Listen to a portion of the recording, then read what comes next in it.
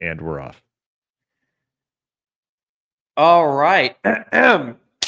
Hello. Merry Christmas to our top tuggers, our toughest tuggers. We are back finally with a last minute production before the end of the year to celebrate the birth of our Lord and Savior Jesus Christ.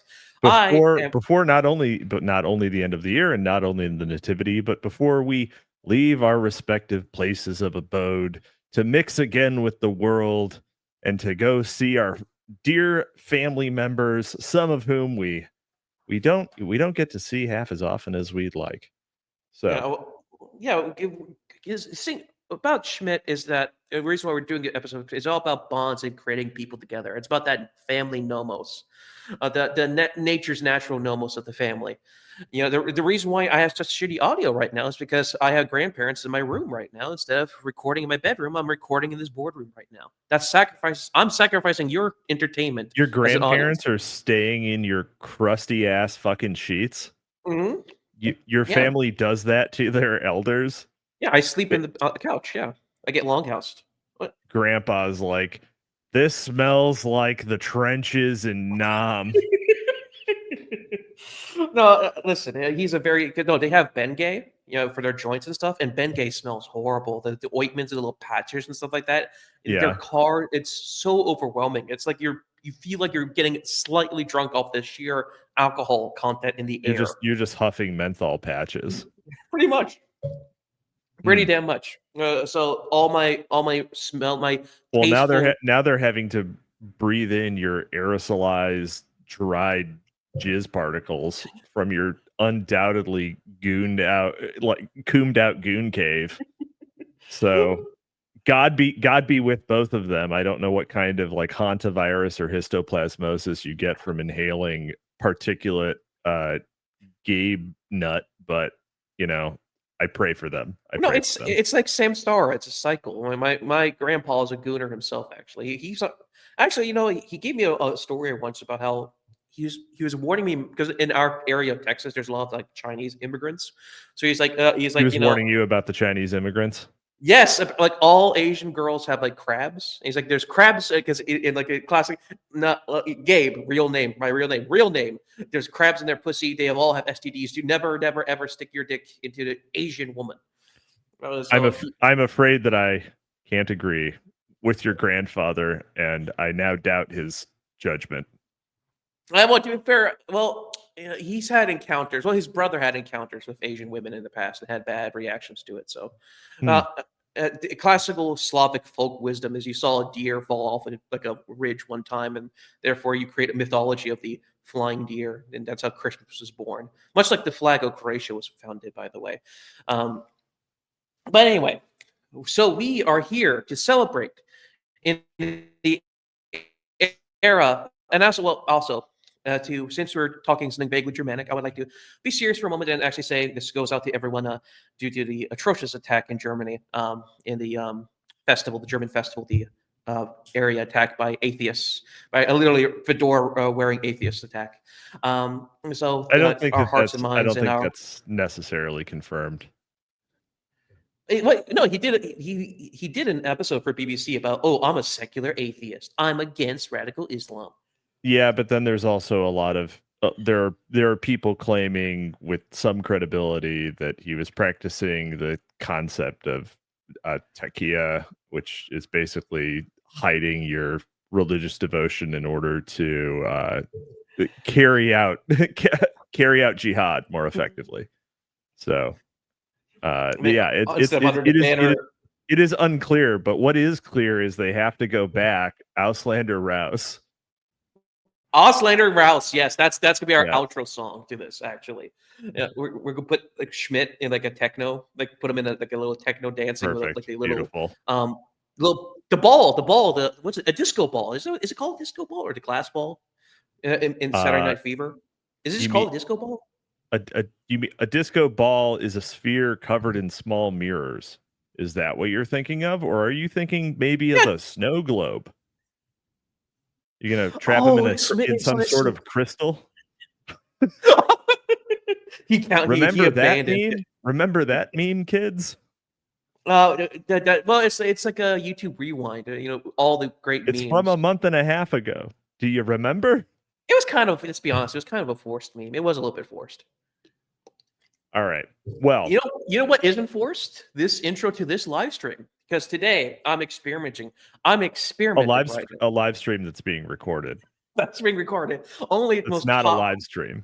It's being live streamed to our most top tuggers right now. The elect get to listen to this live, while the plebs. Literally just the two of us. Oh, sorry. I'm the member of the elect. I don't know about you, but as one of the 1/3 of the co-hosts, I believe that we are the two people who are recording this are the only ones who are hearing it live, to be clear. Well, I mean, yeah, I guess you could say that. The FBI agent next to me totally doesn't count. And our FBI agents. Okay, all right. And Theo listening to the Palantir technology he has a premium on all. As he listens to everything, yes. He sees us when we're sleeping. He knows when we're awake. he writes Santa Claus, right? He puts in like the e-cigarettes to all the e-girls, and he gives us our V-bucks for all the e-boys. But no, where was I? Oh yeah, so the intro. So I'm doing something a little experimental. Now, some of you might be asking, maybe you're even a co-host of a certain LMD. Gabe, what the fuck? Maybe you should be uploading the Harold Bloom episode you did with me several months ago. And that is a typical plebeian, vulgar question to ask. Well, in reality, what I want to do is a bundle. I want to bundle with joy. I want to give many gifts to Gabe. Gabe is the gift giver. So in this holiday, I'm going to do a back-to-back back-to-back depends on your definition of back-to-back in terms of time frame. But what I'm going to be doing is I'm releasing this new podcast. We're breaking new ground. I have an entirely original idea and concept. I call this the Craft of Shadows. Craft of Shadows. It seems like that might be a synonym for something else. Yeah, it's entirely original. I was just thinking, I am a Germanic Catholic. You're a bald dude from the Midwest. I think we have a good chemistry together. I thought we can go through the great artists of their time. Number one, you are a Slav, and this is the first time I'm hearing about you being Catholic.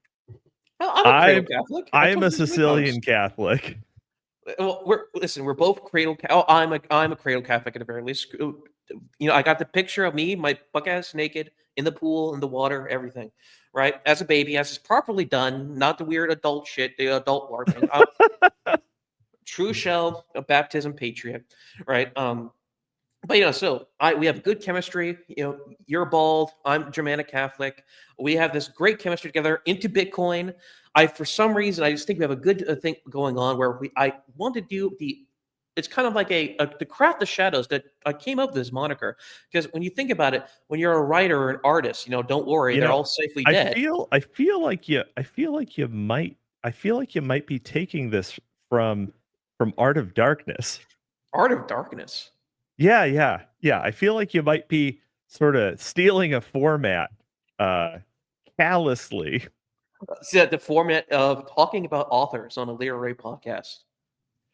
Well, we'll see. So anyway, so it's a variation of the grab bag. So we are a couple of chronically online anons, and we're talking about the great artists and what it takes to actually create art in the modern world. We talk about the darkness, what they go through. The shadows, the La Sombra of their souls, what they go through to make art that's actually original. Did you say La Sombra? La Sombra, right? La Sombra. You're thinking Penumbra, I think. Isn't La Sombra isn't that the Spanish? Yes. I'm getting it. Well, Carl Schmitt's daughter ended up marrying a Spaniard, so I'm adding that little. I'm adding narrative to the. Okay. So the shadows that authors go through, these creatives go through to create their art that's original and unique. We open up the graves to see their skeletons in their closet. They're safely dead. So we're doing this today on my totally original Craft of Shadows podcast. So our first subject is the internet famous, every Twitter user's favorite jurist, for probably the only time you ever learned to use jurisprudence in a sentence, the one and only Carl Schmitt. with the proper way of spelling Schmidt, the 2 T's. You don't want to do like a poser thing where fucking what's his name? Short fat otaku him and Kraut misspell it with a D instead of the double T's. That's how you know they're posers. Schmid. Yeah. Schmidt. Right. No, it's Carl Schmitt. And the reason why I want to do this is, well, I accidentally became an expert on Carl Schmitt. I read 2 biographies. The link and bibliography of my sources will be in the description. We're a high effort podcast. We're now putting bibliographies. We're putting citations in our, we're experts now. So I read Gopal's Indian last names biography of Schmidt, The Enemy, literally called The Enemy, which is a great biography of Schmidt's work, mostly not as the man, but his bibliography, his work, and its relations to the time period, to Weimar, to the National Sensitive Young Man's Party era, and then his post-work. So that was a biography of his work. Then I read Reinhard Mehring's biography of Schmidt, the man, his work, and the faculty of the University of Bonn in 1933. The man's very thorough in his research. And so I read 2 books on Schmidt, and that makes me more well-read on Schmidt than 90% of internet anons. So I was like, you know what? Let me put this information to good use. So today, we are finally doing what I've been talking about with actually with our fellow co-host, our third way of our podcasting. The third wheel. The third wheel. Our member of our podcasting polycule, Mike of Pole. That would be our second fourth wheel. Actually, our fourth wheel being Hudson, and our fourth wheel being Mike of Pole. So this is an 18-wheeler. This polycule is getting a little. No, it's a trike with 2 spares. We are never going to get stopped. Listen, we can go off the road. Much like we get off the topic. It's fitting. Yeah. It's a symbol. Much like the Leviathan is a symbol of the total state. We're the tricycle with 2 wheels. We go off the road constantly. We never stay on one topic. That would be a bicycle. No, I said a tricycle. You said a tricycle with 2 wheels. That's what you said, right? It's a trike with 2 spares. You said a tricycle with 2 wheels, which would be a bicycle. I don't know what a trike is, so I just assumed a tricycle. I did. Yeah, I said a tricycle. You said a tricycle with 2 wheels. That's a bicycle. No, 2 extra wheels, being Michael Pole and Well, Hudson. You dropped the word, but yes, Michael Pole and Hudson are double spares. So, and for the record, in terms of expertise here, I have never read Carl Schmitt. I have never read a biography on Carl Schmitt. Everything I know about Carl Schmitt, I learned from references to him in the works of later guys like Yarvin and Land, and in his mentions on like Oron McIntyre and the Prudentialist, etc. Off referenced, I haven't read him though, so I will be interested to hear more about the man. Yes, great burp. We keep it real. You should get as close to the mic as possible. We're recording this so we can make sure that we capture all of those things. This is the Gabe cut. This is the Gabe cut con. This is what the Gabe cells are yearning. It's what the Gabe gooners want, man. So you can call it the Gabe cut because it's going to be mostly unedited, I'm sure. That's not true. I did a lot of work. Listen. The first episode, the Han episode, was way worse than people think. Like I did miracles to make it somewhat listenable. Well, yeah, but I'm not using a vocoder, and we're also making sure we don't lose half the recording to corruption. So you won't have to worry about that. So, but anyway, we're officially all respect to our friend Continental Chinese man, ARX Han. To our token Oriental, ARX Han, excellent author of Incel. And damn fine Substacker, not the best at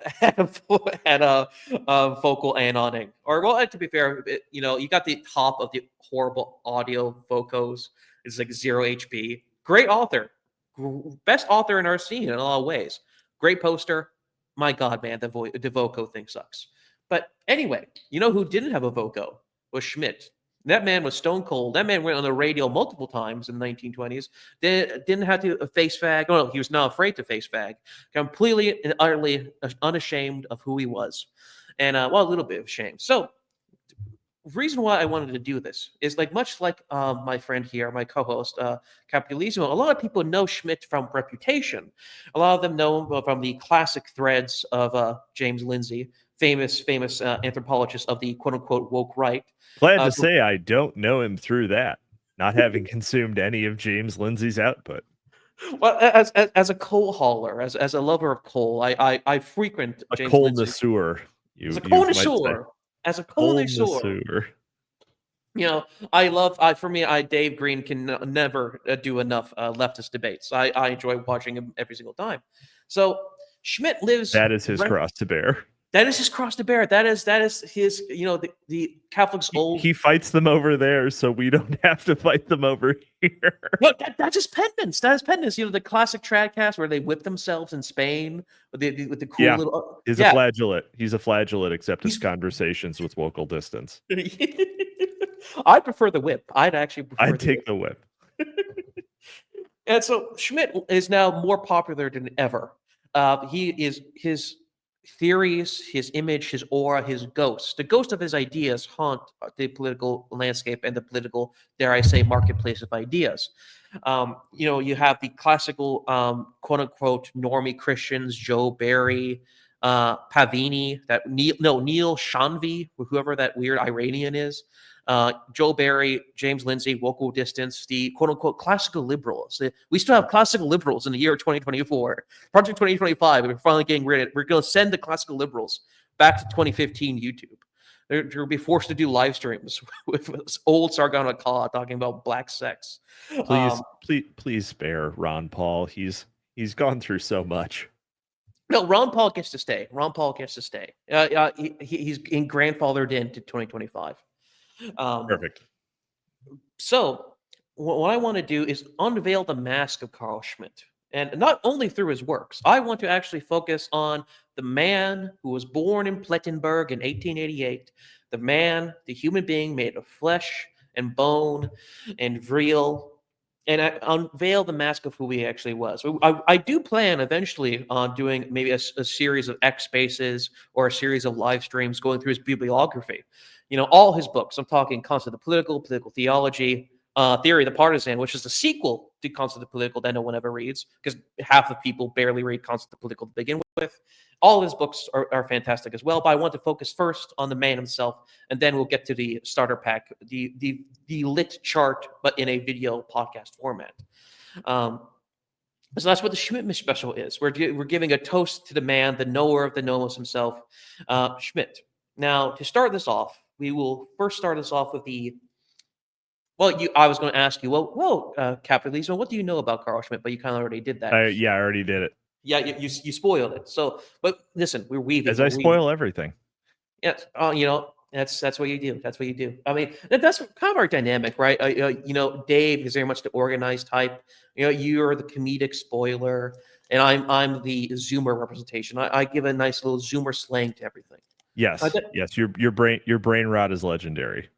Right. You know, there's no skibadology with Schmitt, but there might be some tasteful brain rot with Schmitt because in a lot of ways, Schmitt was he would have been an absolute typical. He would have been like a Chili's, the Twitter user that ended up trying to marry that woman with like a mixed race child. That's basically Schmitt in a lot of fundamental ways. What happened was, so basically, to start this off, Schmitt is born in Germany in 1888, the year of the three emperors, in Plettenberg, a little village in Plettenberg, as a minority Catholic community. His father, 400 years late to really hit the meme. Yes. The West has fallen. He could not. You know, the true Hyperborean generation of 1488, 400 years too late. So, and he actually does have a Chudjek physiognomy. I might put a picture up of Schmitt as a Chudjek. But so Schmidt's born in 1882. Johann Schmidt and Louise. And here's an interesting thing. Did you know that Schmitt may or may not have been tangentially related to a famous American author? Which famous American author?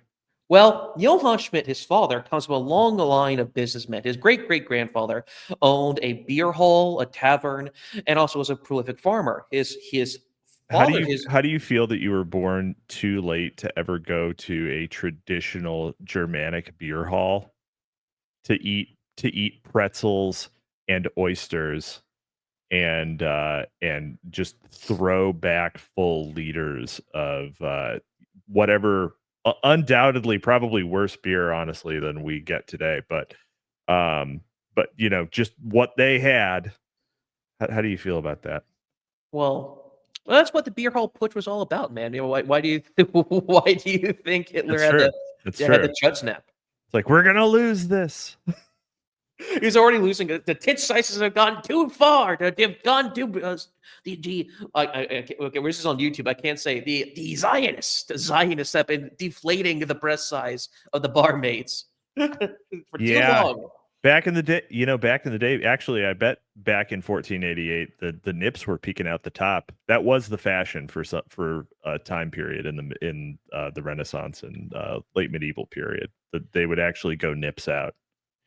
Yes, that was back when we were vitalists, back before the Anglo menace and their obsession with monogamy. You could just get legend has it you could just get a squirt of breast milk straight into the beer, just to give it a little extra zing. And see, that was the virile, the Germanic spirit. Wagner talks about this. This is how do you think he got the ring cycle out? Yeah, it was supposed to be called the nipple ring cycle, but the nipple ring cycle. Oh, you know what? But anyway, they were like, "You're too much of a gooner, Wagner."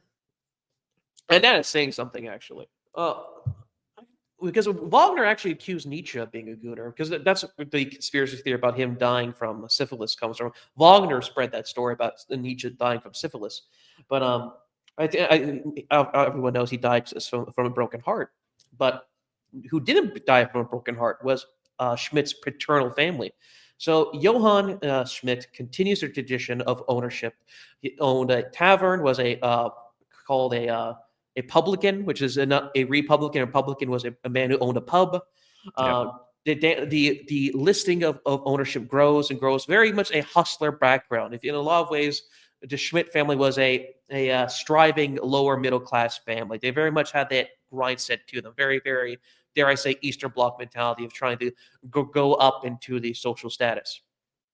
Yeah. So Johann Schmidt marries a girl on his travels as a journeyman, and he meets a girl named Katharina Anna.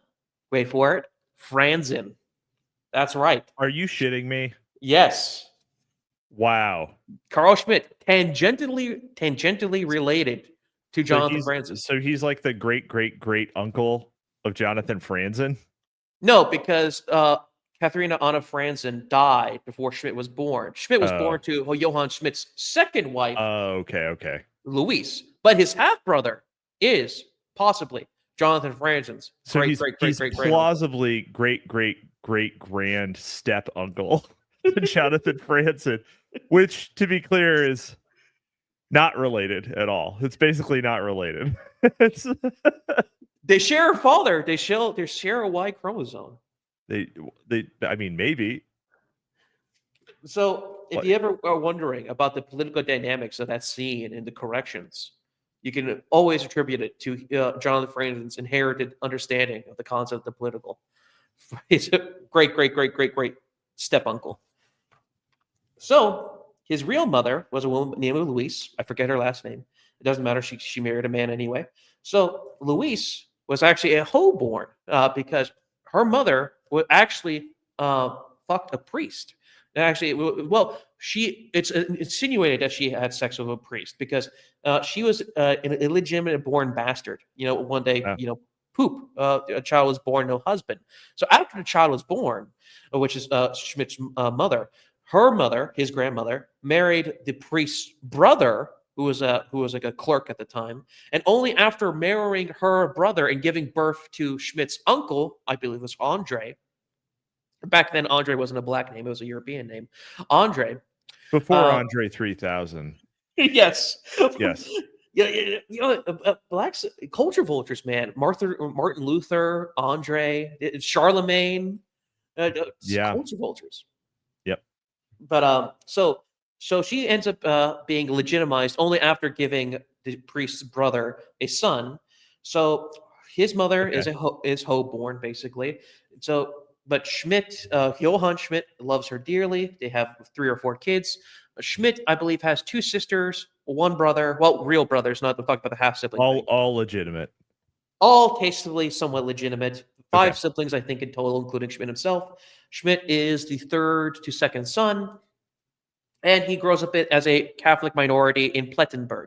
Now, the thing about Plettenberg at the time, it is a small industrial town. It was originally agriculture, but it slowly started industrializing between the 1880s and the early 1900s, much like most of Germany at the time. After the Franco-Prussian War, particularly in the 1880s, industrialization really, really ramped up in Germany. So the population starts exploding in terms of like sheer mass and scale of population, basically from the 1880s to the early 1900s. No TFR problems. No TFR problems. No, in Germany. TFR problems doesn't start until like World War One. For the most part. So Schmidt is born and is most part a precocious child. Was always a manlet. Very few people know this. Schmidt was an absolute manlet in terms of size. What was his peak height? Total height. I didn't write that down, but he's actually. You didn't write it down. You were just like starts with a 5. Well, listen, I want to do a picture actually. Hold on. There's a wonderful picture of Schmidt together with Ernst Junger, who was a good friend of his, but their relationship was rocky after the war for various reasons. Hold on 1 second. Didn't have this one ready. Huh? He was like, no, I didn't. I wasn't. I don't height shame. I love my short kings. All right, but actually, I don't think he even says it in the book. He was. I think. Let's see. If I'm 6 foot. And he's shorter than Ernst. Are you though? Well, if you count the hair, I'm 6'3". Right, but I would say most like J-Fro detected. No, a Mediterranean fro. Thank you very much. This is the hair of Marcus you know what Aurelius. country's on the Mediterranean? Croatia. Israel. No, they are not Meds. You're not whitewashing. You're not whitewashing Zionists on this podcast today. But so actually, anyway, fuck it. I don't have the picture on me. But anyway, so Schmidt, short stack king, little king. His mother wanted him to be a priest or a clerk. Now, Schmidt likes his father, absolutely hates his mother. Very common. There's 2 types of Germans: the Germans who like their mom, Germans who hate their mom. Frederick the Great hates the dad, mama's boy. Bismarck hates the mom, daddy's boy. Sensitive young artist. You can guess who he liked more. Schmidt hates his mother. They put him to school, a Catholic little school. His uncle Andre ends up owning some land with iron mines on it, so he ends up becoming relatively wealthy.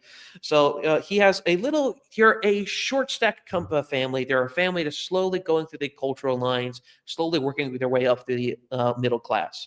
They're the very bottom rungs of the middle class of German culture at the time. So Schmidt goes to a Catholic school.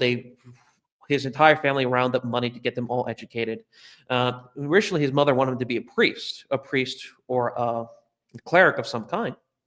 Schmidt ends up not choosing to do so, decides to go to law as an early age. Actually, at the time, between 1880 and 1920s, actually, legal lawyers in Germany were paid much more than actually medical doctors at the time. Lawyers was the profession to be. Being public servant paid a lot back then. Thank you, Kant. Thank you, Hegel, in terms of both class, in terms of economics.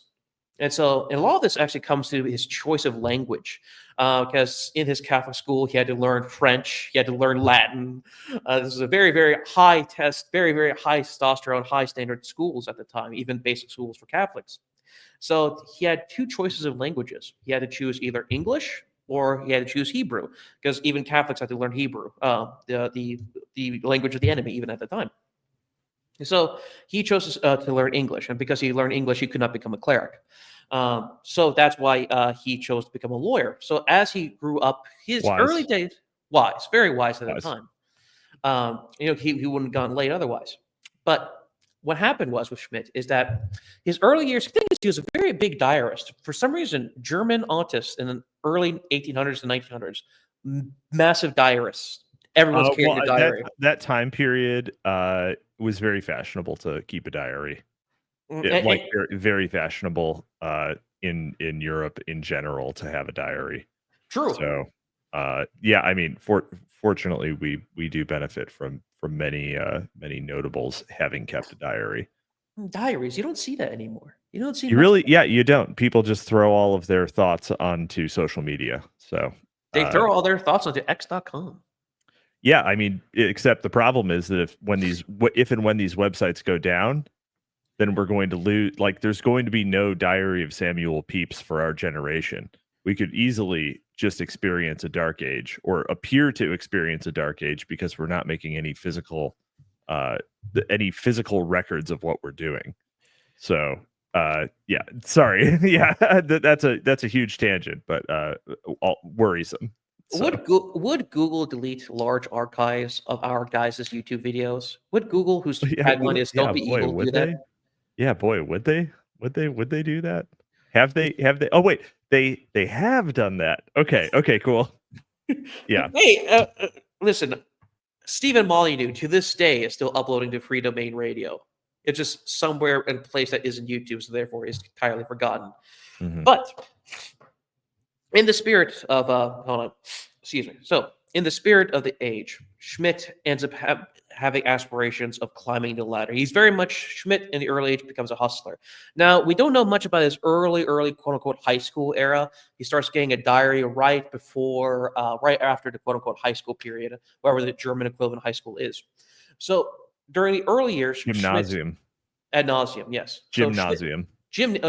is it Ad gymnasium? nauseum is different. Yeah. Is it gymnasium or gymnasium? I think in German it's gymnasium. Oh yeah, if the German, I'll talk about in the classical Greek sense. But so in the No, but gymnasium that's period, yeah. so Sorry. so as he gets a teenager, he's very much aware of his social class in a teenage area. Very very much wants to be a man of higher status. He's constantly writing. When he finally gets to his college years, once he finally becomes a college age person around the ages of 18 to 21, he writes his first actually article on law and legal theory at the age of 21, which is an article on, what's the definition of harm and violence. It's actually an article about the difference between surgery. Why is surgery not considered an act of harm? It's very, very much like a Platonic argument about why, cutting the flesh in Okay. surgery. Yeah. Yeah, that kind of thing. Yeah, Right. no, it's like a Socratic dialogue, like, well, this is clearly not violence because, well, the following reasons. We must think that, yeah, I get it. Exactly. And so he becomes fast tracked into legal law. He ends up, and also his dissertation. Not only law, but legal law. Well, jurisprudence law, actually. His dissertation Okay. was actually on criminal law. It's about the Okay. concept of guilt. And it's in this one, it's very, very Wittgenstein about the idea of, at that time, law was obsessed with the idea of like morality, basically moral facts kind of thing. But the law, there should be each a different kind of law for each kind of moral person. There's the positivist and the normativist. Now, Schmidt, from a very early age, was a normativist, very much a top-down thing, where he said the guilt cannot be judged based on who the person is. Guilt is an internal experience. It's like a toothache. You can tell me you have a toothache, but I don't see any injuries on you. It's an internal thing. Now, he didn't say that morality is not to be considered in the equation, but Schmidt, from a very early age, said it is up to the judge to decide that. Once the trial goes to the judge, once the decision's to be made, then you can bring up the morality. But to start off with the morality first just muddies things, basically. The lawyer does not have a moral stake in the situation. The moral is just trying to make the system work. He's very much a normativist in terms of the systematic thinking of law at the time. Yeah. Look, So it doesn't. You're enforcing something. It doesn't matter if I get it. Yes, at this point, he's very much of a normative standpoint rather than the common, which was actually the, dare I say, quote unquote, woke. He was against the woke right era of the Wilhelm Germany at the time, about being very much obsessed with the Hegel and the Kantian of the legal positioning of law and the moral legal diffusion of moral legalism. He was very Right. much like, So as far as the law is the law doesn't need to reflect perfect morality. It just needs to do a job and be yes. consistent. Okay. Now, once the sentencing, he says, once the sentencing is involved, then that's perfectly fine. But in terms of actually building up, everything should be as systematic, as normative as humanly possible. That was his early Schmidt's case. very much top down, let the system work as it is. Don't bias it. Don't have 101 exceptions cases because of certain moral stances. Moral stances Yeah. can be considered during the judging period, but not beforehand. And Schmitt, so from a very early age, Schmitt is a statist. He's very much from the state down, not very individualistic in terms of intellectual thought. And a lot of people actually confuse Schmitt. People keep on saying the Catholic thinker Schmitt or the Catholic conservative Schmitt. Once you learn about Schmitt's biography, you realize he very much was a wayfeather son of the church, you could say. Very, very much not very accepting of his skin as a Catholic, basically. He's very much had a conflict. He was excommunicated for a reason, very entertaining reason we'll get to later, but he very much is a kind of a Warhammer 40K lover of Catholicism. In it for this. He's in it for he was in it for the aesthetics only. No, he was an atheist. He was in it for the mechanics. He was a systems nerd. Okay. There's this very good quote from a colleague of his. With Blattenberg and Johann, I have a friend of the church. With Carl Schmitt, I have a friend of the Inquisition. He was, Okay. he was in it for the Inquisition laws and in it for the systemic, the political, the total state. In Catholicism, there's a potentiality of an anchor of totality of the political, of a sense of stability. He has this great term called the Katcheon, Katcheon, which in New Testament studies is the concept of delaying the Antichrist, of delaying or stopping the apocalyptic from happening. So Schmitt always had a very much an apocalyptic instinct to him, very much trying to delay chaos. Very, very much actually in Book Club from Hell, there's a great episode. Shout out to a friend of the show, Book Club from Hell, Jack and Levi. They did a great interview with that damn Swede who took my job as the guest star on that episode. Where the idea of Schmitt fundamentally is, are humans dangerous or humans not dangerous? And Schmitt very, very, very lands on the Hobbesian view of human beings being extremely dangerous. Yeah. Being fundamentally dangerous. So that instinct is instilled into Schmitt, even basically at birth from a very, very early age. And so he goes through school very easily, an extremely intelligent student. And eventually he catches the eye, once he becomes a student in law school, he catches the eye of one, and this is actually a picture I do have on my laptop, so I will actually upload this. Present. And this is there's two men in early Schmitt's life that he owes a lot for good and for ill. And that is, one is Fritz von, now get ready for this, Kalker, Calcker, if I recall correctly. Kalker, yeah. Kalker. Wait, hold on. You can't do PNGs. You have to share screen. Okay, hold on one second. Well, thank God this is recorded. Only the elites of Tookie's Mag will see this. So this is a 100% handcrafted image, actually, I made for this. So hold on. The last time I did this was actually for Slop Kings, but okay, hold on. Share screen. Yes, I know. Thank you. No window. Here we are. There we are. Voila. This is a custom OC flag I made for these two men. Okay. Okay. OC, here we are. do not you see steal. This? I do. Yeah. Yes. Yes. Two men are the biggest influence on Schmitt's life is Hugo Almaginov and Fritz von Kalker, Calker. And I called him one cracker during a Twitter space one time. It was very funny. But so these two men are the men who are going to shape the early teenage angsty Schmitt to the man he is today. First off is Fritz von Kalker. He is his dissertation professor. He's the one who made sure that Schmitt basically got along in life very easily. Fritz very much had a liking to Schmitt and made sure he got through life very, very easily. Or at least what he could do, he helped Schmitt out a lot. During the war, once he, around 1913 or so, he was actually his junior assistant, Fritz von Kalker. And now, Fritz was a very much hence the von in his name, very much a German gentleman, a statesman, very much an aristocratic man, but had very much a looking for talent. He had a good eye for talent, for good and for ill. And one of the eyes for talent he had was for Schmitt. So Schmitt very quickly rises up to the ranks in Kalker's eyes, very much rising to the star of his class. Very easily gets his dissertation published and highly recommended by Kalker himself. Kalker takes him under his wing and as an academic. And Kalker wants Schmitt to be an academic. He thinks he has a talent for it. He was, you're a legal scholar. You should become a scholar. However, Schmitt is extremely ambitious as a young man. Ever since he was a young age, from 18 onwards, very much wants to be a member of the high class, very much despises the bourgeois. He has an ordeal of civility. He hates the bourgeois. He's constantly writing to his sister how he hates the bourgeois, but he very much wants to be of that world. He views himself as an aristocrat of the soul. And so von Kalker kind of feeds into him to a certain degree, except that part. Schmitt wants to be influential. Schmitt wants to be, dare I say, political. So Kalker takes it all throughout his life, all the way until the years of 1913, which is a very special year for a certain situation that happened. The conflict, the Great War. The grand barbecue of the continent. The last war. The last war war to end war. Yes, the war that the war after which they had the great idea to make war illegal, and we haven't had one since.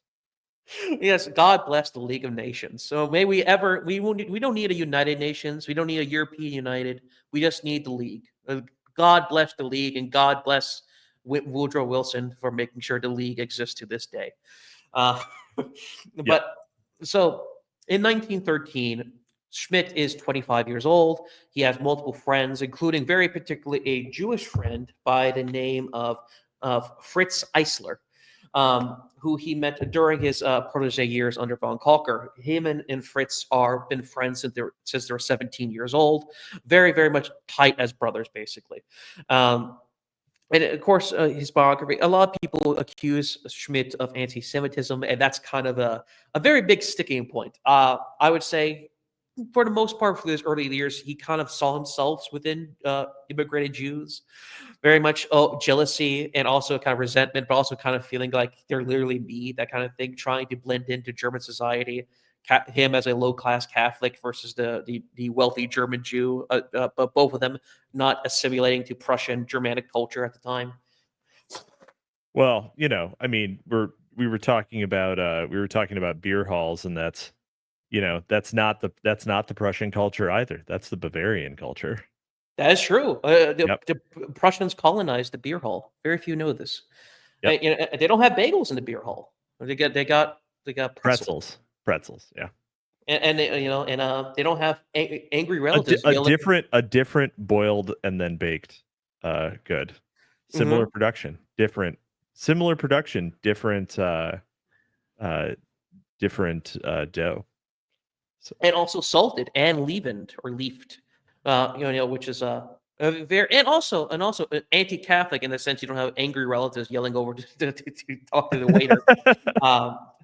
Which it's chicken or egg. The Catholicism do that, or the Mediterraneans, who are all Catholics, do that. It's unclear. But so Schmitt very much. I think the Irish and Mediterranean Catholics do that. I don't think the German Catholics do. No, the thing is, they don't scream in anger. They scream in joy as they do the little later Hosen dance, and they scream into the mountains. The ole hee hoo thing, right? That's what they do with the little horn. The Blue Mountains. But so Schmitt, as a teenager, he has two great relationships. One relationship that will define him in a lot of ways is his friends, his Jewish friend, his Hungarian Jewish friend, who very much wanted to immigrate. And unlike the Germany of the day, even if you are a true German boo, despite the fact you're a German boo, despite his Fritz Eisler being such a German boo, being such a lover of German culture, he despite the fact of that fact, he was sadly a Hungarian Jew, and back then Germany had standards. So even if you were willing to die in the war, used to be a proper country. It used to be a proper country, right? They did not believe in human capital. Did not believe in high value immigration. Let's say that they did not believe in high value immigration at the time. So despite his insanely good criteria, he was not allowed to join as a citizen until he enlisted in the army for the Great War. And he would also meet during his early 20s his love of his life, which was right before the war, which was, I have the name here actually, which was, hold on one second. See, that's the thing. It's actually a good thing we didn't live stream this, because I have all the pictures on my phone. This is why it sucks, because I don't have a PDF. And what was her name? I took a picture of it. Carrie. Yes, her name. So he meets a girl at the club as a teenager. So he's a young student At the club. At the club, yes. What is called literally a Tingel-Tangel. Tingel-Tangel, Tingel space. Bro, Yeah. bring back the Tingel-Tangel. Tingel-Tangel. I'm so ready exactly. to bring back the Tingel-Tangel. He meets a girl at the Tingel-Tangel while he's a Tingel-Tangel is a cabaret club. Okay. Tingel-Tangel is German for basically means ghetto. It's a ghetto strip club kind of thing, basically. It's filled with Spanish cabaret dancers who are also kind of pseudo prostitutes. It's a very low class dance hall. So Schmidt meets this girl, Carrie, who claims to. She's such an e-girl. She's such a fucking e-girl. She claims to be an aristocratic Croatian lady of the night, or a mistress, basically. Well, she was lying in 2 words. Which can't be both an aristocrat and a Croat. Oh, so seething Sicilian, mad of Croatian excellence. Listen, you succumbed to the foreign hordes. We defended the West from foreign hordes many, many times. Thank you very much. We succumbed to Garibaldi, that son of a bitch. and listen, we to this day you have proud men of Ustashi. Noah Smith, that shitty user of Twitter, had his ancestors killed by my forebears, the Ustashi. We put kebabs on spikes to this day. Thank you very much. Okay, well, credit where it's due. We don't sleep with them like the filthy Sicilians. And so anyway, so Schmidt meets his girl. So Schmidt meets his girl Carrie. Carrie Tudoric, Vaughn Tudoric. She gives herself a Vaughn title. So she actually get the Vaughn. Just where'd that Vaughn come from, honey? Oh no! Yeah. Well, she claims to be half German, right? So sure. And Schmidt falls for her. He literally falls hook, line, and sinker for this girl. It's insane. So he meets her. Probably crazy. Well, early Schmidt was absolutely crazy. Absolutely like Otto Weiniger / like Kafka pill. Basically, he was a sexual torture and ecstasy as an early young man. Basically, so he meets this girl in a cabaret club. I knew this was going to be Gooner pilled. Yes, that's how knew it. As soon as I posted on Twitter, like this moment of Carrie is a literally me moment for so many people. It's absolutely hilarious because when you see Schmidt, when you see Schmidt referred to on Twitter, for example, it's very Schmidt, the serious scholar, stone cold, sensitive young man enjoyer. Either one way, as a negative or as a diss or as a supporting thing. You never ever see Schmidt as a sensitive young man, which he really was as in the early years. So he meets this girl, the piece of Tingel-Tangel ass, as the second man on the cool German flag I made. Hugo Amginov calls him. She's a piece of Tingel-Tangel ass. Her full name, quote unquote, is Carita von Dorotic. And here's a quote from her actually. There was no clear separation between stage and real life. Carrie was not Spanish, though her German was not entirely fluent. She presented herself as a young, aristocratic, and unhappy girl, just the type some men liked at the time. Soon after they met, she suddenly claimed to be a daughter of an aristocratic Croatian lord of a manor, Johann Franz von Dorotic, and had been born in 1888, a week after Schmidt. So she makes an entirely backstory. She's actually 5 years older than she claims to be. She is just literally a peasant girl whose father is a plumber, actually, back in Croatia. And she completely, utterly catfishes poor young Schmidt at the time. Amazing. And he loves her. Nowadays, just to be clear, you should go for the chick whose dad owns a plumbing company. Go for that girl. That girl's gonna have an inheritance. It's gonna be great. It's going to be great. Now, if someone claims to be an aristocrat, probably penniless. Just to be clear. Yeah, but they got e-cred. They get e-cred at least. Yeah, maybe. So among our guys for sure. But it's so hilarious because he basically falls for an e-girl. She's the grandmother of all e-girls, basically. This girl, Carita. And the thing is, his mom and sister see right through her. But Schmidt is so horned up. He sends her to stay because they're going to get married. He sends her to stay at his family's place back in Plettenberg. And his sisters are railing at her. His mom calls her a whore, and she's probably already pregnant. All these things. Schmidt is absolutely seething now. Trust your mama. Trust your mama. She's right, right? She was right. She was right. Yes, absolutely. Where's the right, lie? actually. Right. And the thing is, everyone was right because his second mentor of his life, with the person on the second side of this completely high quality flag I made, Hugo Amzinov, is his second biggest mentor, and in a lot of fundamental ways is his kind of his mirror of who would be an older life.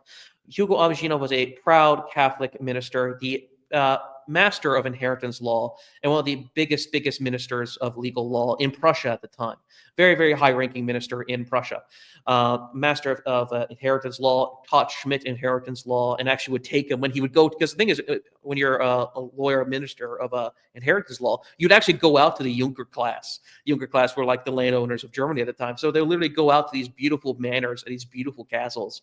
And he would have to make sure everything stays within the family and so forth and so forth. So he would take Schmidt along with him during his early college years. And Schmidt was absolutely seething. He was very, very much status hungry. He's like, these damn bourgeois in their castles. I'm telling you, sister, because he used to write to his sister all the time. I'm telling you, sis, I will dominate these men one day.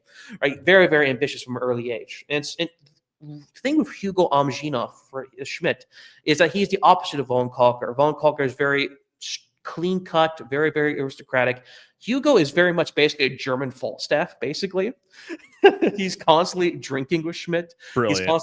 Yes, no, it literally is. I think it's the biography. I'm learning about the fucking civilization popularization of between 1888 to 1902 of Plettenberg, but Reinhardt is very vague at the exact kind of relationship Schmidt and Hugo had. It very much is like Back to the Future with Marty McFly and like Doc Brown. You never know why this teenager's hanging out with this like man who's like 3 times his age. So at the age of 25, Hugo is at least, I think if I recall correctly, 60 years old at the time, but he just fucking likes to hang out with Schmidt. He's constantly taking him nightly drinking every time he hangs out with him, basically. Well, but they're both in the legal profession. True, but yeah. So I mean, yeah. True, but Hugo was known very much as a Dionysian. And again, basically Falstaff. Basically, this is pure Falstaff and Hal, basically. But he was also a respected, like, he was also a respected juror, right? Like worked hard, played hard, basically. No, that is the okay. Word to the wise for all sensitive young men who are at the beginnings of their careers. Those are literally the dudes you should be hanging out with if you can. Those are the best dudes to hang out with.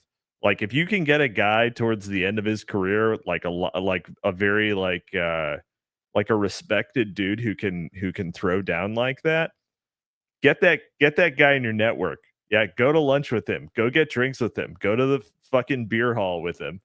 Like, that guy in your industry will pave the way for you. Like, make those fucking connections, like, for real. This should not be a mystery why he would want to hang out with this dude, just to be clear. Oh yeah, no, that's basically literally what happened, basically. But he very much felt very tired and very alienated from it, because again, Hugo basically shot him up to not be a part of the bourgeois class, of the aristocratic class, but basically he got to peek into the salon culture of the elite culture at the time. And again, Schmidt is still in his ordeal of servility era, basically. And so he's very jealous. He's not sleeping at night. He called, he says, Hugo is stretching me out like a hippopotamus on a meadow. That's actually a direct quote, by the way. Oh my God. Gaping the young man. Yeah. Germans don't, German metaphors. We got to bring back the metaphorical of German culture at the time. So Hugo is basically, at the end of the day, but Schmidt looks up to him as a father. Hugo looks up to him as a son figure. And so, and he gets to talk with Hugo. And, they have dinner every night. So Hugo learns about Clarita. And he immediately says, you met her at a Tingel-Tangel, like which again funny word, but literally just means a ghetto strip club basically at the time. He's like, Yeah. dude, what the fuck? Like, this Bro, is the clear as stripper day. doesn't She's love not you. respect. Yeah, the stripper does not love you, bud. Yeah. He gets this is the Lauren Southern situation. He's getting catfished. He's literally getting catfished. Oh, I'm such an error. She hits the E pen like, oh man, like you're a right winger. Oh, you're a jurist. Oh man, like she hits the E vape pen. Oh, I'm so cultured. She literally can't cook. She can't clean. She is literally every E girl. She's like the Lilith character. She's the Eve of every E girl today. And Hugo says. I know you mean the apocryphal first wife of Adam, but yeah, the Lilith name has been so taken by troons that I just imagine like a guy who's like, my name is Lilith. when you say that, it's just like no person can ever be called no woman can ever be named Willow ever again either. True. But, yeah. Project 2025, we're taking back Lilith. We're naming our daughters Lilith to own the truth. But you do you, bud. Well, listen, this is not Weimar yet. Okay, we're not into the Troon era of Germany yet. We're still in the base. Right. These are the boomer Wilhelmians. He says the boomers are still in control. They're grilling up their storm. They're having their little sausages. So Hindenburg in full effect. So Hindenburg patriots in control at the time. Yeah. So actually, no, Wilhelm II at this time. This was still before World War One. So Hugo is seeing Schmitt. Hindenburg was an industrialist at the time, but yeah, the Elon Musk at the time, if you will, and so Hugo says to Schmitt, you can see clear as day, this girl's a hoe. I'm sad to tell you, this woman is clear as day trying to catfish you. So Schmitt waves it off. You're an old man. You don't know what you're talking about. You're just a lousy, drunken lout. She's not like other girls. With the other girls I knew in high school, they were like excrement through the fingers. I finally have gold in my hands. Also, basically a direct quote, by the way. Again, this man spills all the tea in his journals. This man is head over heels. He is completely simping for 100% white knighting for this girl. And so when the war happens, so when he finally has to be enlisted, he has a quick emergency marriage. He's allowed to get married. He skipped the process, basically. So he gets married to her. And he is finally shipped out to a garrison. Fritz von Kalker tries to pull strings to not have Schmitt go to the front, but he has to enlist. He still has to go to a barracks at least one point. And Schmitt, the statist, Schmitt, the individual rights come from his relationship to serving the state. Again, Schmitt, always a statist, always realized that individuals realized within the state. That the individual does not spontaneously become an individual. The individual finds meaning and purpose and rights through his relationship to the state. Schmitt, the statist, ends up absolutely hating the military and absolutely hating the culture around it, everything, basically. Yeah, he sees the soldiers as plebs. He calls them smelly. He absolutely hates it. He has a to be fair, they were probably smelly. I mean, it was World War I. Yeah, but like a tasteful smell, like a it's the difference between like Ernst Junger's recollection of the World War One. We left in a sea of flowers on the train. Like a Storm of Steel this is not. He absolutely hates the men he's sharing this barracks with. Okay, yeah. No band of brothers here. Band of brothers. Absolutely no band of brothers at all. And he finally experiences death for the real authentic first time when his best Jewish friend, Fritz Eisler, George is his brother. Fritz actually gets a grenade shrapnel to the head. Yep, he gets this in a letter, and he realizes, like, why am I not? He has survivor's guilt, basically. His best friend, since he was 17 years old, just dies out of the blue in the trenches. And he becomes really, really black-pilled, basically, and during this barracks era. He starts reading, like, French newspapers, and he starts actually wishing the French will win. He starts counter-signaling the German government. He's like, for some reason, I have a very bitter glee every time I see a French victory in a newspaper.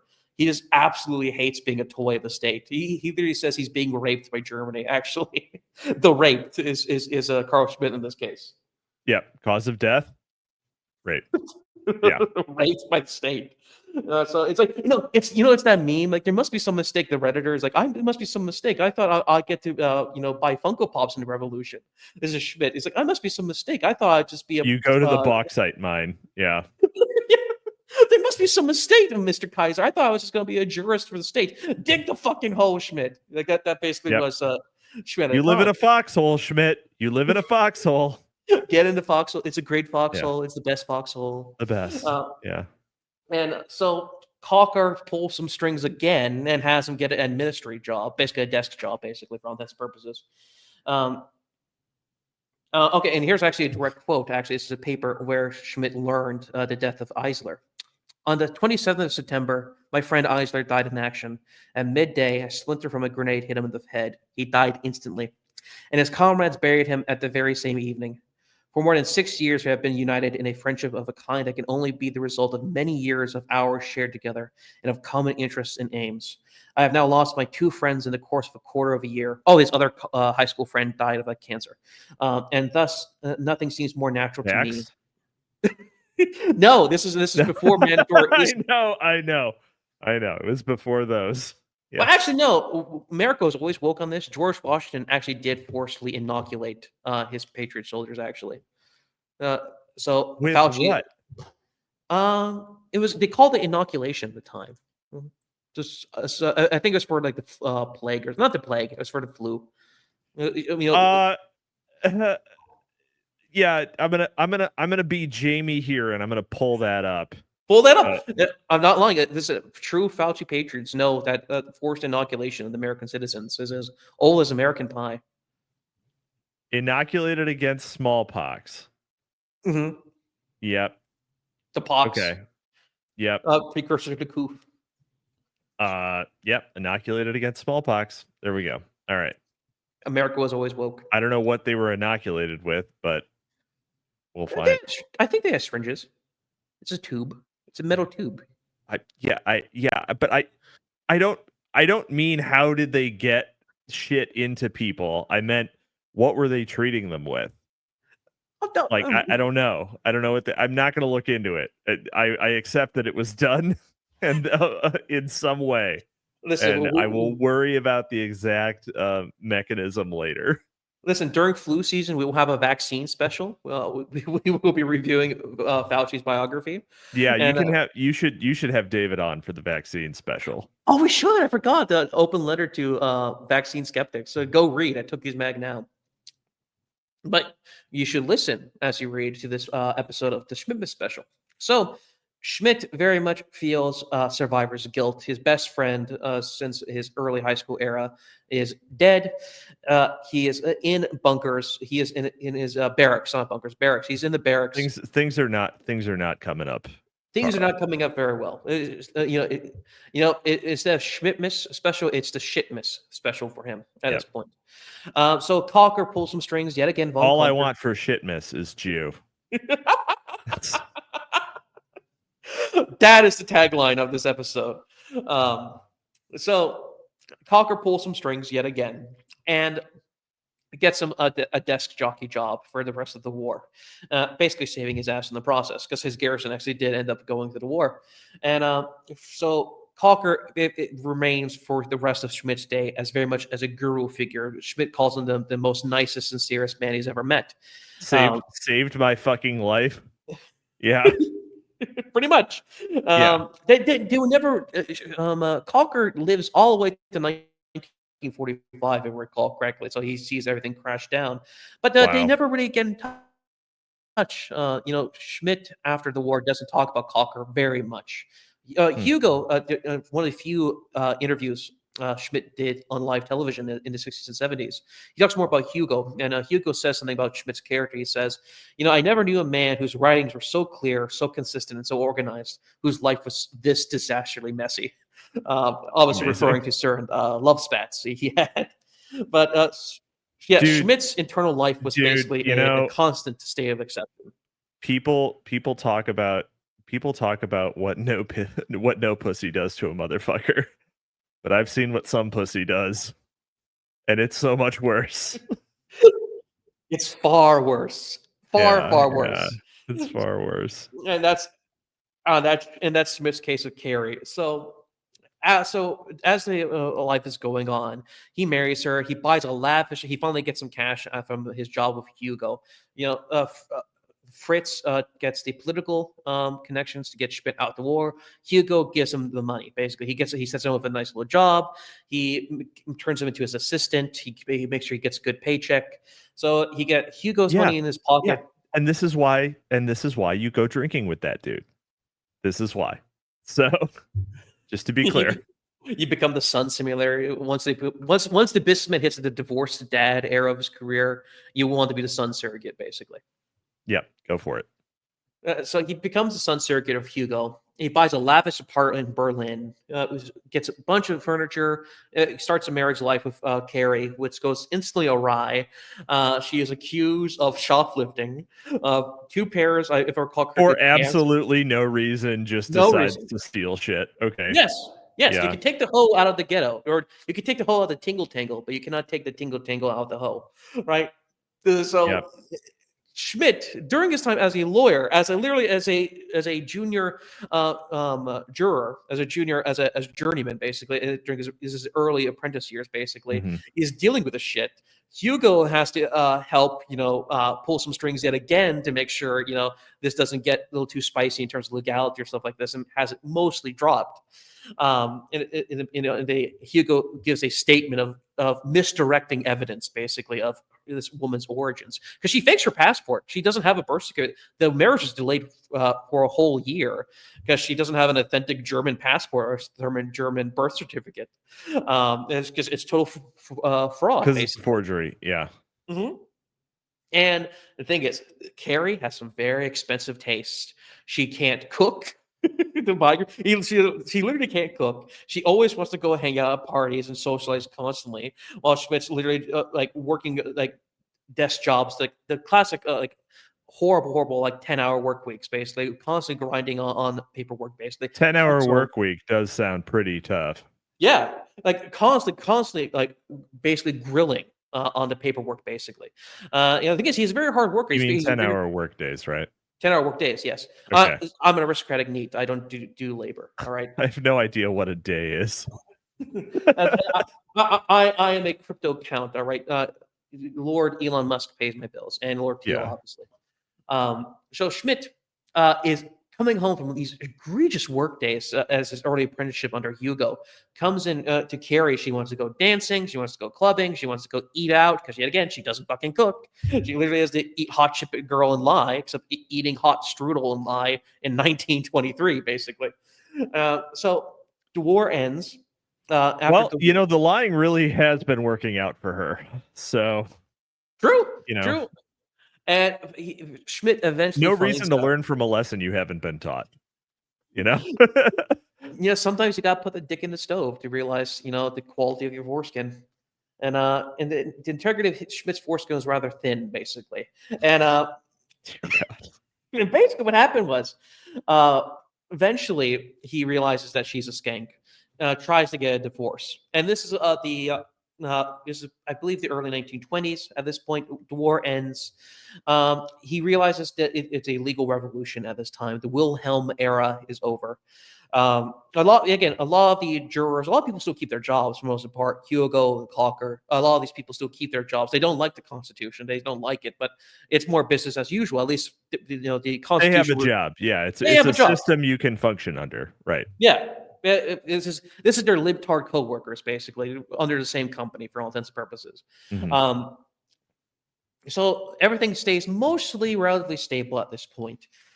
Schmidt very, very much is a critic of the Constitution at this time. He is working on multiple books at this time. He is getting in touch with the Catholic side of the intelligentsia at this time.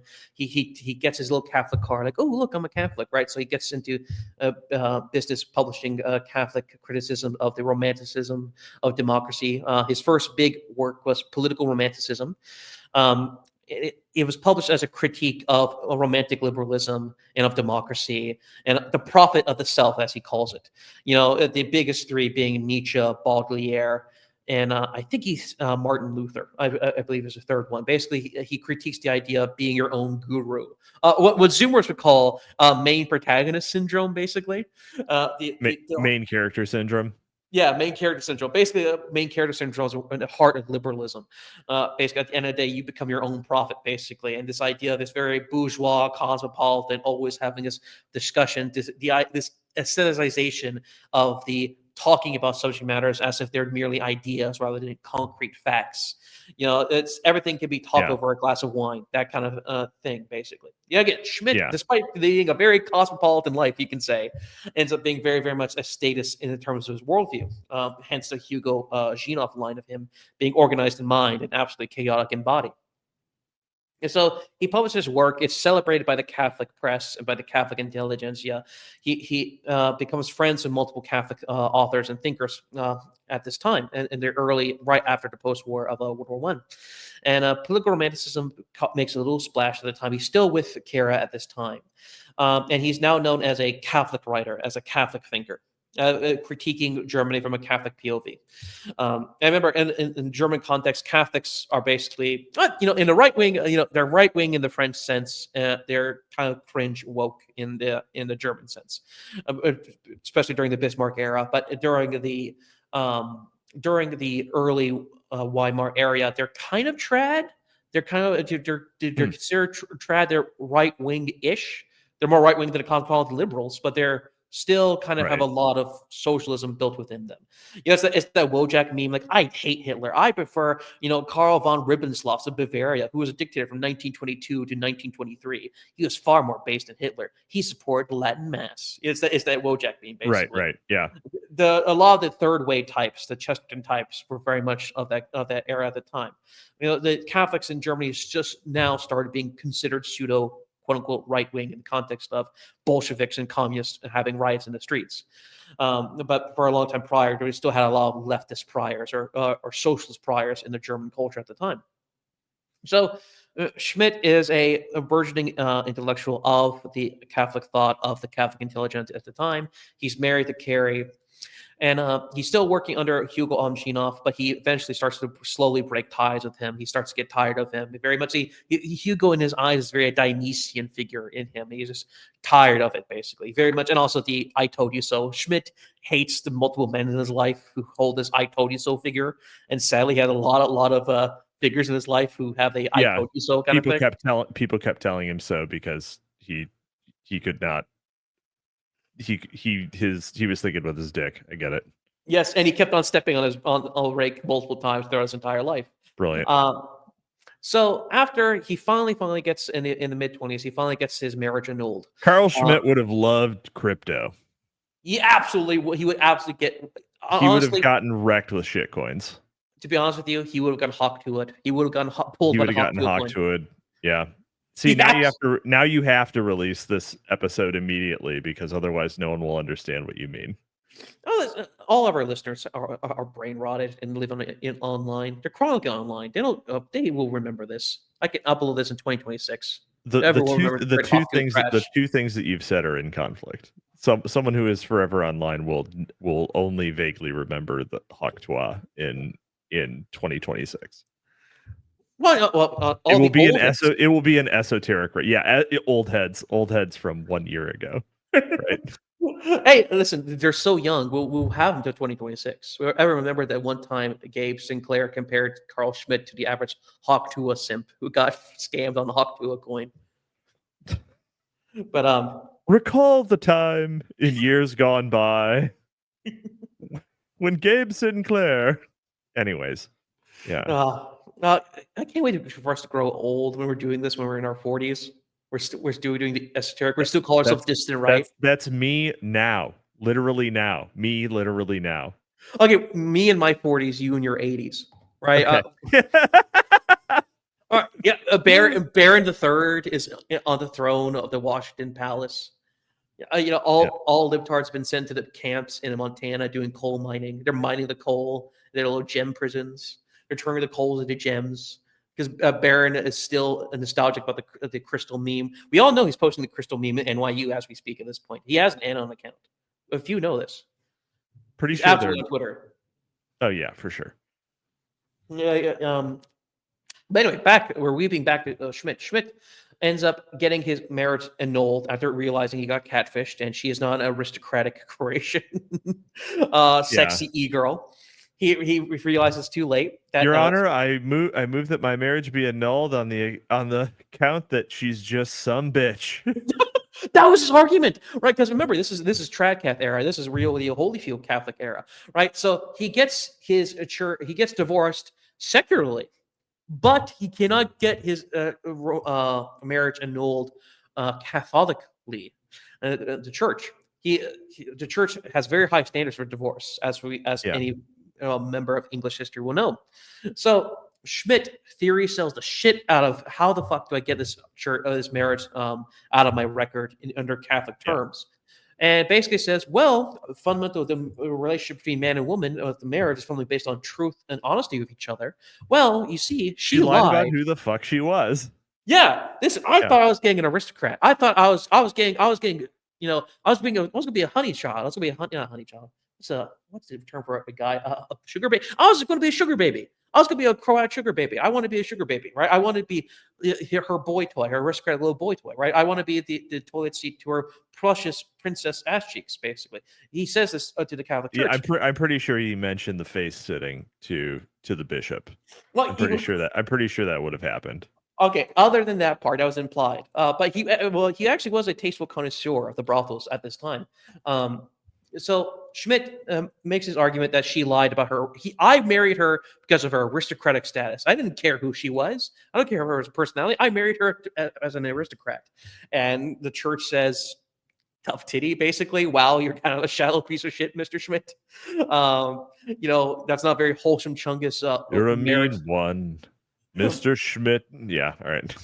Oh, we should do that. We should do a Mr. Grinch Schmidt like a parody. That'd Well, be perfect. unfortunately, you didn't do it, so we don't have time because No, we're recording right now. well, no, you came up with it. It's spontaneous. Oh, okay, all right, yeah. Yeah, you're a greasy black. What would be anyway? We'll have Michael pull. You're just repeating lines from the Grinch song. Yeah. Yeah. Well, I had to listen to it on repeat yesterday. But anyway, so Schmidt gets divorced secularly, but does not get divorced religiously. So he's now still technically bound to Carrie. Carrie ends up looting his apartment, by the way, stealing furniture and stealing some of his books. Fucking, of course. And Yeah. getting out of town, which is so Schmidt gets hustled. He gets totally, utterly hustled, and he's still technically married to this woman. And he ends up literally getting excommunicated once he gets his second woman. And Wow. so, Wait, they excommunicated him for adultery? yes, remember, he's still legally bound. He's still Yeah, married. I know, but you don't usually get excommunicated for adultery. Well, Schmidt did actually. He literally got a capital E excommunicated because of his second marriage. That is wild. Now, listen, this is during the Trad era, man. This is when Catholicism meant something. I mean, And- yeah, it's just that excommunication usually isn't even for mortal sins. It's for doctrinal, like, it's for doctrinal things. Not, yeah. It's fascinating. Sorry, go on. Well, the thing is, at this time, Schmidt, a lot of the Catholics at the time in the intelligentsia were kind of noticing that Schmidt was very much when he calls himself a Roman Catholic, he sees himself more in the Roman part of Roman Catholic than the Catholic part. Okay. Yeah, basically, because again, he would hang out with, for example, Eric Peterson, another Catholic theologian at the time, very popular. He was the best man of his second marriage, the second marriage that caused his excommunication. And a lot of the men around him, surrounding the Catholic intelligentsia at the time, would accuse Schmidt of being yet again loving the Catholic Church as a Roman institution, as again a mechanical view of the institution of Catholicism.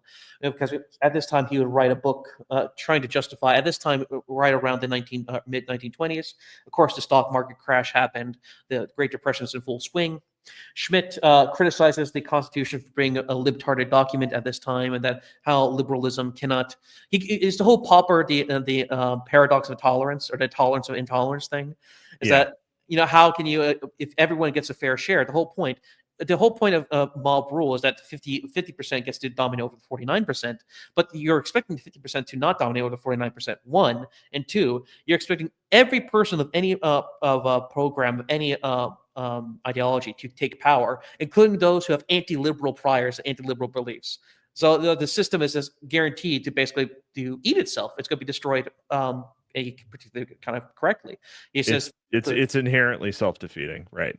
Yes, and so he basically posits the leftist meme of the paradox of the tolerance of intolerance. Basically, he was a lefty Twitter user before it was cool. So he makes these criticisms. He writes an entire book on dictatorship, the reality of like the times of crisis. There's legislative commissural dictatorship, times of crisis dictatorship, which basically just means emergency powers. Dictatorship is justified when it's an emergency, and all these situations where dictatorship is completely and utterly justified. He's writing books and justifying presidential rule because he's very much pro. He wants Weimar. People say he's defender of Weimar. Some people try to whitewash, like, oh, actually, he was trying to save the Weimar. He wasn't trying to destroy it. He wanted to basically keep the name of the Weimar, keep the status quo. But listen, get the Boomer, get Hindenburg, get Karl von Papen, get someone to get a damn hand on the reins. Stop the street brawls. At this point, you had the NSDAP, the Sense of Young Man's Party. The communists, they're street balling on the street every day. There's deaths every single day on the street of Berlin. He just wanted order. Wanted order. Yeah. He wanted to grow in peace. So yet again, with the German boomers at their time, you have to imagine boomers. The Boomerwaffen, you might say. Yeah, imagine boomers that didn't hate you and actually liked their grandkids. Actually, this was the Wilhelm era version of boomers at the time. The older generation very much were trying to keep things under control, while they just completely did not know how to. Yeah, again, all legal jurists, everyone was trained under the Wilhelm era, right? All these men are trained under entirely old paradigm. They're still living under Bismarck's bones system, the bones of his old system, basically. Yeah. And so the older generation, they're trying to protect Germany, they're trying to maintain a status quo, but they're completely and utterly just taken blindsided by the liberal revolution. So the boomers don't know what to do, even though they're trying their best to actually maintain order. Schmitt looks at the situation, and as intuitively a rightist, rightist to the bone. Despite being German, his favorite book of all time, the greatest political thinker, in his point of view, is actually Thomas Hobbes. He loves Leviathan. He loves Thomas Hobbes. He very much has a kindred soul in Thomas Hobbes, which is also a big criticism in the Catholic circles, was his love of Thomas Hobbes. He did not make religious arguments for Catholic power. He never really relied on any spiritual or romanticism. The Catholics were anti-romantics when there were liberal romantics, liberal romanticism was flourishing for the time. But Schmitt was very much a mechanical thinker and very much enjoyed the mechanized logic of Thomas Hobbes at the time. And so he based all of his criteria on very, very closely, dangerously secular definitions. In his book on dictatorship, what really made people mad in the Catholic circles was that he kind of jerked off Oliver Cromwell, basically, even though he was a heathen. Right. He very much saw a unity of both religion and also action and secularization within Cromwell. He liked Cromwell, so that he got kind of pseudo soft cancel for being a Cromwell simp. He starts grinding. He starts establishing a name for himself. Political romanticism puts him on the radar of the marketplace ideas. On Weimar Twitter, he's part of the Twitter of the Tradcast circle of Twitter, basically, of the Weimar era. But he eventually, after grinding a lot and after really looking at the failures of the state, he finally publishes his most well-known work to this day, The Concept of the Political, which was as controversial as it was today. It was 10 times more at the time. It was absolutely a didactic firebomb, if you will, in a German culture at the time. It completely ripped out legal positivism. It completely tore liberals a new one, basically. Everyone read it. Everyone had an opinion on it. It was his masterpiece. It sold like hotcakes. That's how he met Ernst Jünger, by the way. Talk of the town. Yeah. Yeah, absolute talk of the town. and he loved it. He very much was an instigator. This is a firebrand, Schmidt. He knew that he was kind of adding flames to the fire at this point. He very much wanted to give the system a kick, and for partly for intellectual, serious reasons, partly because he wanted to be well known. He wanted to have a reputation. All the way back Yeah. when he was a teenager, when He von wanted Kalker, success, of course. yeah, he didn't want just a university job or to be a professor, even though he was a great teacher, actually. He was well known as a very excellent teacher and very kind and very sharp-witted and very open. Yet again, Schmidt is intrinsically, oddly enough, a cosmopolitan. He loves discussing ideas, even though he critiques the ideas in question. He would have tradcasts, atheists as students, and he'd always give them good marks that they made a good argument, despite them being contradictory to his POV. He was a great teacher. All his students would concur on that. So Schmidt releases The Concept of Political in 1927, based on a collection of lectures on the time.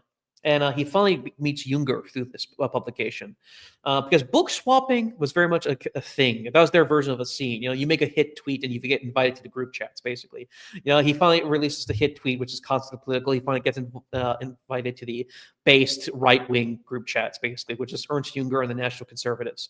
The Conservative Revolution was under place, basically, and the Conservative Revolutionaries were the cool kids in Weimar during the time. All of them were World War I veterans. They had scars, so forth and so forth. The biggest cool kid was, of course, Ernst Junger. Ernst Junger was an absolute phenomenon at the time.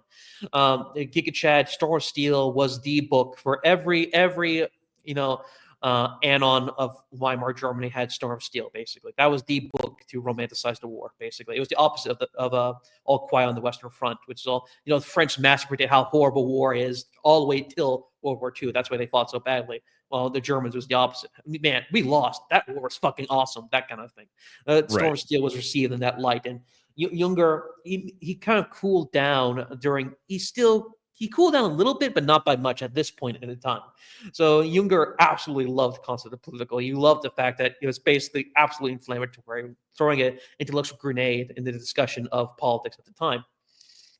So he meets Junger. He gets invited to these aristocratic right-wing circles. He finally feels like he's getting up in his place. He's giving radio broadcasts at this time.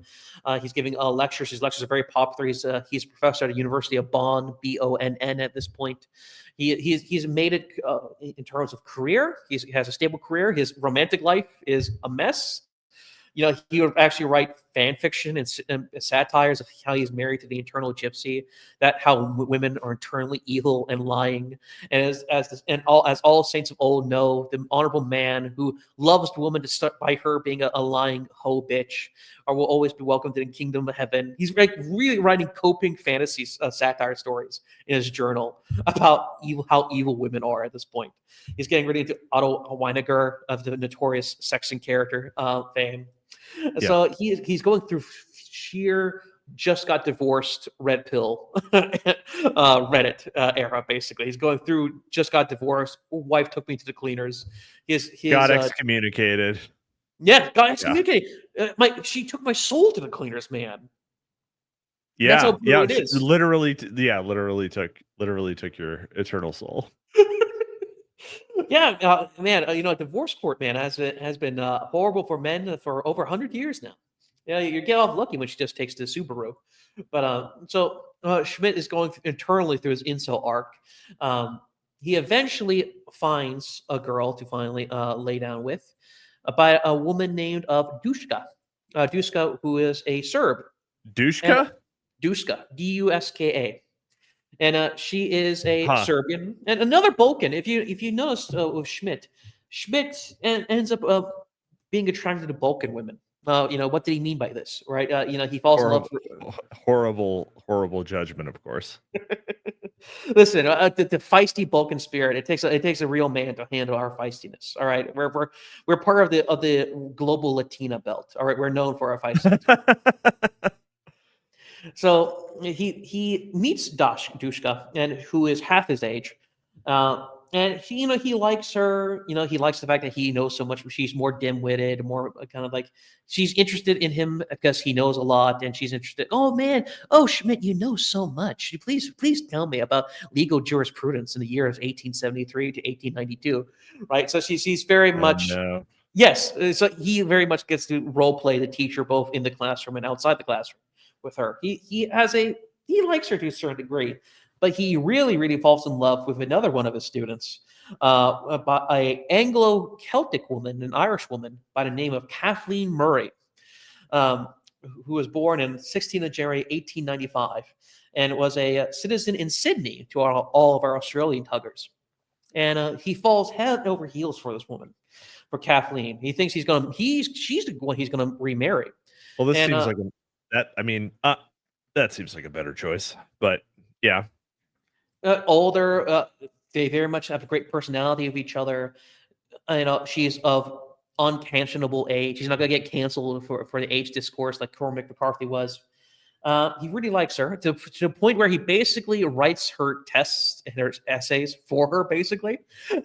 okay, Uh, he basically does all her school homework basically for all intents and yeah, purposes to get her job basically, and to let her study in Germany. Basically, he also pulls strings at this point to let her be able to study in Germany because yet again, Germany being a proper country back then wouldn't even allow international students at that time to such a degree as it does now. Even in unless it civilized was Anglo. some top shelf Irish trim. Yes, Mr. Schmidt, that is indeed a tasteful Celtic bush you have under there. You're allowed to have it from time to time.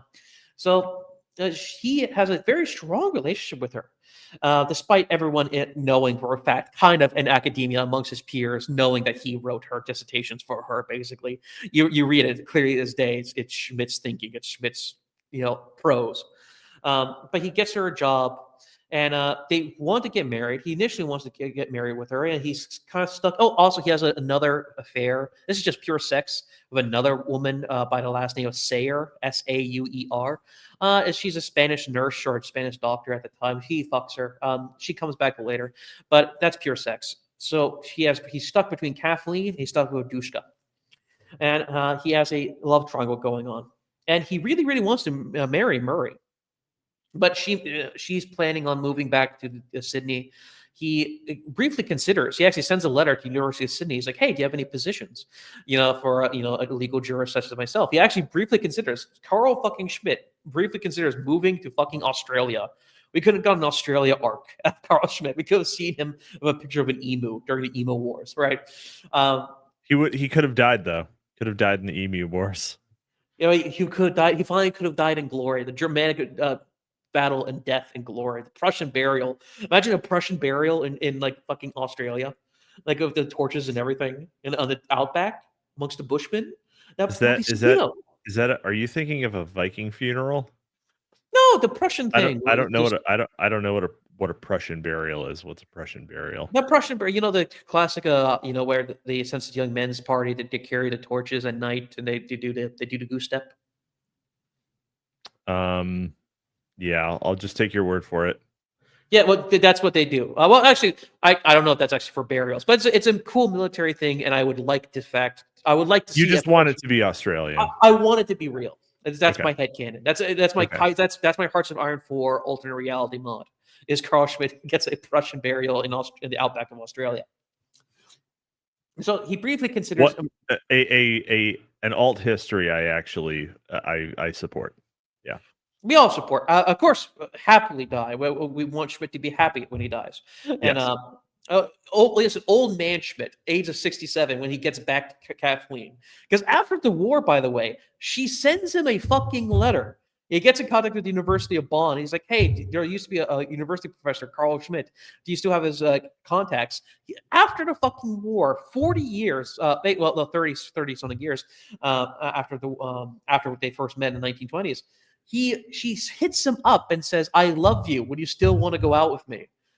This is after everything. She is an Anglo. All her information about the war is purely through Allied lens, and she still wants the Schmittian dick. She still wants to ride his sovereignty, basically. I mean, based. Yeah, yeah. I'm gonna go with based on that. Schmidt had that wonder. That's the ride or die. Yeah. Yeah.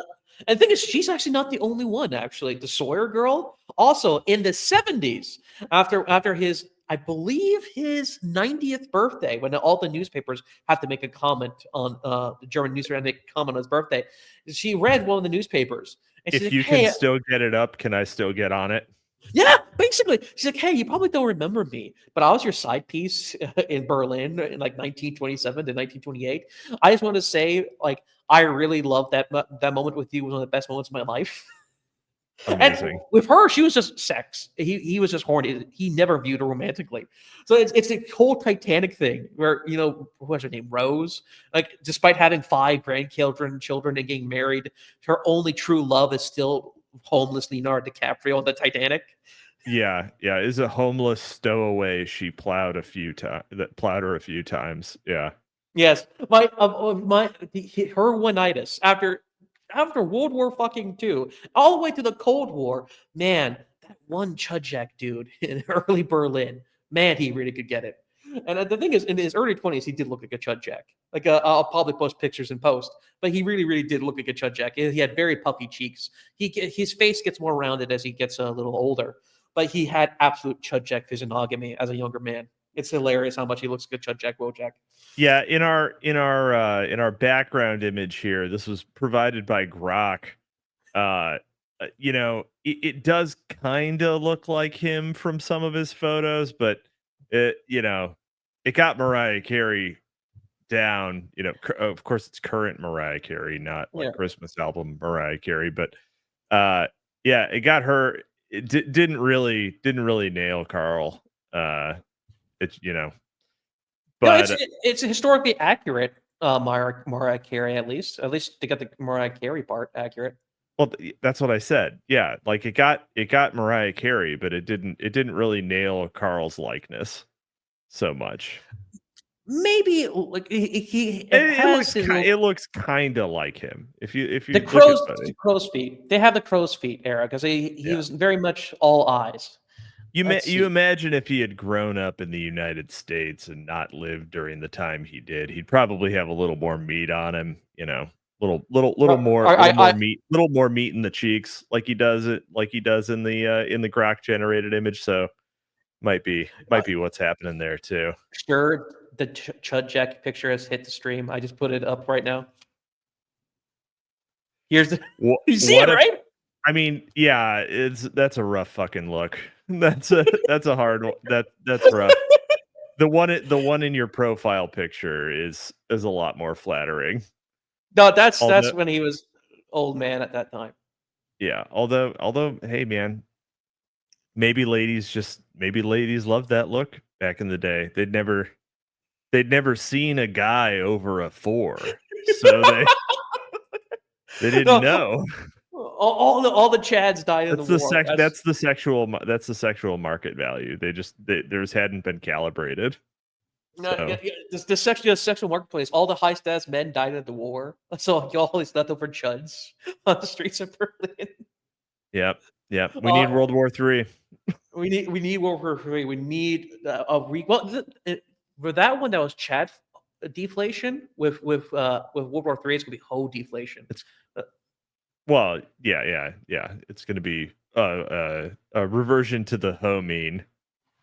Yeah, so the sexual marketplace has been inflated for 2 minutes for too damn long. Is worse than the Fed at this point. I'd rather pay triple the price for milk, but a quarter of the price for the pussy, or at least the social. Because even Assad, as an aside, Assad's getting divorced. Oh, was that real? Apparently, yeah, it's actually leaked documents. That's ridiculous. A woman will leave you for daring to not get killed from it. Him losing the war gave her the ick. It may be. I mean, it could also be a strategy it could also be a strategy to protect her and their kids. To be honest, I hope so, man. Because if she actually got the ick that bad, it's over. It's over. I mean, if I was probably going to get fucking assassinated by the regime, I'd probably tell my wife to divorce me. No, you would take that bullet. You would take the divorced dad. Albatross. Yeah, for sure. Even if all your trad followers on Twitter will diss you for it and mock you for it and make silly memes about it. How the fuck would they know? Well, I know everyone on Twitter. Oh, that's right. Yeah. I mean, I don't care if it's for the life of my like wife and children. Then yeah, Certified white guy brain. That's a white guy brain right there. Ironically enough, I you hold would my prioritize not getting laughed at by a nonce over the life of your wife and children. a man's reputation is his life. My Oh reputation as a my god. stone cold true cell is all I have in this Stone world. cold true cell. That is so true. That is so true. You are the, you know, I take off I take off my cap to you, and I salute the true disregarder of hoes. Yeah. Yeah. Yeah, now go wife jack me, son. All right, I'm a loyal groiper. All right, but who wasn't a loyal groiper? And actually, despite being a member of the Nazi regime and getting bad press, all his ex-lovers all wanted to go back on the Schmidt train. Wanted to taste the Schmidt pit once again. And so, The Assad could Schmidt learn pit? Did you Schmidt just pit, fucking say the Schmidt pit? Schmidt pit. Ugh. Ugh. Rimming was popular in the Weimar Republic, so the Schmidt pit probably was at least tasted at least once during the Weimar era. I am going to attempt to delete that from my memory. Well, And I think you owe any of our listeners an apology. well, listen. This is the Gabe cut. Welcome to the It's end of the year. only a Gabe cut. This is what you're missing in all other subsequent Gabe material. Yeah, this one will just be unedited. This is the Schmidt pit cut. Well, but so women love the Schmidt pit actually, but he actually did. So at the end of the day, he refuses to leave Germany. He refuses to choose Kathleen Murray, and he ends up going with Dushka, the Serbian trad girl who's half his age, very Lindy, very Cormac McCarthy. So they get married. She converts to Catholicism. Um, and yet again, surprisingly enough, yet again, Schmidt is always a cosmopolitan. Both all of his women, Anglo-Irish, Spaniard slash Croat slash Ho slash, and also you got the Serb. None of them German. He never banged a German woman. Apparently, now, he did have an affair with an aristocratic woman once. Once he finally got into the trendy right-wing revolutionary group chats, he did fuck one aristocratic woman, Margaret von Blank. I forget the blank part, but he I fucked mean, one Blank could be real. Could be the real one. Blanquet. Yeah, Blanc. Yeah, Von Blanc. Von Blanc. yeah. Yes, Von Mont Blanc. Blanc. Von Blanc. Von Blanc. Uh, Yes. So so, that bitch I mean, von Blanc. I don't know. Like, yeah, I obviously don't. I would be. I don't have any room to judge a man for preferring exogamy. So True. So he chooses the tastefully a woman half his age who's like, oh my god, it's just, I mean, always your student. You're so cultured, Schmidt. That's the vibe, basically. Like, she very much, he's cultured. He knows the arts. He knows everything, and she's like, she's very much playing the student, basically. okay, yeah. Your lecture's so great, Mr. Schmidt. So he goes with Dushka. Real sub energy. Got it. Yeah, so he gets a trad. He probably gets his trad wife. It's the extremes. It's either the hoe fake aristocratic e-girl who steals all your shit, or the super submissive trad Serb girl. No in between with Schmidt. So he really is a Libra, even though he was born in July. But he has the spirit of a Libra. As a Libra, I give him the Libra pass. So what he was gets his Myers Briggs? I would say. Did he participate in Gate? No, I don't think he would. What do you think? INTJP? What would you give Schmidt? I don't know. I've never read Schmidt, and you are right now telling me about his biography. Based on everything you know of right now. Whichever one means that he has terrible judgment with women, but excellent judgment elsewhere. I think that's probably INTJ. Yeah. INTJ. Yeah, INTJ. he's not particularly extroverted.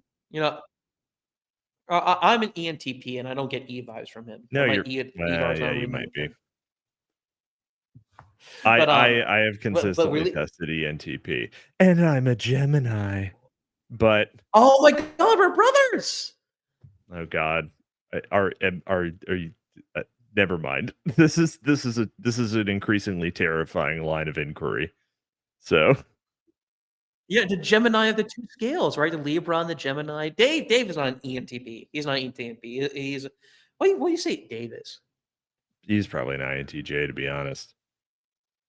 Seems like those are the only two. He's also Those are from the the middle. only two that seem to exist on the E right.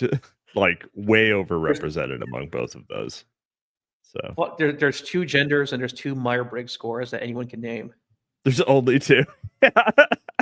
2 of 16 chuds. Yeah. Hey, he's Schmidt-built. He's Schmidt-built. So despite not having a Myers-Briggs score, he does know the score in Germany because he is climbing up that social ladder, baby. So Knows what time it is. he knows what time it is. You know, he is a university. He's a great professor at University of Bonn. The people of Bonn love him. Random, because even back then, you know, people Joe blows would go to lectures just out of entertainment. Actually, you know, even people who weren't students. People do that. People do that now. They just watch YouTube videos on stuff. Well, yeah, but you don't get the hustle and bustle of living in a real life city. I mean, I agree. People don't do things in person anymore, but yeah, I mean, it would be sick to be able to, you know, do stuff in person again, like that. But you know, not everyone gets to go to a salon. Not everyone gets to go to. Imagine seeing Not everyone Hoffa. gets Lived to in Vegas go for to such a long Sovereign time. House. Yeah. I know. Well, actually, we probably could get to Sovereign House. Baltic's been to Sovereign House. We Yeah, could you use the could buy a Baltic network. ticket. You could buy a fucking ticket. You could buy a ticket. Just go. Just buy the ticket. Take the ride. You just got to be in the place. That's so plebeian, though. Like, do you think people who buy tickets to Sovereign House get any prestige? Like, do you think they're actually in the club? Is that what you're fucking looking for? No, I'm not a social climber, but I'm saying as a network of prestige, as a Tookie's Mag, we have standards to abide with. It would be very petit bourgeois if we were to buy a ticket to Sovereign House rather than being formally invited. Do you think Nikki the Hegelian e-girl bought a ticket to Sovereign House? I don't think about her at all. Listen, I mostly think about her tits, but also, yeah, I 90% of the time think about her tits. But anyway, Schmidt was not a thinker of tits. Both of his women were mostly flat-chested. So the non-tittery thinker Schmidt was at the time a superstar in the University of Bonn. He is kicking ass. He's making friends. He's making enemies. He meets Leo Strauss, a friend of the show, Yep. tutor of mine, spiritual tutor of mine, Leo Strauss, who loved Schmidt's book, Concept of Political. It gave it a very Hobbesian, and academia scratched my back, I scratched mine. Hey, Schmidt, can you give me a recommendation to this university? I know it was a Rockefeller grant, the notorious Rockefeller of America fame. I want to get a Rockefeller grant. Can you write me a recommendation? And I'll publish an essay on Concept of Political. Schmidt says, yeah, sure. They shake hands. And so everything is going great. Schmidt is a tasteful anti-Semite. He has certain views on their culture and their relationship to the economics and the culture at the time, but he still really dyed in the wool friends with George Eisler, the friend of the brother of his friend who got killed by a grenade, and also his family. Okay. He was so close knit with the Jewish friend. After his friend died, the father of his friend actually gave him money and supported him because Schmidt was his best friend, and in Eisler's will, he was the what's it called? Not executor. The person, the executor of the will. Yes, I wrote 2 books about a lawyer. Doesn't know what executor is. The classic Tookie's experience. And he was executor of his will. It's mostly a pronunciation problem. Well, you know, because you're an ESL. No, the Zionists. Listen, I took a flight recently with a bunch of Zionists, and I got sick. Actually, infected me. They tried to prevent the revealing of the truth of Carl Schmitt, all the classical liberals. So I got a fever. If you could tell, my nose is slightly congested, with libtard energy. But anyway, so Schmidt is partly financed. He's partly bought out by the Jews, you could say. His best friend's father gives him money from time to time during his early years. So he's a tasteful anti-Semite with a lot of Jewish friends, many such cases. That's all of E-Right Twitter, basically. he's making a name for himself. His Substack, he is a Substack blogger, concept of the political. Boom, he's getting all invited to all the big Boom. group chats. Getting all the important retweets. Yes, yeah, Ernst Junger is his Dan Baltic, basically. He's finally made it. He finally gets invited to the Twitter Spaces. He very much is an influencer at this point. And he wants to be an influencer. He wants to not move away from the university and become a solid man, a made man, if you will. And he gets his chance during he finally becomes a representative of the Reich in the Reich versus Prussia. So this is during the crisis, the Leipzig cases. Let's see. Basically, at this time, this is around the late 1920s to early 1930s. This is 1932, if I recall correctly. Prussia is owned by the communists at this point. The Communist Party, the socialists, own Prussia, basically. They won the elections. So all the trad boomer Reich heads are like, this is over. The West has fallen. The Reich has fallen. The Reich has fallen. So over. Yeah. Yes, AOC has won against JD Vance. It's over, right? It's their version of that, right? She's not even getting milked in the front yard. It's a dude. We don't want his milk, right? It's horrible, right? So trad heads. You got Admiral Rachel inducing in the front yard, just making dude milk. Yeah. The seeds of the Volker being wasted. Nobody wants it. Nobody wants it. The seeds of the Volker being wasted on the degenerate Bolshevik fields of Prussia at this time. Sneed has sold the business back to Chuck. It's over. You know, these stickers stay winning. The seed and feed has been burnt down basically at this point in the boomer's mind. So Schmidt ends up being the guy. He writes multiple books about the concept of legality and legitimacy, about how there's a difference between legality concept of things being quote unquote legal versus legitimacy. Things can be legitimate without necessarily being quote unquote legal, and legitimacy can create law, stuff like that, basically. And with the legality and legitimacy published in 1932, he finally gets in contact with Franz von Papen himself, who is the chancellor at the time. Who is the last-ditch chancellor that Hindenburg threw in, basically, to save the Reich, basically. And this is his moment to shine, basically. Papen makes him the head lawyer during the Leipzig cases, and in the Reich versus Prussia. So basically, he's trying to, his job, what Schmidt's job in this case is to argue that the Reich gets to decide who the senator, basically in terms of you make U.S. terms, who is control of Prussia? Who is the senator of Prussia? Is it the people who won the election of Prussia, the socialists, or is it the Reich? You know, it literally is the United States. You don't get to just be communist because you voted for it. Yes, exactly. And that basically is the whole shtick. And so Schmidt has to theorycel away of the Reich, the feds in this version. Basically, they get to choose who the governor of Prussia will be. And he successfully argues his case. The Reich is saved. The West has not fallen. It has risen again. Schmidt is a hero. He is the crown jurist of the Reich. Now, a lot of people will give him shit for this. You know, you got your James Lindsay's and all the centrists on Twitter saying, you know, Schmittians, they cite Carl Schmitt, the crown jurist of the Reich, the Third Reich. Well, he got the crown jurist thing during this. The crown jurist title was being thrown around for him during the Weimar period, when he was trying to defend the Reich from being destroyed by the communist elected in Prussia. Now, that title be carried over during the Sensitive Young Men Party's takeover. He kept it. Yeah. So he gets his biggest case of all time. This makes him national news. He is getting everything he wants. He gets to meet the chancellor himself, Fritz von Papen. He's Johnny Cochran. They couldn't. The gloves didn't fit. They had to acquit.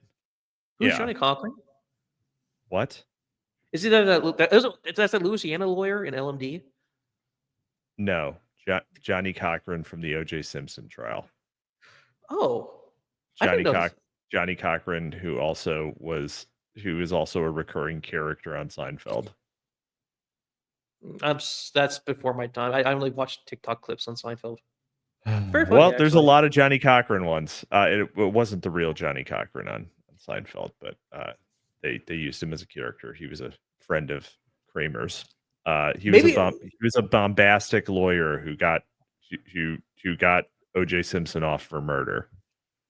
Oh, I know O.J. Simpson. And He was the guy he who was sort of friends with started the. Caitlyn Jenner. Are you fucking kidding me? Are Yeah, you Kardashian. joking? You don't actually know who O.J. Simpson is? Yeah, he was friends with the Kardashian family before they were popular, right?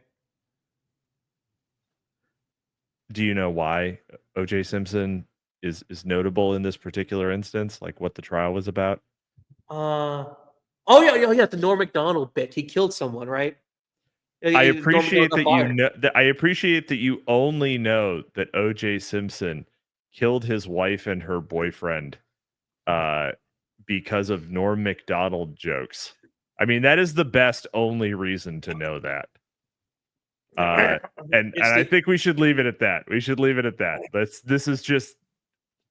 is amazing. All right, please continue.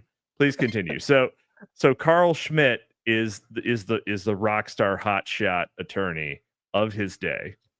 yes. At the Continue, very late, please. at the very he is a hero of the trads. He is the enemy of all the revolutionaries. And when I say revolutionaries, I mean both of them.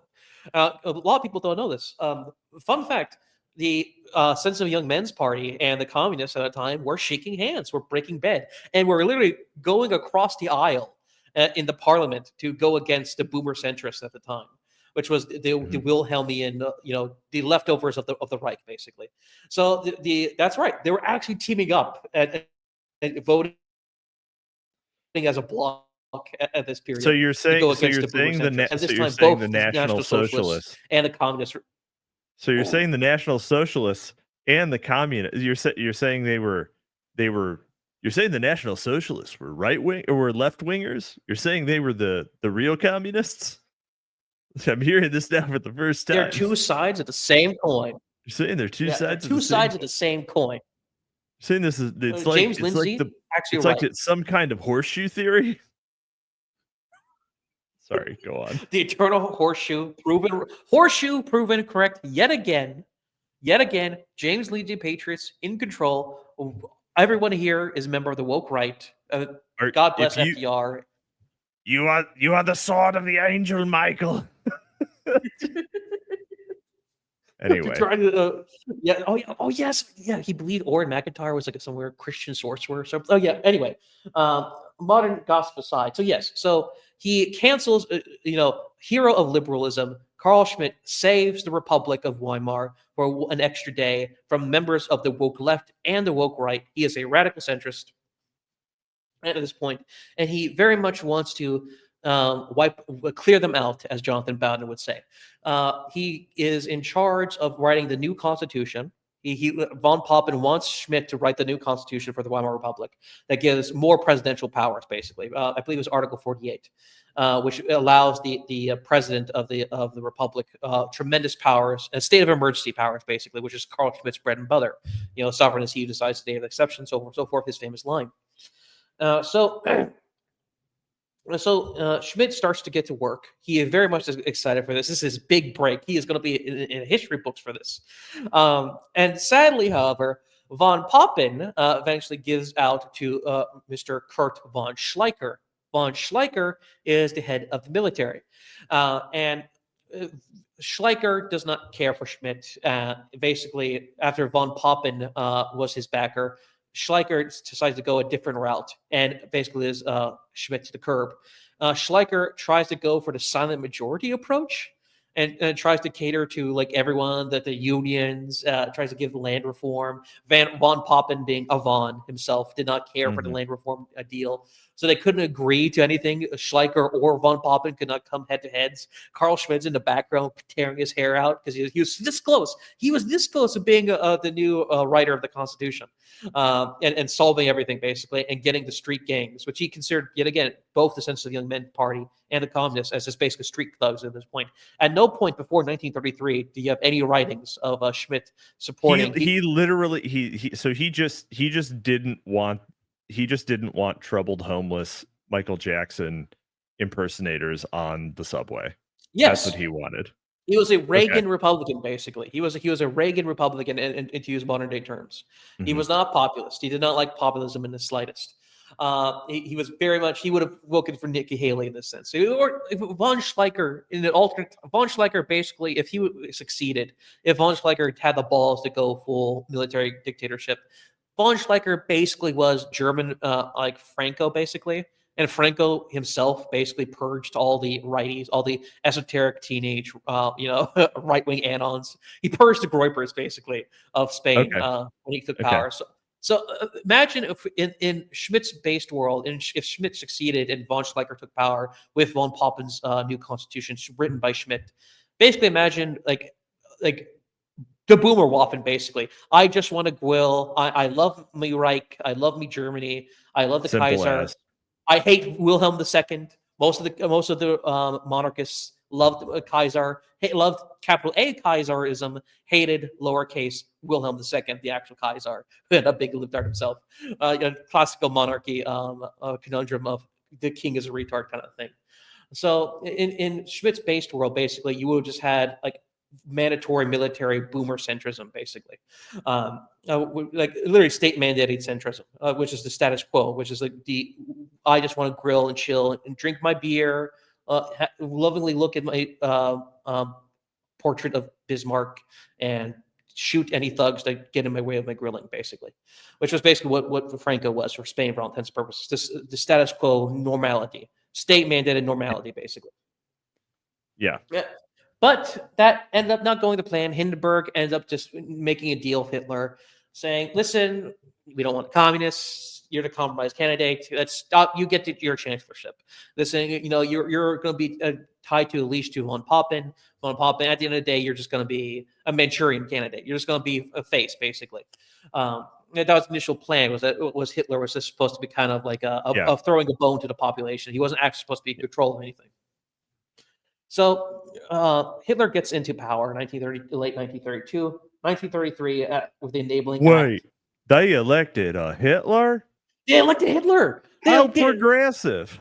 I know. It's horrible. It's horrible. And he wasn't even a German. That boy was born in Austria. Some circles say he was a secret Jew trying to subvert the German people and make anti-Semitism look bad. Well, that's why he didn't do that Holocaust. Anyway, that would be the best conspiracy theory. The best conspiracy theory is the Holocaust didn't happen because Hitler was secretly Jewish. There is a book that is basically that theory. I read Tick History. Amazing. Amazing. Yes, he was a Jewish plant. He was an he was actually a trained spy at the British Empire to subvert the German world and assert dominance of America. It's a great book. But truly amazing. Beautiful work. All right.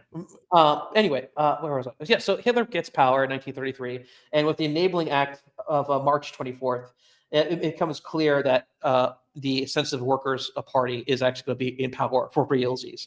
And Schmidt is like, shit. He is panicking. He's like, fuck. I guess because he does so much. He did his entire life to basically climb the ladder of social status. He wanted so much to be influential. He wanted so much to be a big shot caller. And he backs the wrong horse, right? His guys lose. Von Papen, the Tradcaf, loses. Hindenburg loses. The guys he's called street thugs publicly, who he calls you rants in his private journals about how they're just rebel rousers and everything. All these things, as a aristocrat of soul, Schmidt is finally realizing, shit, what the fuck am I going to do? Am I going to just go throw Son of a career? Bitch? They won. Yeah. And he can go back to academia. He debates going back to academia. He's like, but no, I want to be influential. I want to feel the throat of the power against my skin. And so he is eventually convinced to basically join the party for real, actually becoming a card-carrying member of the Sensitive Young Men's Party. Excuse me, the Sensitive Young Men's Party. Good burp. Yeah. It's David's law. David allows the burps to stay in. The burps are staying in. Anyway, so Schmidt ends up becoming a card-carrying member with Heidegger. Ernst Jünger tells him, You really shouldn't be, using them, to use a Zoomer term, that hard, dude. I don't think it would be the best for you if you glaze them this hard. Junger was very publicly anti sensitive workers party, but he had a street, he had Sensitive clout, so he was workers allowed to say it party. publicly. Yeah, He had clout. He was as a Chad, he had clout, so he could counter signal the sensitive workers party and get away with it for all intents and purposes. But Schmitt says, you know what? Reinhard, the author of this, gives 48 different reasons, which is basically armchair psychology reasons why Schmitt chose to basically throw dice. Literally 48 or just a lot? No, I actually do think it hits 48 reasons. Wow. You gonna hit me with the machine gun? It is an overlap. There's a lot of overlap. Hold on, I have a lot of stickers. Hold on 1 second. I have it here. Okay. The topography of reasons for Smith's decision to back the Sensitive Workers' Party. All right, you ready for this? I'm so ready. Actually, no, sorry, it's 42 reasons. 42 reasons why. There must be 42 ways. 42 ways to become a chud. Yeah. All right, so reason number 1, the argument regarding social history. The time of the bourgeois and the political form is past. The state of the 20th century has to be constituted differently. Number 2, the anti-liberal argument. National Socialism puts into practice my concept of an authoritarian, anti-liberal leader democracy, which openly distinguishes between friend and enemy. The nationalist argument. As a national revolution, National Socialism has the legitimacy of German resistance to the victorious powers of 1918 on its side. Number 3, Number 4, the critique of pluralism. The party political state divides the unity of the people's will. Number 5, the critique of federalism. The independence of the federal states, and in particular the dualism between Prussia and the Reich, weakens the unity of the Reich to the extent that it becomes ungovernable. Number 6, the argument of order. Today, a civil war can only be avoided with the help of the National Socialists. National Socialism no longer represents a party political force favoring civil war. It has become the hegemon. Number 7, the patriotism argument. We must present a picture of national loyalty to the world. Number 8, the argument of legality. National Socialism gained power in a legal way. Hitler was appointed and given emergency powers by the Reichstag. Number 9, the argument of legitimacy. The National Socialist leader state has democratic and plebiscite. They had a plebiscite. Yeah. Plebiscite, yes. The people support it. Yeah. Yeah, my nose refuses to let me say this words properly. Plebiscitary legitimacy. It is my duty to represent it as an advocate. Numbers 10, his personal disappointment. Hindenburg failed. We need another myth. Number 11, personal revenge. Schleicher dropped me in the end. Papen was more faithful and called on me again. He should be in charge. Number 12, the aspects of charisma. Hitler is such a charismatic leader. So is Goering and Frank. Number 13, the social argument. Hitler will create a welfare state which has plebiscitary legitimacy. Number 14, the argument of the economy state. We need a new state socialism. Only a fascist state will assert the primacy of politics over the economy. Number 15, the taming argument. I must help to avoid what could be worse. Number 16, the argument for reform. I have ideas for legal policies for a one-party state. The romanticist utopia of hegemony. Germany must become one great community again. Number 18, the attitudes of the Zentrum party. The Zentrum were the centrist. Prelest, Kaas, and Zentrum have arranged themselves to the National Socialist situation for the sake of the Reich and have granted emergency powers to Hitler. And yet, I guess you can tell that there's a lot of overlap with these situations, basically, at this point.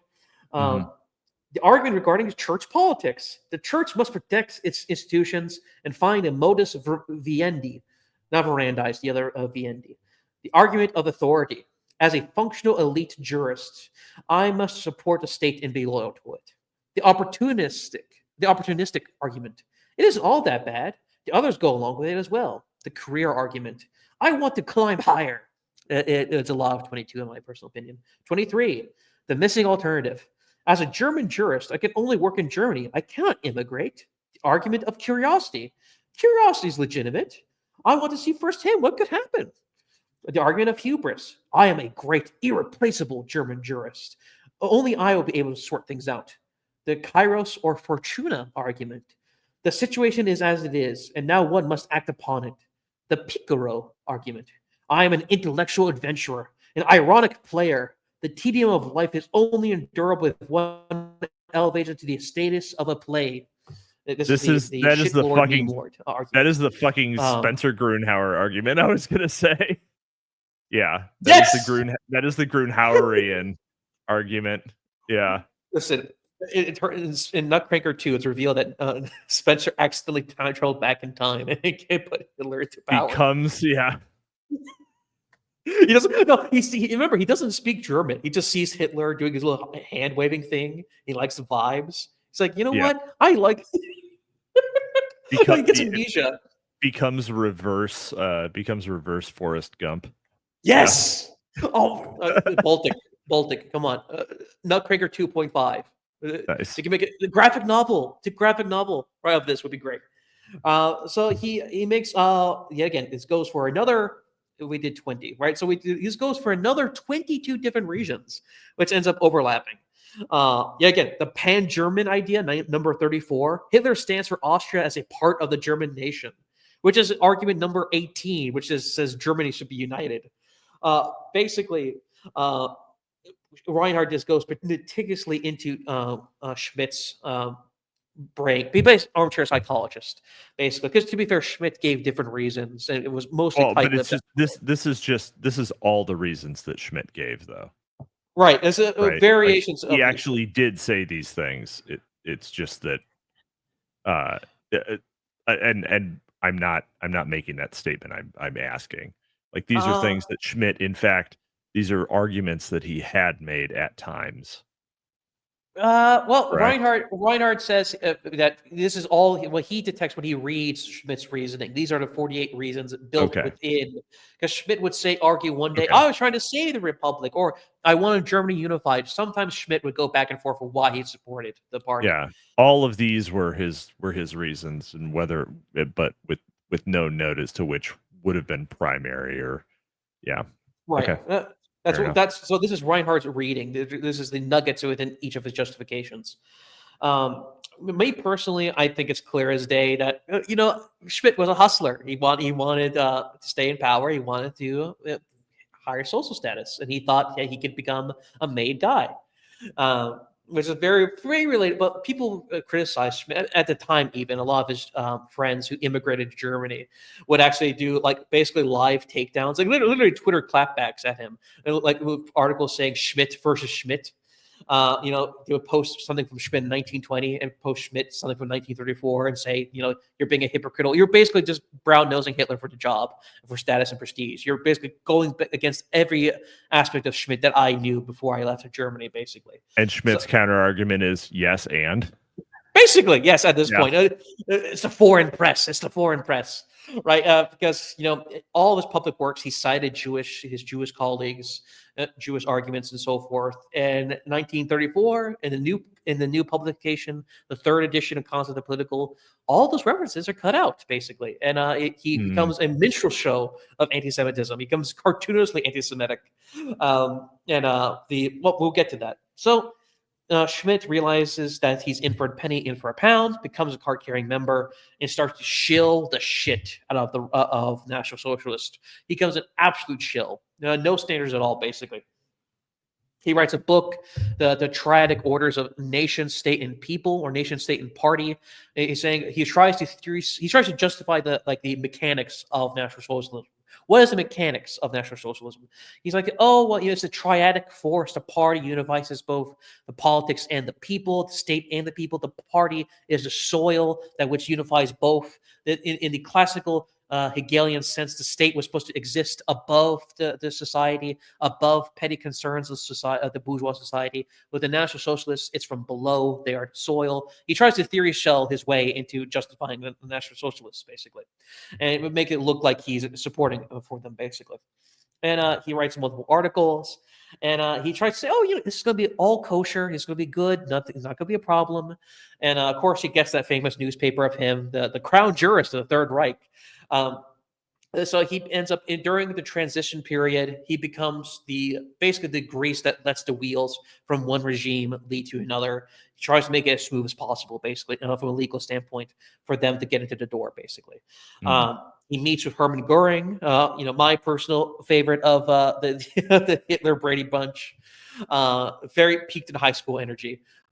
Goering likes Schmidt, so he makes him the second command to a man named as Hans Frank or Frank Hans, who was an absolute schizo, and also another student of Kalker, basically. But basically, you have an anime, you have the teacher, and then you have the evil side student.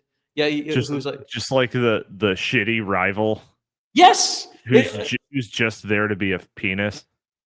Pretty much, Hans Frank is literally that. He is the evil Schmidt. He is the Groiper Schmidt, basically. He was a member of the Thule Society, literally a member of the Thule Society. Oh my god! Yes, and sometimes when he thought the opposing lawyer in the case was Jewish, he would keep on muttering Jew, Jew, Jew, Jew, Jew, Jew, Jew, and then the opposing lawyer would ask the judge, so he was literally a Groiper. Yes. No. Yeah. And so the judge would be like, listen, speak up. What were you muttering? He would stand up fully to full height, yell on the top of his lungs, pointing at the opposing lawyer. Yes. You are Jewish. You literally do that. This is actually a recorded thing Hans Frank would do in trials, basically. So, is this you, bro? Yes, full Groiper. That is what Schmidt was working under. He was working under a fucking Groiper, basically, a Thule Society Groiper, which is totally not his social clique at all. And his friends were looking at him like, Schmidt, the fuck? And Ernst Junger. What the fuck? Junger no longer talked to him. A lot of his, of course, all his students, Jewish students and his Jewish colleagues basically totally cut contact. Even George Eisler, his best friend since childhood. Some of them leave and immigrate to Switzerland and start writing hit pieces about him. Even some of the Catholic crowd start to leave Germany and say he is just a Caesarist, which is basically saying he's just fetishizes secular power over the church. He's not a true Christian. But even the trad cats are hating Schmidt at this point. So he works under Hans Frank, who becomes the head minister or one of the head lawyers of the legal quote unquote legal presence of Poland. He literally gets like an awesome castle. He has an original Leonardo da Vinci painting, and he literally basically holds court like a king in Poland. Basically, Hans Frank is notoriously corrupt. That's really hot, actually. I mean, that's fucking awesome. Like, it's pretty baller. Would do. Like, can't say I wouldn't. So, yeah, imagine if Nick Fuentes actually took over Mar-Lago, basically. Oh god, that's basically what happened. That's basically what happened with Hans Frank. So Hans Frank, notorious schizo, like Schmidt, and Schmidt is his second-hand man. And he finds the Academy of German Right and becomes the new League of Jurisprudence and makes a whole new cabinet. And so Schmidt gets a position in that cabinet as a high-ranking position in that cabinet. And Schmidt's like, yes, I backed the right horse this time. The second roll of the dice, everything is working out. Right? I'm going to become the Führer's Führer. I'm going to be part of the Führer Council. I'm going to tell him what to do. I'm going to finally be in charge of things. I'm finally getting the status I deserve, right? And it turns out that the Academy of German Right is just basically just the Nazi version of PragerU, basically. Oh, no. Pretty much. Absolutely pretty much. This is basically Hinsdale College of PragerU, or maybe at best the Claremont Institute, right? And it turns out that Hitler does not care at all about the opinions of members of the state he just took over. Basically, Hitler only trusts his old head guys, only old heads for all intents and purposes. Goering used Schmidt to grease the wheels. Once the transition period was 100% complete, once they didn't have to play optics, because they would use a lot of, hey, look, your biggest jurist, your best jurist in all of the land says we're okay. You know, we were totally legitimate. He says we're legitimate, and he's a legal scholar. That must mean our takeover is legitimate. So once they had to play optics, they used Carl Schmitt and gave him the title Crown Jurist. They slapped it in front of the magazine, basically. But once the optics was no longer needed, they dropped him, basically, for all intents and purposes, and just relied on their old guys. Yeah. So Schmidt, his peak influence on the party was like the first 2 years, 33 and 34. And this man lives onto the 1980s. So it's all kind of downhill and slightly like levels to side hill from here, basically. So Schmidt realizes he goes so hard, he glazes Hitler like crazy. He justifies working super hard, having already peaked and written your best work. Yes. I know. Basically, it's like literally the Daily Wire. Because like a reverse version of the Daily Wire scenario with Jordan Peterson. His brain is mush at this point. He is just nothing but nonstop shilling and shilling and shilling.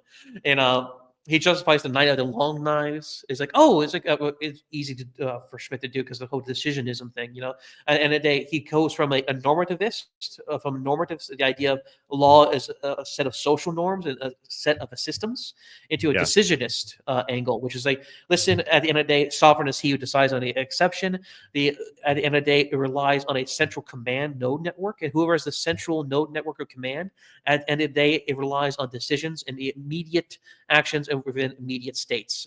For him, immediate states, this gap between legality and non-legality, is a very apocalyptic thing. When things get quote unquote immediate for Schmidt, it basically is a micro pocket of chaos. This is where he gets eschatological.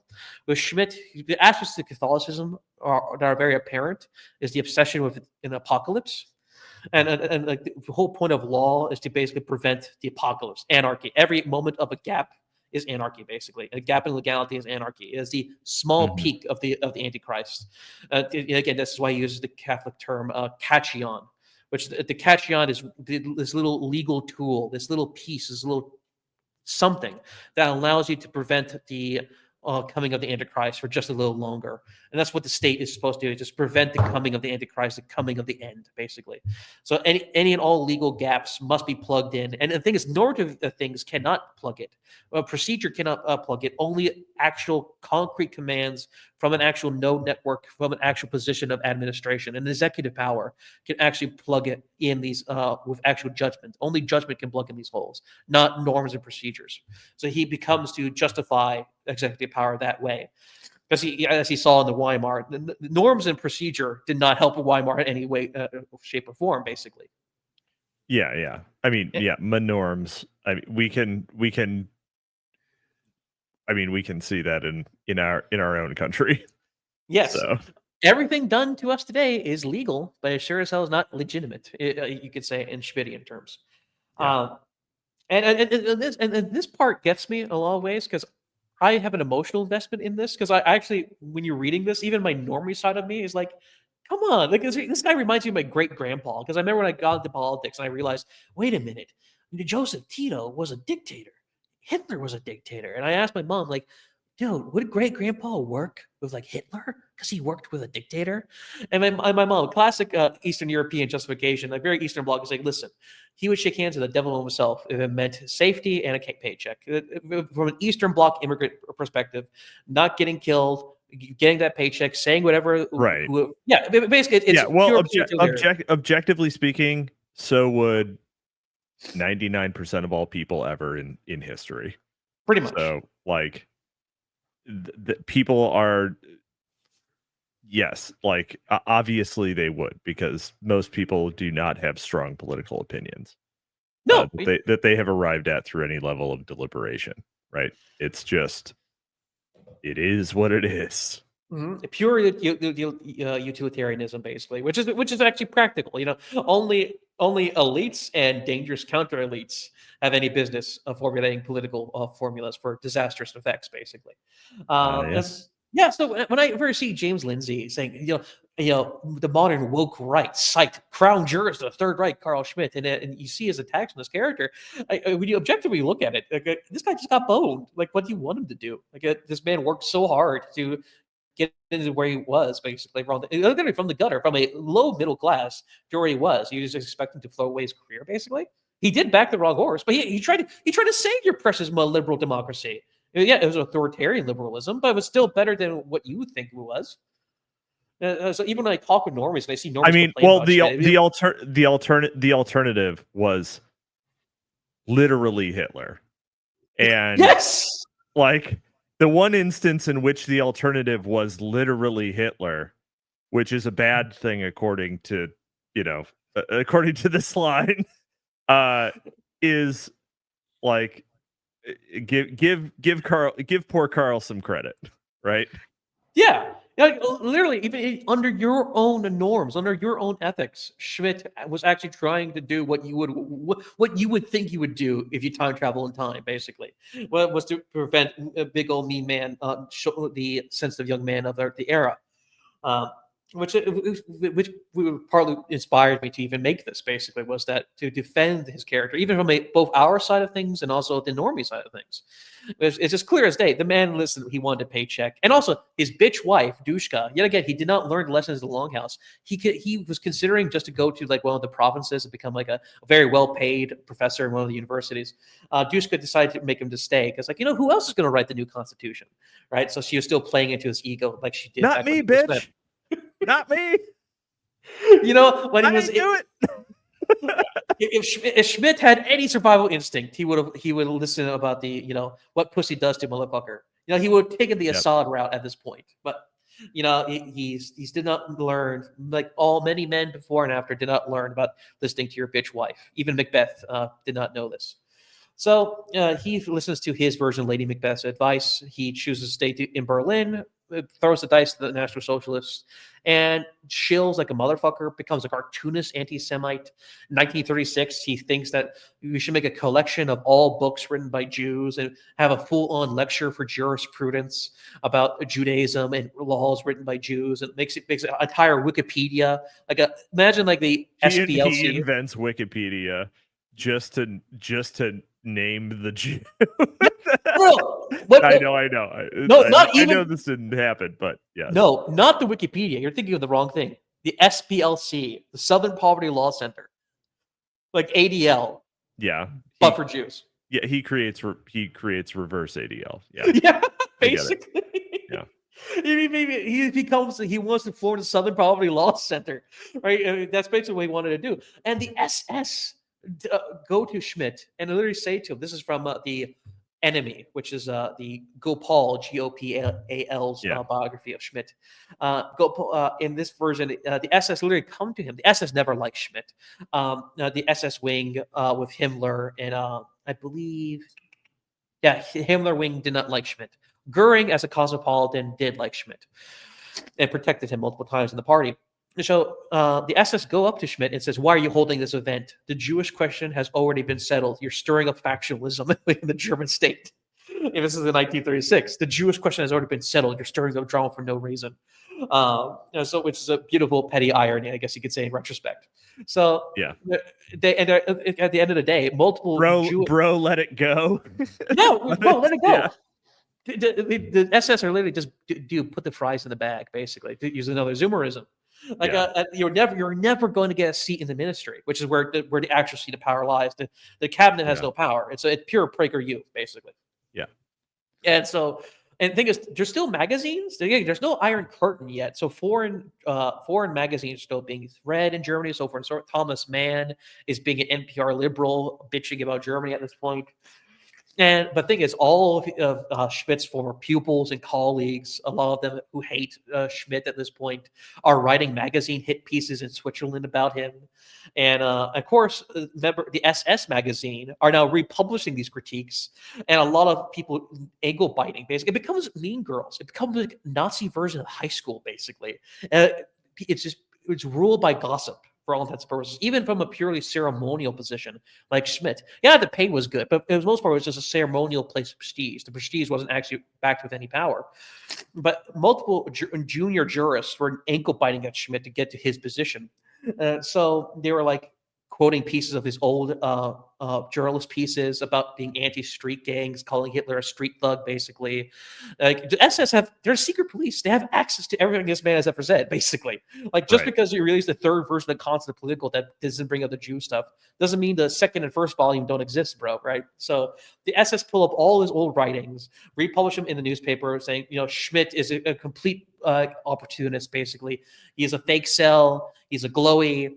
He is a libtard. I have it on good authority that he has touched a boob. Yes, he's a fake cell. He solicited prostitutes. And have you been with a woman? The incel What's it statement. like? I could easily see Himmler saying that. Do they have women in Hyperborea? But anyway, so Schmidt is getting canceled. He gets canceled by the woke right, basically. And this is not even a joke. So another juror who wants his job claims that Schmidt is intrinsically liberal. He's too liberal. His thoughts do not represent the Volkish people. His thoughts aren't Volkish. They don't represent the people. It's really a representation argument. Dare I say, he didn't get canceled by the woke right. Because if you read political theology or cognitive political, yes, they're anti-liberal to a degree, but they're still secular concepts. They're not rooted in any romanticist idea. And Volkishism, dare I say, is a fundamentally a romantic belief system. So when a juror was like, I'm more woke than you, your thoughts aren't Volkish enough.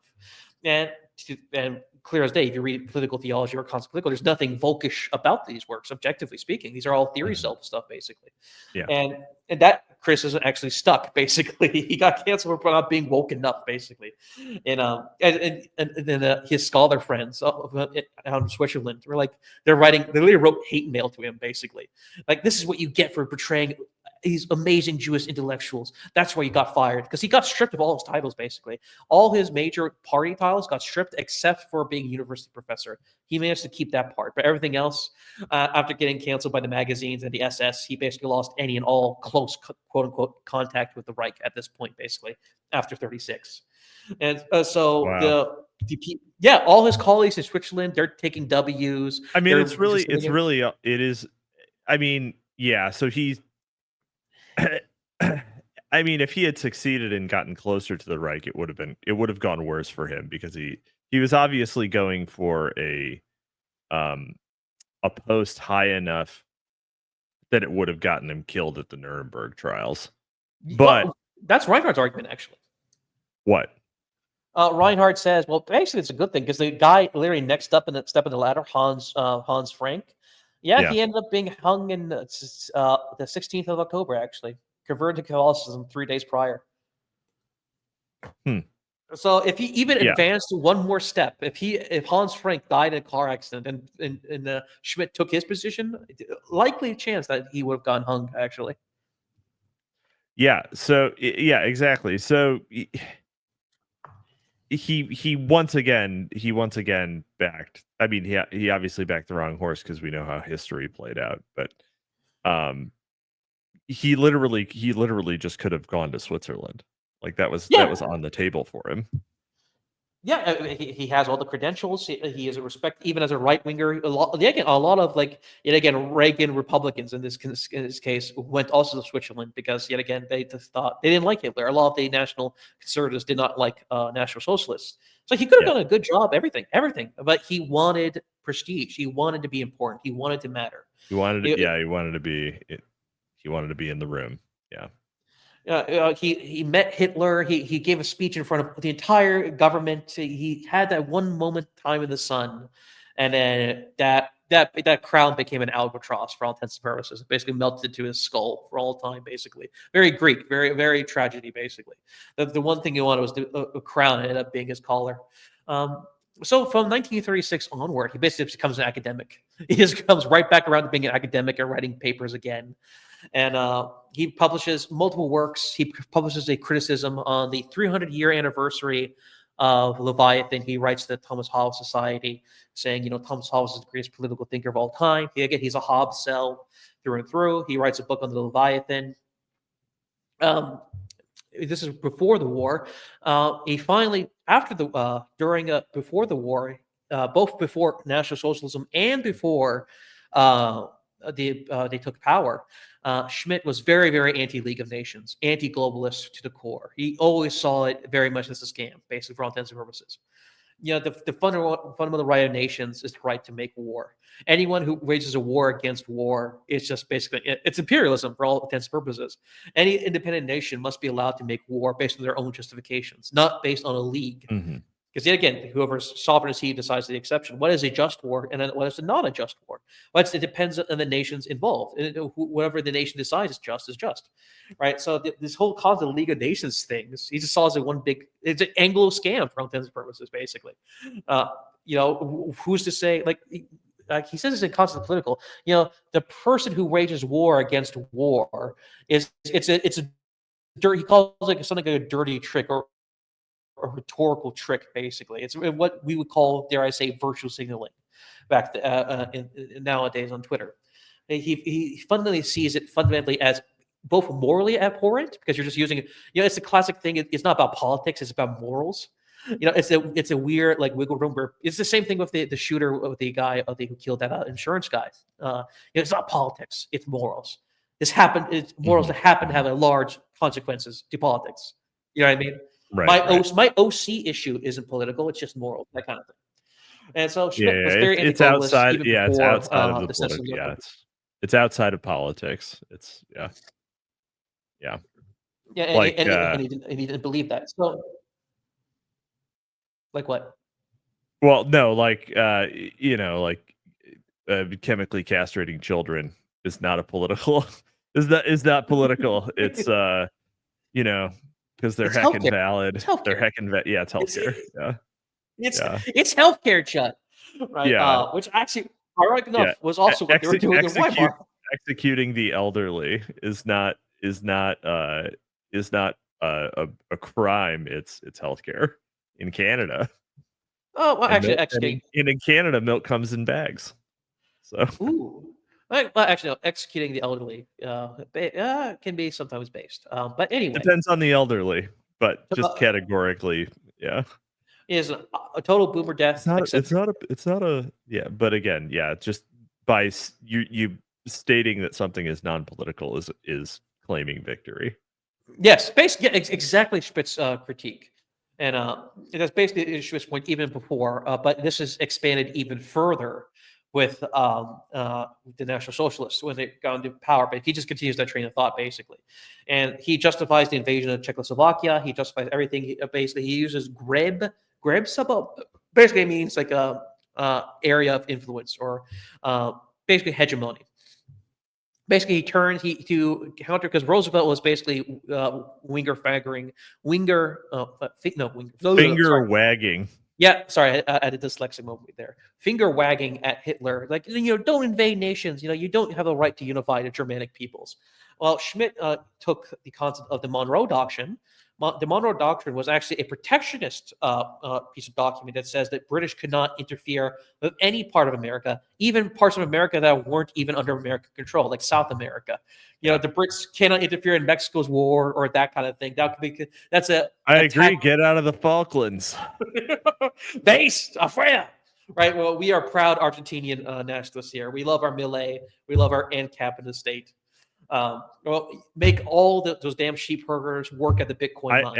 Every single country in South America should have a different kind of right-wing extremist running it, just so that we can see that all of the possible alternatives are better than participating in the GAE. Basically, give power to the Hearts of Iron 4 players. Basically, it seems like Libertopia is doing pretty good. It seems like giving an ethnic Arab dictatorial control over El Salvador is working out fine. Like it's it's all of them are somehow better than the GAE for those countries. So fine. literally just buy Bitcoin and arrest criminals, and that's it. Actually, that's Yeah, the two steps. turns out if you do the two basic things, then it's fine. Solid money and solid politics. That's and Schmitt. Actually, I wonder what Schmidt's take on Bitcoin would be. Actually, but so Schmitt. Well, he wouldn't. He would say I shouldn't have spent all of my money on SafeMoon. Oh fuck you! That's a low blow. Oh, sorry. And white paper. I thought. Look, I'm sorry. I realized that you. I when I said it, I had forgotten that you had lost money on SafeMoon. Listen, it had a white paper and everything. Damn it. How'd that work out? They had an office in Kenya. right? Their CEO was an ex-CIA agent. I get. Wait a minute. How is that a good thing? Yeah, in retrospect, I should A have saw it coming. a spook ran it, and it was running out of Africa. Yeah, no scam has ever been run out of Africa. I've had this pen pal who's a Nigerian prince for many years. No, because people were saying that Kenya was going to recognize it as an official currency, right? And it would make it shoot through the moon, right? And hence the name SafeBoon. What It worked for Sheep. I fucking guarantee you that the GDP of fucking Kenya is less than the, I don't know, 28th most lucrative American city. Well, listen, I should have read more Austrian economics. I did not read Theory of Money and Credit at the time. All right, I was too busy gooning to Dogecoin and buying a new watch for myself at that point. But it was my Schmidt. It was much like I was the spirit animal of Schmidt. That's why I relate to him so much. We both got rug pilled, man. We both got followed bad advice. We're both geniuses that we're simply too smart for our own good, and we managed to reason ourselves to unreasonable situations. Just like what Schmidt found himself in at post 1936. So he argues that basically, one second.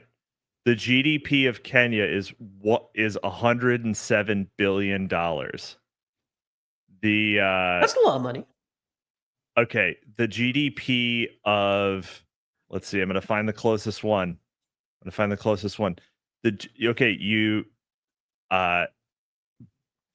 Providence, Rhode Island. The GDP of Providence, Rhode Island is $112 billion. And that is the 45th highest GDP metropolitan area in the United States. So I was actually giving Kenya too much credit. So yeah, that would not have made it moon. For future reference. You got mogged by a city in Rhode Island. That's embarrassing. Hey, at least it's Sam Hines, it's Sam Hines' home state. All right, at least I could say it's meta irony that happened. True. I did it for the memes. I did it for the memes. I think I only lost $5,000. I think it wasn't that much anyway. I've lost more on worse. So anyway, sorry. Please continue. Exactly. Right. Like the scam of marriage. Am I right? True cells. Anyway, so Schmidt is arguing for the idea of a German state or a German area of influence, or a fully officially recognized area of influence, or sphere of influence. That's the word I was looking for. Sphere of influence, or as he would say, a nomos, which is a very particular Greek term. It basically means like a law. It's basically understanding a central nature of a custom or of a people or of a centralized state. It's the state's nature to a certain degree is what nomos is. It's the state's sense of gravitational pull. It's an old Greek term. Basically norms or hegemon, basically in a certain sense. And basically what Schmitt was saying overall was that if the Americans had the Monroe Doctrine, which claimed, quote unquote, a sphere of influence over the entire American continents, and then used the Monroe Doctrine as an offensive weapon during World War I. Woodrow Wilson used the Monroe Doctrine as an offensive justification, as an offensive casus belli for World War I. Then, in a lot of ways, the sphere of influence, this concept, this casus belli, can be used as a aggressive tool, as a proactive tool, rather than a merely defensive tool. So, since we know that sphere of influence is a officially legalized concept, because again, that's kind of true of virtually any concept. You say, sure, I have a rule, right? And the rule is violated. It's just true of any, it's true of any rule. You can claim that it should be applied to others. And, are you saying hypocrisy is normal? And enforce it. I'm just saying it's not a specific thing about the Monroe Doctrine. That's all. Right, but he was, yeah, obviously all rules could be twisted, you know what I mean? Like, Yeah. but what Schmidt was saying overall, what he was arguing that if you notice, the Americans used this tool that was initially a defensive tool and used it as a proactive tool, right? Which is, yet again, almost every law or definition or anything Yeah. have a dual sides, right? Of course, but what he's saying is fundamentally the Americans have no right to say, yeah, America, that Germany cannot conquer Austria, America cannot conquer Czechoslovakia, or any of these things. These are actually our sphere of influence. We had these for hundreds of years in some cases, and only with the American imperialists in World War One did they magically, quote unquote, become like real countries or real ethnic groups. These are still clearly Germanic cultural states. So basically, he was defending the German conquest at that time. Like clearly, this is just our version of the Monroe Doctrine, to be perfectly frank with you. So he defends the land grabs for all intents and purposes. Um, he's giving lectures. He becomes a totally uninvolved in state politics at this point. He got canceled basically. It's not bad as the Soviets, where in the Soviet case he would be dead. But in Germany's case, he just got fired for all kinds of purposes. This is a quirk of the Nazi states, by the way. Everyone who was fired by Hitler, actually got their severance pay and everything. The Germans are a very organized people, even they're, dare I say, quote unquote, worst, as some people's eyes. So Schmidt goes on a lecture tour. He lectures all over the place. After they conquer France, Ernst Jünger was an officer in France at this point, and he invites Jünger over. He invites Schmidt over. Their wives are also very good friends with each other, so their wives would always bicker and nag So their husbands. at this point they're kind of they've made up. Yes, Jünger sees. Listen, he saw how bad Schmidt took the L, basically, and he saw that Schmidt basically. Yeah, you realize you were in the wrong. You realize you got dicked hard. You I tried to warn you, Carl. You were being a retard. Yeah, that's basically what Jünger says. To paraphrase a direct quote, Jünger says something along as like, "Listen, as a lawyer, you are under the law. You're the enforcer of a system. When the demos, the root word democracy, when the peoples move from one system to the other, you have no choice as a civil servant to kind of go through with it. And that, as a crown jurist, that hole must be filled, and only you could have filled that hole. And so, this hole, it was made for you." Yes. You could fill the Schmidt pit, Carl. Oh God. And he got fucked in the Schmidt pit in this scenario. Basically, he got fucked real hard in this case. So Jünger invites him to France. He goes to Paris. I believe it's first time in Paris, and he has a magical moment. He loves hanging out with Jünger. This is their relationship at their most intense, because both of them feel like deeply, deeply surreal about this state of the world right now. Jünger is completely left into the realm of the arts and of poetry, because Jünger does not support the war, but yet again, he is still an aristocratic German. This is his duty to follow orders. It is his duty to be an officer. He was born for this, quite literally. And so he does his job as an officer in Paris. Basically, he doesn't do anything. He drinks wine. He goes to the opera because basically it's occupied, but not like military occupied, because of the whole Vichy France kind of thing. They had, for all intents and purposes, it's babysitting. Vichy France. So for all intents and purposes, it's basically just babysitting their French collaborators. Nothing too spicy is going on. French resistance is basically just Cold War propaganda in retrospect. And it was mostly 90% of the time peaceful. So Jünger is taking Schmidt to the opera. They're going on hikes. They're drinking wine together. They're basically having a time of their lives. Basically, just trying to basically put their head in the sand and pretend the world doesn't exist. France was their theme park for all intents and purposes. And Schmidt gets really, really into an American author. Actually, he gets really into Herman Melville, particularly one story in Herman Melville in particular called Bernito Sereno. That's the story, Bernito Sereno, and which is a story. Bernito Sereno is his Ryan Gosling character. It's his version of Drive, basically. He loves that story. He tells Jünger, this explains my entire relationship fully. This is my life, basically. And to give it a summary of the story, Benito Sereno is about a whaler who goes to check up on a captain, the titular Sereno, because there's been rumors that something shady is going on. Something's happened to this. It's a slave ship. So the captain of the whaler ship goes up to meet Benito Sereno. He's acting really shifty. He's acting really strange. The African slaves are acting really shifty as well. And he thinks, is he smuggling something? Is he a partisan? Is he a privateer? And once they finally get to the harbor, Benito Sereno literally jumps out of the ship into the whaling ship and like basically cries like a baby. And it turns out the entire time the slaves have mutinied against the captain. And basically, he was the slave to the slaves. Basically, the slaves took control of the slaving ship, basically. And Schmidt looked at this. He's like, "Yeah, this is literally me. This is literally my life. I tried to take control of the slave ship. I thought I was the captain, but it's literally Instead. yeah, I'm the captain now. Basically, the Groiper points at Schmidt. I'm the captain now. Basically, to reference that dead meme. So he refers to himself as Benito Sereno his entire life. Younger to their dying days, refers to Schmidt as Mr. Sereno from there henceforth. Because he saw him as a tragic figure, as very Shakespeare. He saw himself as a Shakespearean figure. He loved Shakespeare.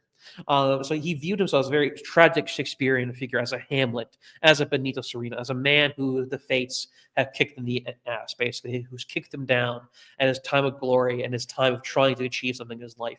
He views himself, instead of my life as a video game, my life is a Shakespeare play, basically. So he's going through it at this time. He's talking about art with Junger, who's like seeing all this war and this death and bombings. There's one time where, the ski lodge, the weird ski lift things? And he takes a ski lift things and he actually gets to see it while he's taking a ski lift.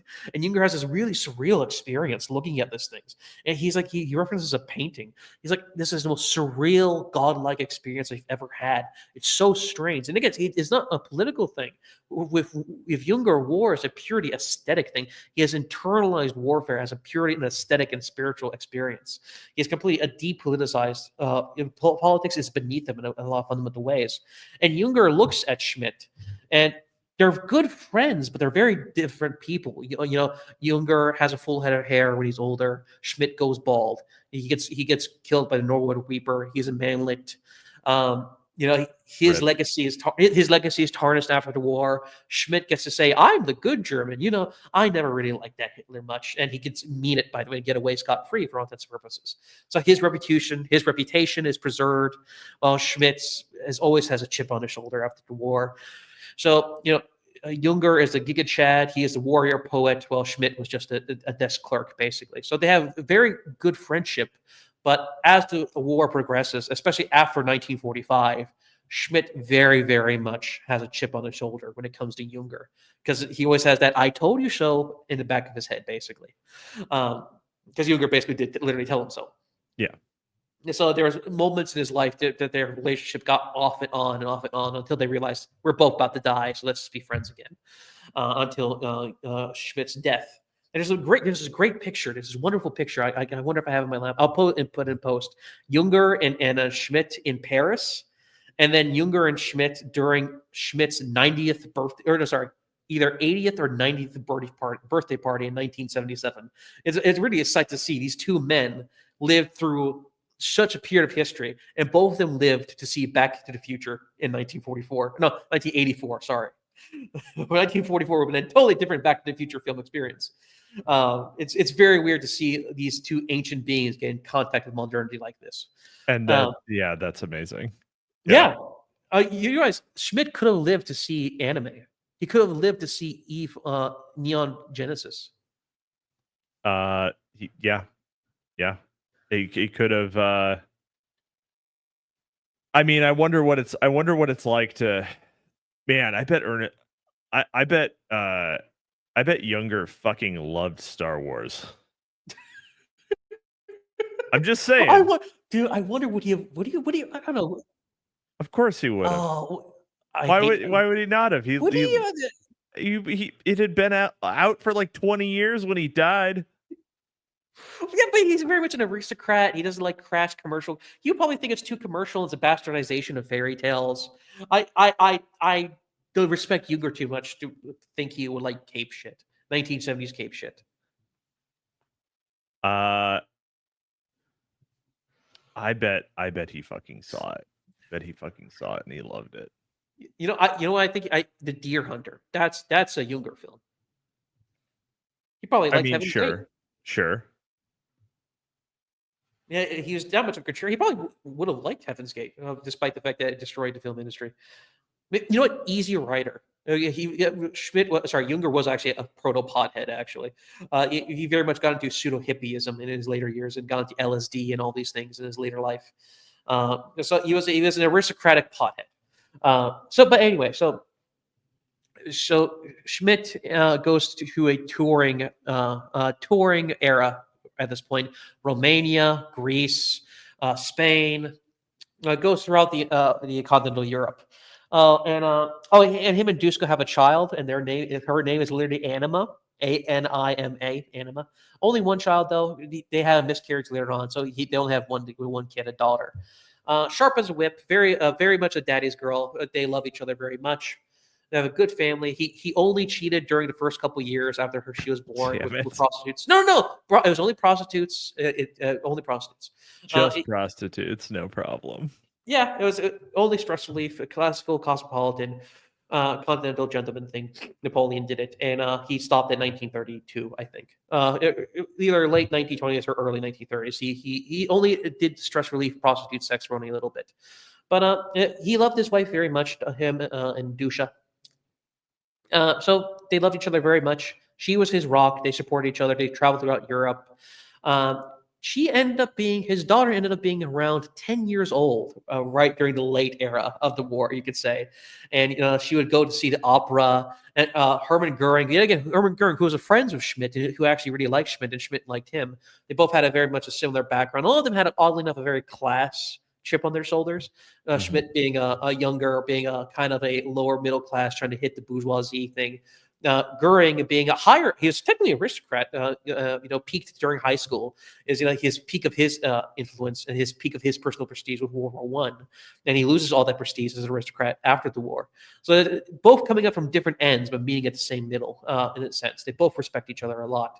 So Hermann Goering actually gives Schmidt's daughter the best seats in an opera, so they can look at the opera, which is very nice of him to do. So she gets to be around 10 before she sees everything collapse. So Schmidt is actually literally in Berlin when everything goes down. I mean, when I say everything goes down, including his fucking house, by the way, his house being bombed. Okay. So they are complete chaos. The only person he has with him is his wife and one of his students, which is Huberman. One of his best students, despite being a kind of a libtard, and ended up disagreeing with Schmidt a lot. The irony of the student being completely different from their master, basically. But they're very much intensely to each other at this point, like glue. Him and Huber, Huber. I'm going to call him Huberman from now on. Huberman is very close to Schmidt at this point. Mind you, about 60 to 70% of his pupils have turned his back on him at this point. Literally, so how much of a liberal could Huber possibly be if he's sticking by Schmidt at this point? Oh, well, he just had a definition of the state that he thought that states should still have norms, and that Schmidt went full decision. Okay. So he was ideologically okay. I see what you mean. So yeah, sorry, go on. Yeah, he was basically a right-wing liberal, and he basically still believed that norms should be subjectified, and he did not believe. It's very weird to modern ears, but he thought that making of a German Reich would destroy the German nation, and he found it very kind of culturally genocidal in a weird sense. That it's a lot of the early Germans of the city-state era didn't like the idea of the German Empire because it would destroy local cultural diversity. Ironically enough, Goethe, for example. I'm so right, so true. Yeah. Basically, it was the network state model. They did not believe in federalization. They believed in preserving cultural, distinction. And what Huberman thought was that basically it would destroy Germanness for the Reich, and it would destroy cultural diversity. While Schmidt was again full on top down organization. So it wasn't. It would have, just like it did for the United States, and indeed the United States lack of localism has destroyed localism elsewhere. So Yeah, the they were EU at right. this point, right?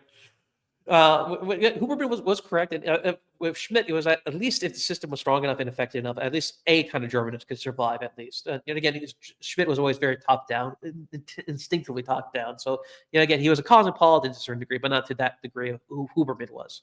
He very much wanted an idea of a centralized German state. He wanted a EU because in his early Catholic years, he said that a church hypothetically, mechanically, could form like an iron rod or an iron center, like a gravitational focal point for an EU. If we're all unified by Catholicism, much like the old medieval era, Germans, Swedes, all members of Europe during the Hun era, during the early medieval period, were unified by one thing, and that was the Catholic doctrine against the infidels and against the heathens.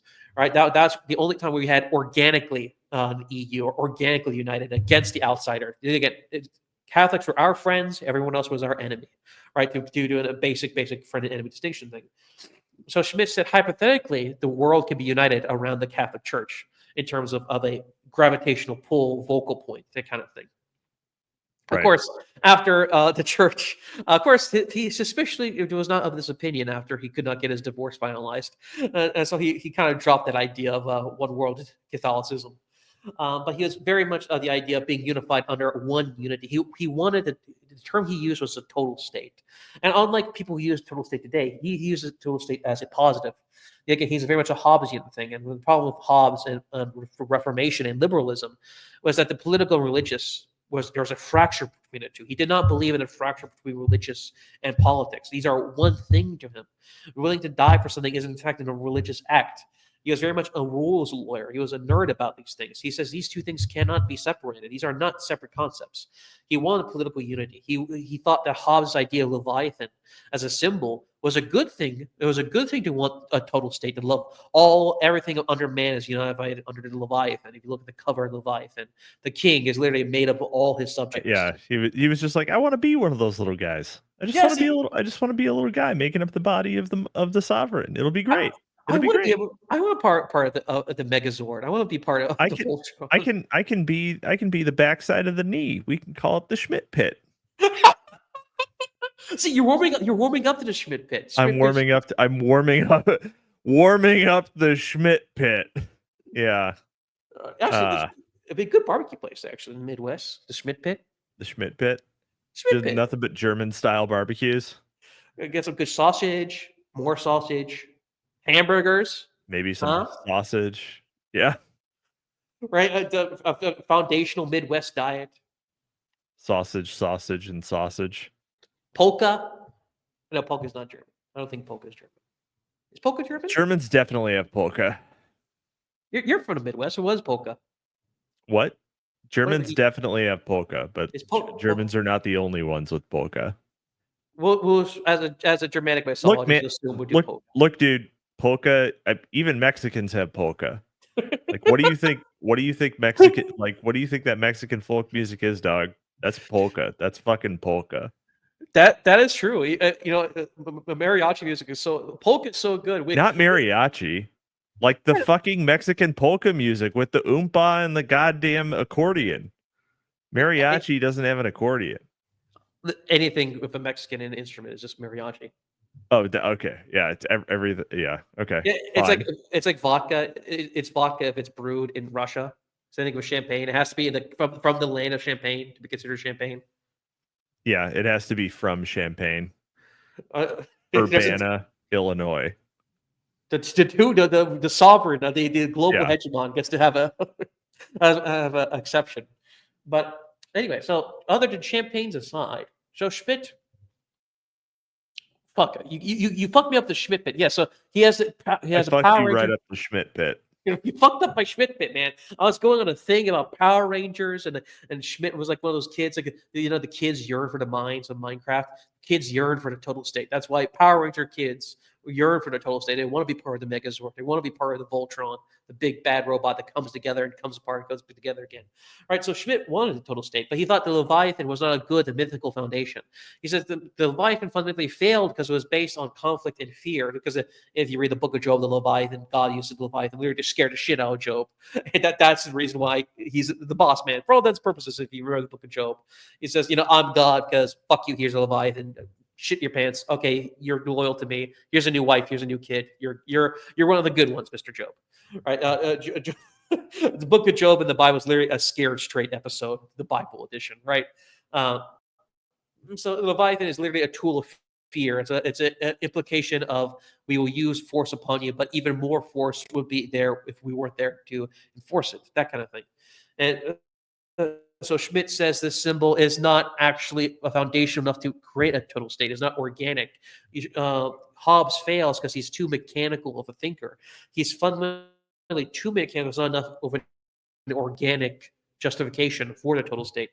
In fact, Schmitt goes so far to say as that time where Hobbes, who was fundamentally religious, Schmitt actually senses a deep religiousness into Hobbes, because most people view Hobbes as a cynic and a merely materialist. Schmitt senses in Hobbes a realization of a craving and a desiring to put the pieces of religion and the state back together again. Even though the Reformation has fundamentally shattered the concept of a unified front in terms of religion and politics, or religion and the state. Unity of throne and scepter. So Schmitt loves Hobbes, but realizes the Leviathan is too much of a mechanical symbol. The mythic symbol of the Leviathan is not strong enough for the modern state. In fact, Schmitt even blackpills to a certain degree that says that modernity itself can never be justified. Unity can never be justified in modernity. And this is where the seeds of Schmitt becoming more Catholic are planted in this black-pilled realization that the total state, even though it's a good thing, again, Schmitt is always a statist. He never goes against the state. He just realizes in his heart of hearts that a complete totalizing state can never be truly achieved. It'd be great. It didn't happen, but I wish it did. That kind of beat, basically. So he comes in this state of the war, in this state of the world. He comes to this position. Basically, he's black-pilled. He gets to hang out with his friends, drinking wine, he's still a superstar speaker at this point. Dear God. Yeah, that was a loogie right there. That was vile. And that was right out of the Schmitt pit. Actually, that was heavy flow. You're like a Swiss cheese of Schmitt pits. You're just a man. Yeah, whatever that fear of holes thing is, that phobia. Yeah, you're just completely covered in Schmitt pits. Imagine the smell. I will not. I have no choice to them. I can't smell right now, so you can't smell. You can only imagine the smell. I can only imagine the smell of the Schmitt pits. But I suspect that the Schmitt pits were very sweaty at this time and very much filled with fear and tension and dread at this point. Because the war is winding down. He tells his little girl a bedtime story. It becomes Land and Sea at this point, which is the story about the development of a teleological state, which is a state based on land, and a spatial state based on the foundation of land, and the naval state, which is the state of the Anglos, the Brits, and the definitions and the contradictions and the comparing and contrasting between land powers and sea powers. The Leviathan and Land and Sea will be his two big books that were published during the Sense of Young Man's era. So once finally 1945 rolls around, he only has a handful of students that are with him, especially Huberman, who is his best student in terms of sharp as a witness, but his ideological enemy to a certain degree. They're very close during this period. Their wives are very close. He's put into a camp, actually, an occupation camp, actually, because yet again, he got a paycheck from the Reich. So they interrogate him. One of his ex-students that hated him was one of the administrators during the Nuremberg trials, by the way. Oh my God. Yeah, the Americans hired libtards basically to administrate the Nuremberg trials, right? So he has to justify himself during the oral examinations. He's he can barely write to his wife. He's writing a diary. He's in a Nuremberg jail cell. He's still writing his fucking diary. The commitment is insane. So he's writing his diary. It's mostly religious. and he views this as a fundamental civil war. He despises the idea of civil war. Civil wars haunt Schmitt from a purely jurist standpoint, because he can hold idea of legitimacy, because the whole point of a state is legitimate. It's the complete and utter breakdown of a state. A state can lose a war, but even fighting a civil war is a total loss. Yeah. It breaks the founding myth. It breaks the founding foundation of states itself. A state's supposed to be unified conceptually. It's supposed to be one thing. The idea of a civil war even potentially happening, it breaks the founding myth of civilization in Schmidt's eyes. So he starts thinking about civil wars, basically, because he views this kind of, oddly enough, as a civil war, as a rupture of the norms, as a rupture of the nomos, of the intrinsic nature, the spatial order of Europe at this time. So he is completely haunted by this. He managed to get out basically scot-free for all intents and purposes in 1945, but then he gets arrested again 2 years later, 1947, once Germany was getting cleaned up again, to make double extra sure that he wasn't a Hitler lover, basically. But then he finally gets freed. He goes back to Plettenberg. Of course, he gets stripped of all his titles. Basically, he wasn't allowed to teach anymore at this point. He still had his diploma. He still had his degree. He still technically had the paperwork, but he just literally just was not legally allowed to become anywhere involved, either in politics, law, or academia at this time. So he gets a little house. This is where he becomes Carl Schmitt Tradcaf. Post-war, Schmitt gets in touch with his Catholic roots, basically, partly as damage control optics.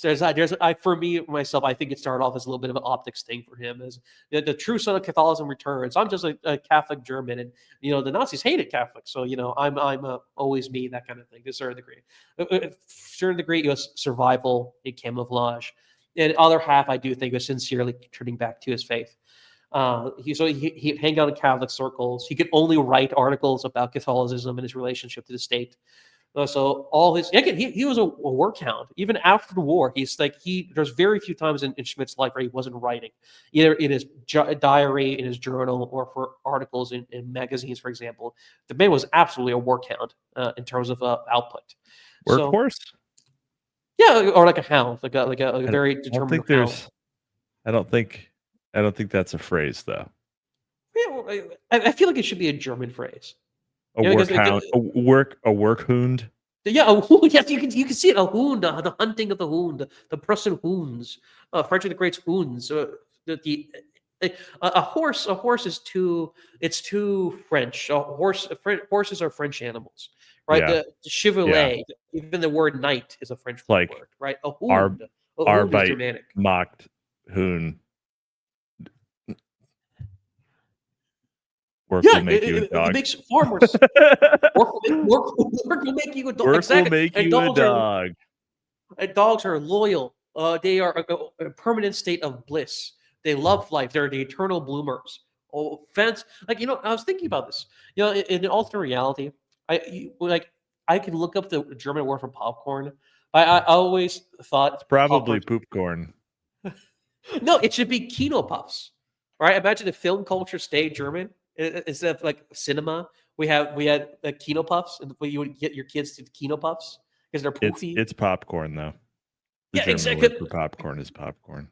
Because of American imperialism. If Germany won, we could have gotten Kino Puffs. Oh, and the kids, the Kinder, the Kino Puffs. Like you can see it. You can see it, right? Start selling that product, and we'll see what people call it. When the AFD wins, we're getting Kino Puffs in theaters. In the Kino. What's the cinema called? Is it called the Kino House?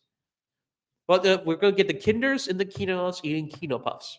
We're watching this live stream. I'll be making the biography, but once we win, of the documentary of Carl Schmitt, the biopic of Schmitt.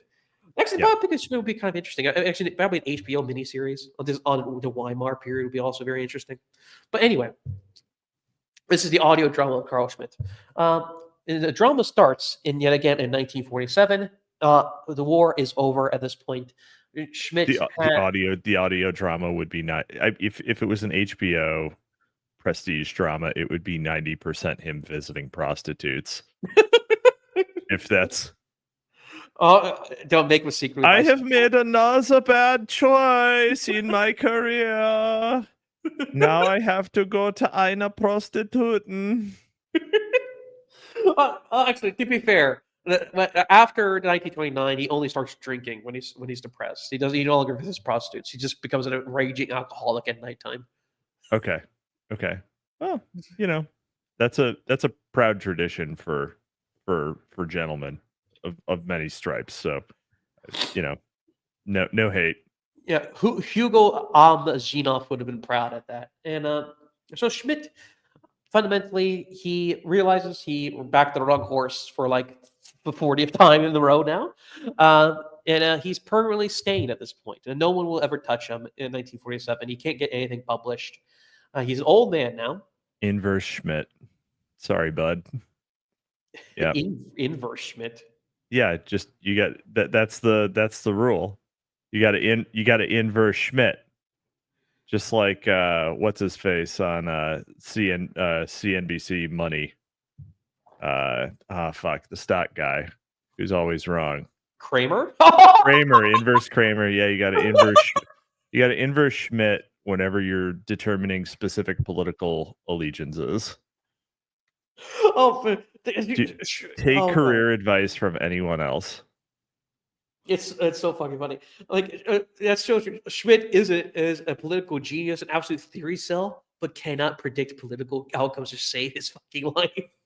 Yeah. Oh, dude, he would be horrible at Polymarket. He would totally put all his life savings in Polymarket. Oh, he would have absolutely gotten rocked on Polymarket so many times. That would have. I mean, that's like his fucking kryptonite, right?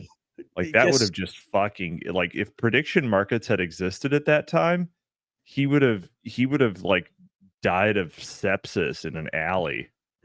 Like it would have put Dostoevsky's gambling problem to shame. No kidding. Markets.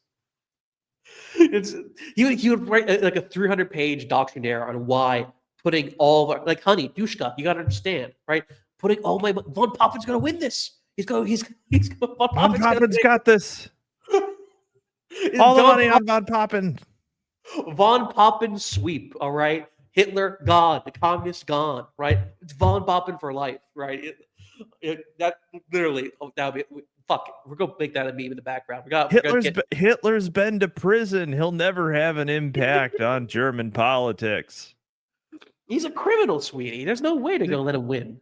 Well, they wouldn't elect him, and they certainly wouldn't appoint him. A felon? These are sober, reasonable politicians. Yeah, the experts would never allow. It just couldn't happen. All the money on Von Papen. Yeah. Oh, now I'm envisioning a Jeb Bush meme. it's Von Papen. It's the Papen sweep. Yes. So Schmidt has lost all his credibility on the hypothetical poly market, on the prediction markets of IRL life. He has lost all his credit in terms of prestige.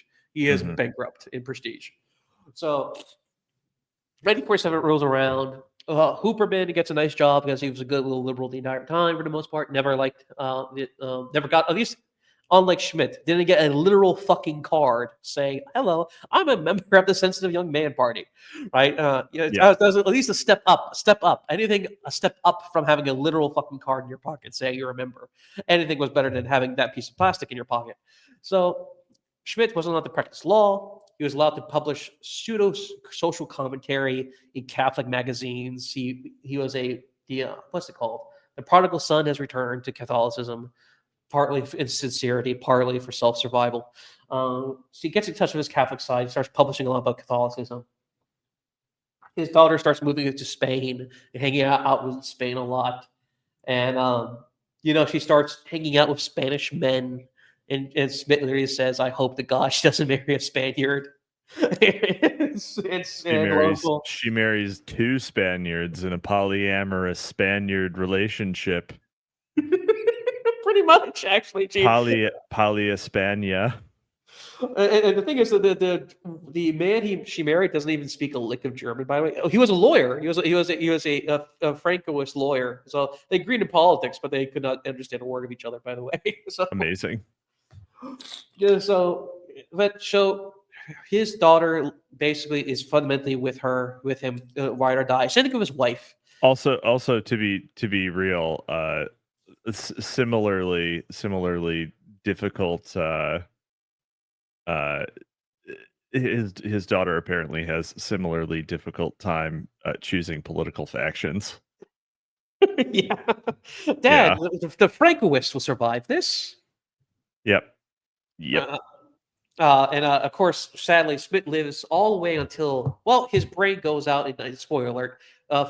Schmidt, he gets dementia in 1983, most likely in 82, and he technically lives till 1985. But for all intents and purposes, Schmidt, we know, died in 1983 with his brain. But he lived until see Ronald Reagan at least. He got to see the boomer often take control in America at the very least, and at least Junger gets to live to see the fall of the Union. So Schmidt, at least in 1947, complete outcast. However, he still has a social clique. Oddly enough, there's circles around Schmidt. All his old pupils, a lot of them come back into the fold. They take pity on an old man. He makes amends with a lot of his old pupils. Eric Peterson, the Catholic who said he wasn't Catholic enough, he still hates his guts at this point. But a lot of his old students who loved, again, he was a very good teacher. One of his students says, if I did not attend your lectures, I would not be the man who I was today. And if he saw a student like was tired, if he was a top A student, he'd be like, "Listen, just take a day off. If you're going to take examinations, I want you to be fully rested. I need your full brain power. I don't want to see you touch a book for the rest of the day." He was very involved in his students. So a lot of students after the war actually stood up and actually stood with him. They actually supported him after the war. After all the controversies and everything, his pupils start slowly coming back to him. The diehards were always with him, but slowly he gets his old students back from his Bonn era back to a certain degree. I mean, some of them actually become university professors in the University of Chicago, become communists, and ban any positive works of Schmidt in Chicago, actually, for a long time. At least not until the mid-'70s. So Schmidt is an outcast for a good couple years. He gets invited to speak at a legal conference at one time. That obviously, of course, gets canceled out of the blue. No one will publish him for the first couple years. He still writes anyway. It's not until the mid-'50s where being involved with Carl Schmitt wasn't an absolute death sentence. Yeah. Isn't a cultural death sentence, basically, because at least you have the Cold War at this point. So he started writing in the 1950s. He finally starts writing his second edition, finally completed Nomos of the Earth, which is his geopolitics book and his state of the Nomos of the entire Earth. Hold on one second. Which is his geopolitics book, and he considered it his second masterpiece was Nomos of the Earth. And Nomos of the Earth basically talks about the spatial order of the entire globe, and basically how the development from Earth power to sea power and then to spatial power, because again rockets and all these things. So and he lived to see the spaceship on launch, for example. So basically, he saw that eventually the mechanical globalization of the world is kind of inevitable at this point. And so he basically says there will be one global sovereign at this point. That the nomos of the earth will be achieved to a certain degree through hell or high water. There will be a universal sense of gravitational law to the world itself, to the globe itself. There's only very few pockets of the resistance against the draw towards a global nomos, basically.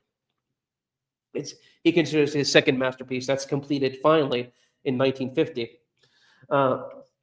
So from 1950 onward, he slowly starts to give lectures again. Of course, he only gets a lecture in Spain, where his daughter is and where Franco is. Yeah.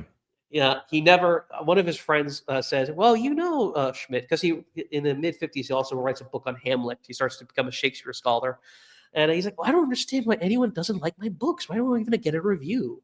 And like, "Well, you're Carl fucking Schmidt, number one, dude, and two, maybe you should try. You gotta be like what iDubbbz does and kind of kiss the ring. You should write a book on John Locke." You gotta. God. Yes. Yeah, you gotta soften your image, bud. You gotta you gotta go on an apology tour.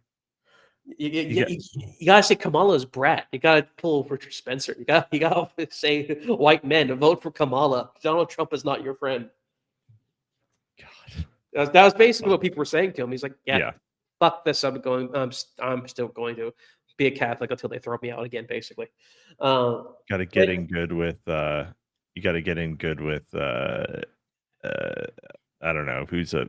I don't know who is the like stock libtard in the 50s. Karl Popper. I mean, I guess I guess I meant someone political, someone directly political, but I don't know. whatever. I don't. Whatever. It's well, fine. no one cares who the It's fine. chancellor Who was. cares? Who the fuck cares? Yeah. So he's giving lectures in Spain again. He becomes very active. He travels. Still Spry Chicken this time, and his Plettenberg house becomes basically a tourist site from either his old colleagues to he has new proteges. He has new pupils. Like, oh my God, you're Carl Schmitt. You know, like he has a reputation, both as a negative reputation and also a positive reputation at this point. And he begins to myth make, and Junger finds this very amusing. He wallows in his bitterness, Schmidt, but he also takes credit for the very same thing that causes him his bitterness. And he starts to talk of the legend of Schmidt himself. He partakes in myth making to a certain degree. All these younger types wanting to be his mentor, basically, or seeking out his mentorship. Yeah, so a young generation of pupils emerge. Roman Schneer, Reinhard Koselleck, Ernst Wolfgang, Bachenford. He also gets contact again with all his old proteges, a lot of his old students from the early years of Bonn, who remember the real Schmidt, come back to him. They've helped him start publishing again. One of his old students is, I believe, Frosthurst, I believe, who helps. He's not only a lawyer in the Federal Republic. The German government after the Reich was known as the Federal Republic, basically, and became cartoonishly philo-Semitic, basically. And his students eventually start helping him publishing his work, start publishing his Festschrift. And a Festschrift is a compendium. It's a greatest hits album of an intellectual.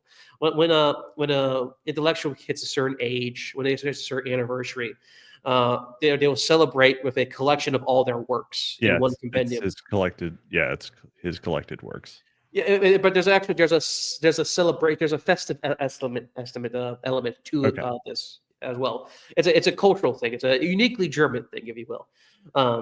So he gets his first Festschrift in the, I believe it was 1957. The people finally convinced that he should be allowed a Festschrift. And usually they have a party, but the party was canceled. And he decided to celebrate his birthday at home with his daughter and his friends.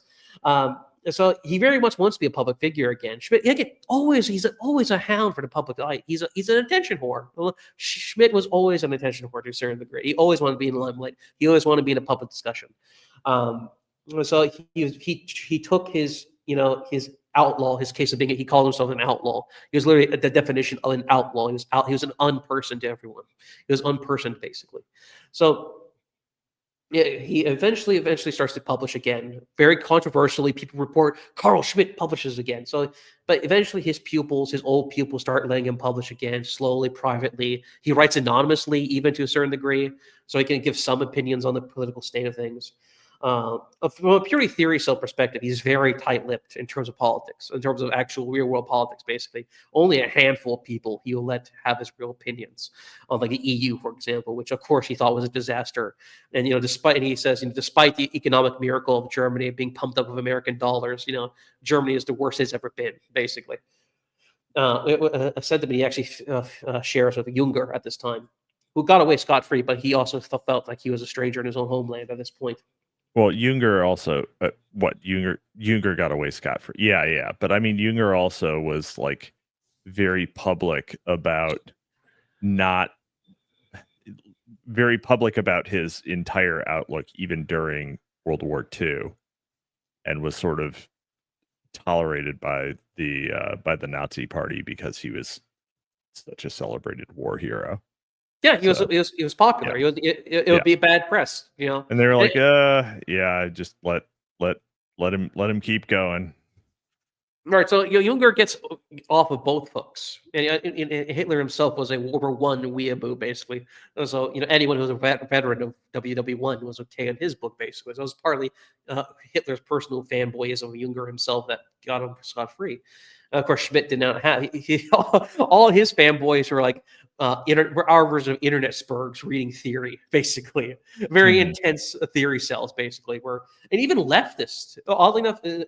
Starting in the mid 60s and 70s, left Schmittians because Otto Kirchheimer and certain elements of the Frankfurt School were actually students of Schmidt. And still a lot of times kept in touch or at least respected a lot of the things that Schmidt taught, basically. Yet again, what the communist left Schmittians and right Schmittians share is the critique of liberalism, basically, of bourgeois liberalism. So that's why there can be such thing as a leftist Schmittian, basically. With leftist Schmittians, you just get Lenin, basically. Schmidt was a big fan of Lenin in a lot of ways and commented a lot on Lenin, and particularly in the mid 70s. He was actually oddly a big fan of Lenin. So Lenin was basically just a left-wing version of Schmidt's theories put into practice, or praxis, if you will. So Schmidt in the mid, also his wife dies in 1950. She dies. So it's just him and his daughter after the 1950s onward. So he's lonely. He talks to his neighbors. He likes to take hikes. He says, at this point, after World War II and the mid 50s or starting the early 60s, he says, I have one foot in Chiron's boat. Chiron, the Greek entity of death, the boatman that was the Uber driver to your meeting of Hades and so forth in Greek mythology. He says something along the lines of, direct quote is, I'm more interested in the race between snails than the space race now. Because he lived to see the space race, but at this point he could feel himself, growing old at this point. Despite that, he is still publishing like a madman. In 1963, he finally publishes Theory of the Partisan, which he considers a direct sequel to Concept of the Political. This is talking about the idea of partisan warfare, of spies, what does it mean to be a political soldier, to exist beyond political legitimacy. The idea of a guerrilla warrior. A guerrilla, or from Spain, is fundamentally a person who does not have legal jurisdiction to either self-defense or otherwise. Only in emergencies, only in quote unquote state of emergencies, like in the Prussians, for example, in 1813, I believe, gave a decree to all villagers to grab, their rakes, their shovels, their pickaxes, anything with a pointy end to use as a weapon to attack the enemy. But usually that was very, very rare. The political violence was always held within soldier classes and was exclusively under soldier classes.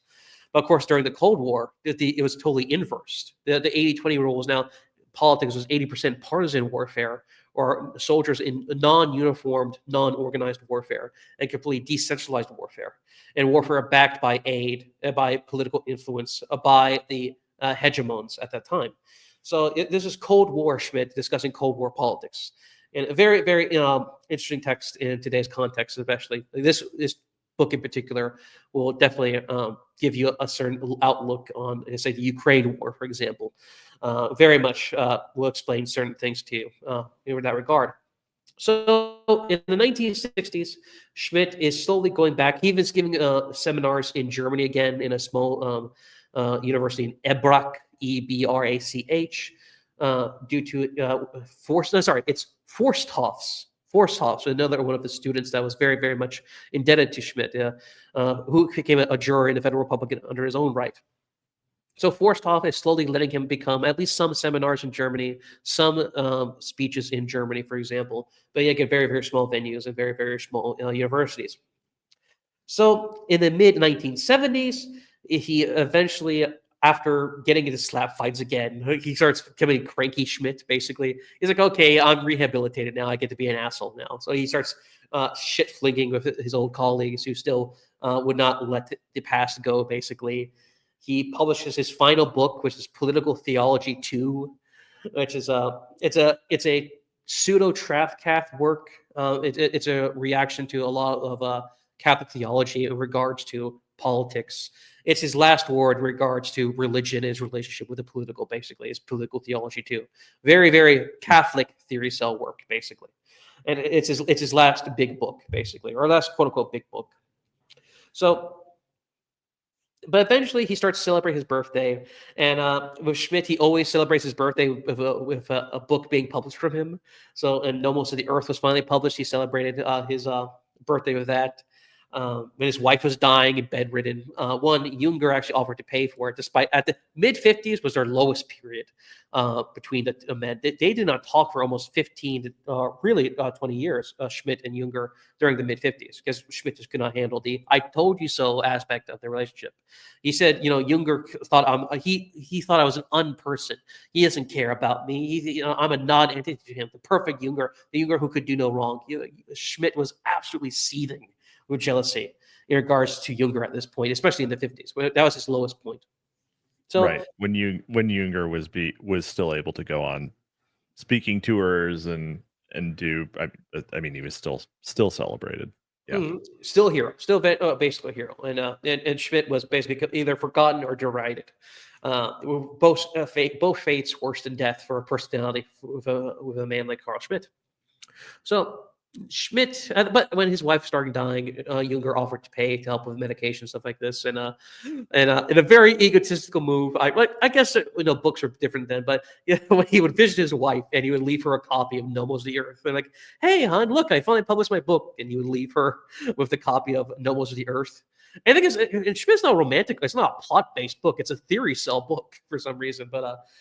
He would leave his. It's like me leaving you with my Fallout fan fiction as you're lying of like Schmidt pit cancer.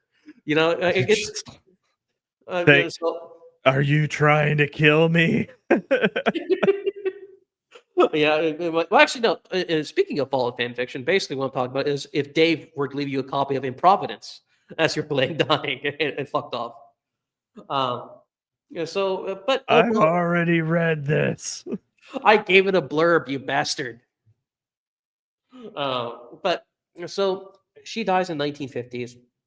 Schmidt relies heavily on his daughter. She marries a Spaniard, has 4 or 5 kids actually, and then Schmidt just kind of slowly becomes Schmidt again. He becomes getting in political slap fights. Every time his birthday comes up, there's always 5 journalist presses. The one right-wing journalist press says Carl Schmitt's awesome. The neutral one says Carl Schmitt turned 90 today, and the other 3 are calling for his head, basically. And so he finally has people talking about Schmidt, at least in an academic sense, an essay sense. They're all critical, and then all of them are talking about him. It's like, you're German. You can come to me and ask me for my opinions. Why don't they interview me? Why don't they ask me anything? Right? Because they're just pulling this shit out their ass. And Junger basically says, well, shit happens. At this point, we're both historical figures at this point, mate. I mean, people are going to talk about us no matter what we say or do at this point. We have no choice in the matter now. Junger was very much, just see la vie, let things be. At this point, we're historical figures. We're objects of the zeitgeist at this point now. We have no choice but to just carry our burdens and continue on our lives and choose to ignore it if we wish to. That was Junger's POV, because Junger still got a lot of shit in post-war, still from the leftists, still tons and tons of shit. But Schmidt was doubly so of Junger.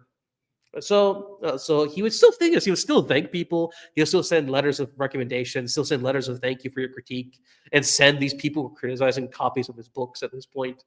Like, he was just so desperate for it to be in the zeitgeist or interacting with the public consciousness to a certain degree. So even if they were critical, he would still say thank you for your criticism. Yeah, he still wanted people to be talking about it, because the worst possible thing is for his words to just be shot into the void. Yeah, basically. To be completely forgotten, basically, was his biggest fear at that point. But eventually, as he became into his 80s and eventually to his 90s, he finally he published Political Theology 2 in 1970, and in 1978 he actually turned 90 years old, and he finally made up with Junger at this point. They became friends again. It was at his peak. His daughter is at his side. He's got his grandkids. The town of Plettenberg, the mayor of Plettenberg, actually gives him the ring to the city. And he basically like, well, Junger, Schmidt was actually against Hitler, so it's totally okay that I give him his ring. So Schmidt gets the ring to the city instead of keys. They give rings, I guess. So he gets the ring to the city of Plettenberg. He is Plettenberg's greatest son, basically. He's officially recognized by the town of Plettenberg as a cultural icon or as a hero of their town, of their village. And even there's actually a jet streams. There's fire pilots in their planes going across the sky. It was actually just a military practice, but Schmidt thought it was actually for him, his own little private military parade in the sky. In his 90s, became a little eccentric as he slowly got a little older. So well, the as 90th birthday, as many people do when they reach their 90s. Yeah. they can afford to be a little eccentric. And Yeah. actually, speaking of the Schmidt pit, he actually does have something wrong with his rectum. He actually has to get surgery on his rectum at one point. So he actually did have to get some sovereignty up in his Schmidt pit, actually. Truly, this is the craft of shadows. Hey, listen. In the David Foster Wallace episode, they talk about the alcoholism and they talked about his surgeries. All right. So this is medical history isn't part of the biography. Getting your booty hole. And I totally do not know what Our Darkness is, by the way. Getting your booty hole stitched closed is all right. Well, how about this? Pretty rough. Yeah, it sucks. It sucks. He also has a heart attack. Well, that's stylish. I mean, yeah, that's a and the heart attack classic male move. Shakes a little bit, literally just shakes. Yeah, classic male move to have a heart attack. That's fine. Well, actually, Jungerix talks about these. Yeah, that's vintage. That shows you lived a life. Actually, yeah. Are you a real man if you never ever had a heart attack? What, you're saying you didn't have a 90% blocked Widowmaker? What are you, gay? Actually, the thing is with the American diet, the heart attacks are no longer a flex because heart attacks, it means you have excess real. I mean, you have excess energy. You're putting too much stress on your heart. You're that agentic. You're had that much kinetic energy in you. But thanks to the seed oil industrial complex and the modern eating, you can have the honor of a heart attack of any of the grace. You just eat enough cheeseburgers and you get the same. You get the same death basically as a nobleman who died of a heart attack at the age of 80 because he was just that energetic at his old age. We had to return to the glory of the traditional heart attack. Yeah. You gotta it's the same thing we've done. You gotta go out to like mow the lawn and drop fucking dead at 62. Like that's the way a man dies. with his lawn half. With his lawn half mowed. Yeah. With his face full of wood clippings. Or what's it called? There's actually a particular word for grass clippings. Grass clippings. Grass clippings. Is it grass clippings? I think there's a particular phrase, but yeah, grass clippings. Grass clippings is what you would say when you're talking about cutting the grass. All right, so grass clippings, face full lawn cuttings. No, there's another term. There's another term for this. I heard not in English. Yeah, maybe it's Spanish. Anyway, the slave labor aside, Schmidt has a heart attack at the age of 70. At 1970. He slowly starts to cooperate with certain people. He has his own version of a Groiper fan. Hans Dietrich Sonder, and he's a big fanboy of Schmidt, and and also his protege. And he's like, "Oh man, I'll go critique the Frankfurt School in my essays." And Schmidt's like, "Okay, go ahead. You're sharp as a whip." And of course, he talks about all the Jews in the Frankfurt School, the Jewish question. And Schmidt's like, for once in my life, not like this, not like this. For once in my life, I get to tell someone else I told you so, right? So he's like, to stick to criticizing the Protestants, my man. I've been down this road. And of course, Sonder just calls him Jewish, and he continues on his path of being a radical, and but still defending Schmidt all the way to the end, basically. 100% his Groiper fanboy, basically. He has some left Schmittians. Hannah Arendt, you may know, meets Schmidt. Ends up being. She also was actually a CIA glowy, by the way. She was literally on the CIA's payroll. Yeah. To justify neoliberalism. So she met Schmidt. Schmidt thought she was all right. Overall, Hannah did not impress Schmidt very much. But for him, he just thought she was just a lot of her critiques were just taken from him and just turned to diet Schmidt, basically. He also met George Schwab, an American fanboy. And if you have a copy of your concept of political, as I do have here in my hand, he was the man who translated the concept of political from the University of Chicago. Now, and George Schwab was a big fanboy and actually loved Schmidt so much he actually met him in Plettenberg and did the pilgrimage and loved meeting him. But however, in the University of Chicago at that time, one of the members of the board of Chicago by the early 1960s and 70s was one Otto Kirchheimer, a former pupil who left with bad blood with Schmidt himself. So it was very awkward. So George Schwab could never publish anything even remotely positive towards Schmidt in America, or at least in the University of Chicago, due to the fact that Otto Kirchheimer had clearly a bias towards his old teacher. Yeah. So he had to go to Germany, meet with Schmidt, and Schmidt actually said, listen, just criticize me, write the introduction, how big, mean poopy head. I like you a lot. Yeah, you're sharp as whip. Just denounce me. Go ahead. Just publish the damn thing. So we finally get Concept of Political, the one that you'll buy off Amazon, the cool orange and black cover. Now, sadly, this is not the most up-to-date version of Concept of Political, because the German version is the 4th edition. And because in order to publish anything, Schmidt had to give like a kind of an introduction. He had to write an essay about what he feels currently about all his work. So when he wrote Concept of Political, he had to write a new essay. When he had to release Leviathan, the one book he wrote from the National Socialist era, he had to write another essay. He had to write like a director's commentary for each of his books. Sorry about all of the Nazi stuff. I did not mean it. It was a tough time for me. No, dude, it's like with the Sam Raimi Spider-Man, because there's that one gay joke in Spider-Man 1. So that this film was made. Boyfriend make it for you. Yeah. So when you watch Spider-Man 2 with your fucking cousin, it says this film was made in a particular time in a particular era. So basically, he had to write a version of that for each of his books post WW2. So the newest edition, if you get one in Germany, it has an excellent description of Hobbes, and it's very detailed from the director, from the author himself. But sadly, if you're an American, you don't have access to this essay and introductions. Sadly, because it actually is a very interesting theorycel stuff about him, his relationship with Hobbes, and his justification. It's very, very, very much high standard Schmidt. It's not a slapdash justification at all. So George Schwab finally introduces America in the English language to Schmidt's work through Hell or High Water. He is Schmidt's strongest American shoulder at this point. And eventually, Schmidt becomes just a stalemate between him and the German public. The leftist Schmittians, particularly the Maoists, German Maoists love the Schmidt, because in the Theory of the Partisan, he talks about like the genius of Mao in terms of partisan warfare, and he thinks that China is the only power left that can be like against imperialist hegemons of Soviet Russia or America. Like China is the only unique. It's the third way. China is the third way, basically.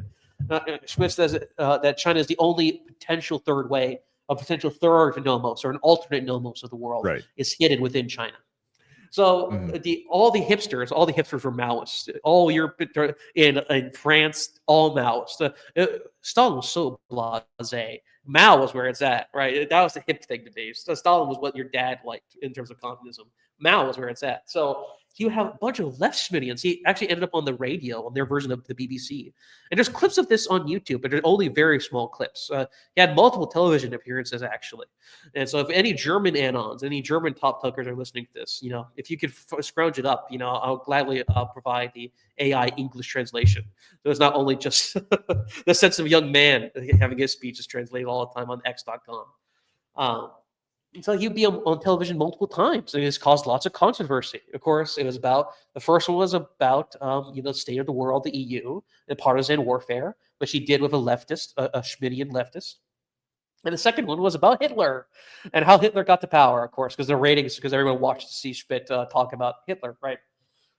And he carried it with grace, basically. And his justifications for why he joined was that, I didn't decide, Hitler did. Again, he basically says, I'm just a lawyer. I'm just a civil servant.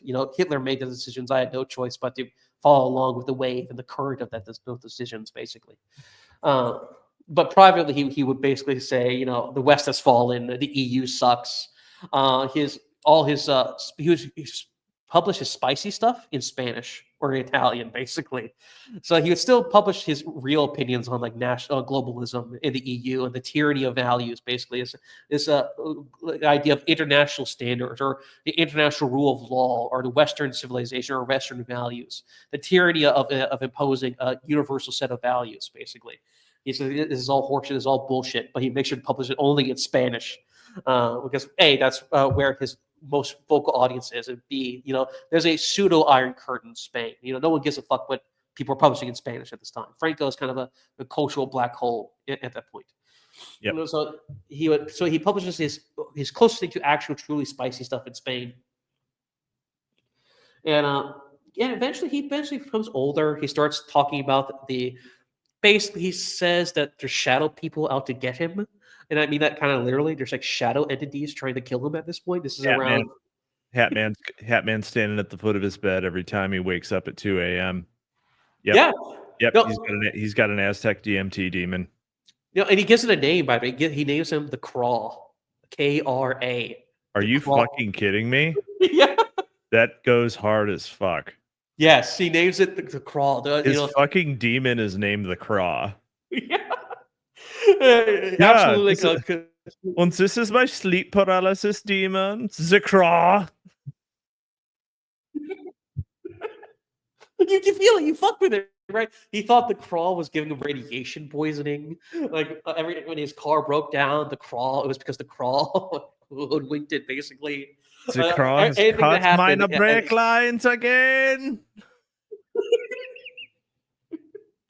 The cause burnt my bread again, damn it.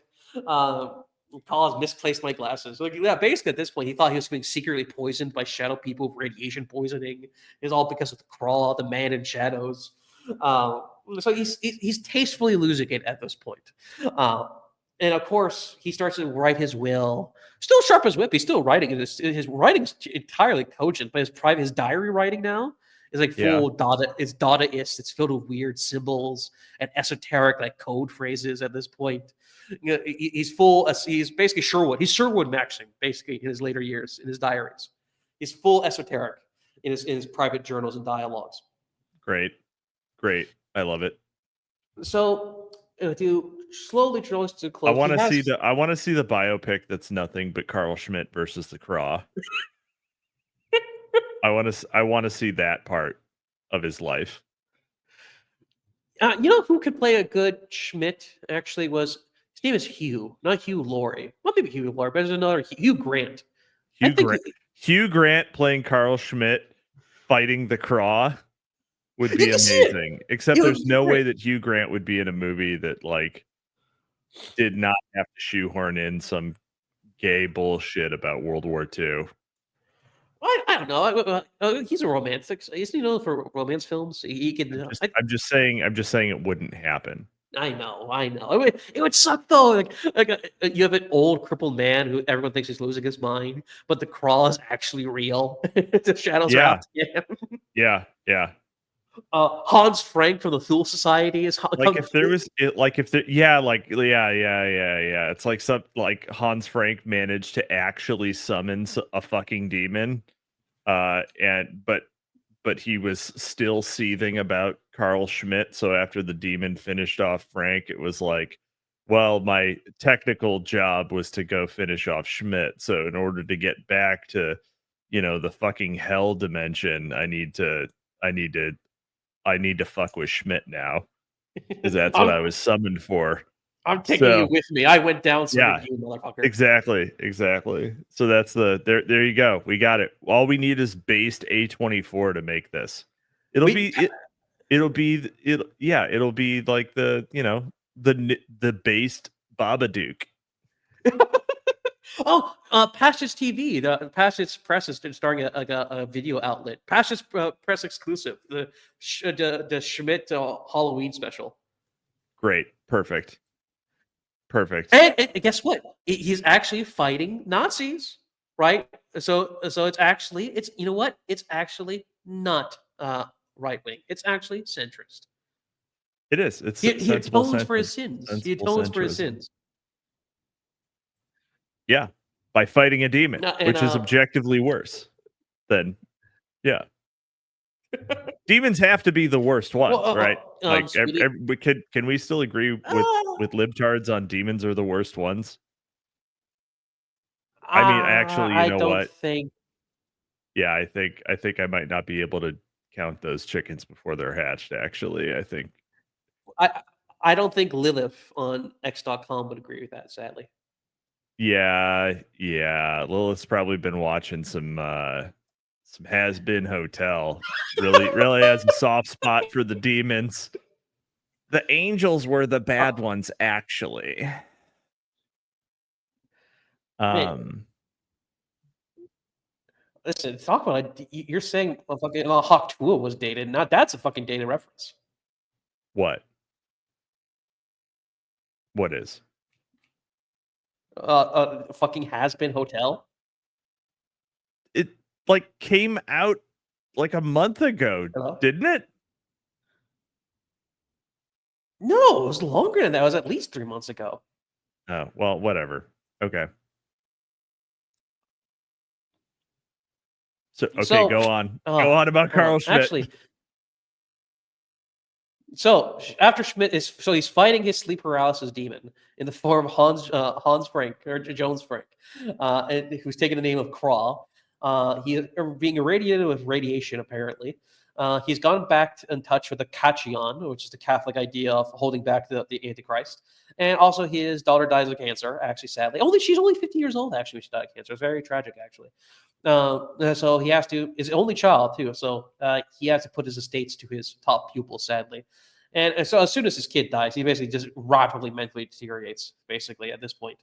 Um, as I said, he does get a letter in the mail from his ex his ex side piece, saying that, my affair with you was one of the best moments of my life after she saw the magazine piece about him.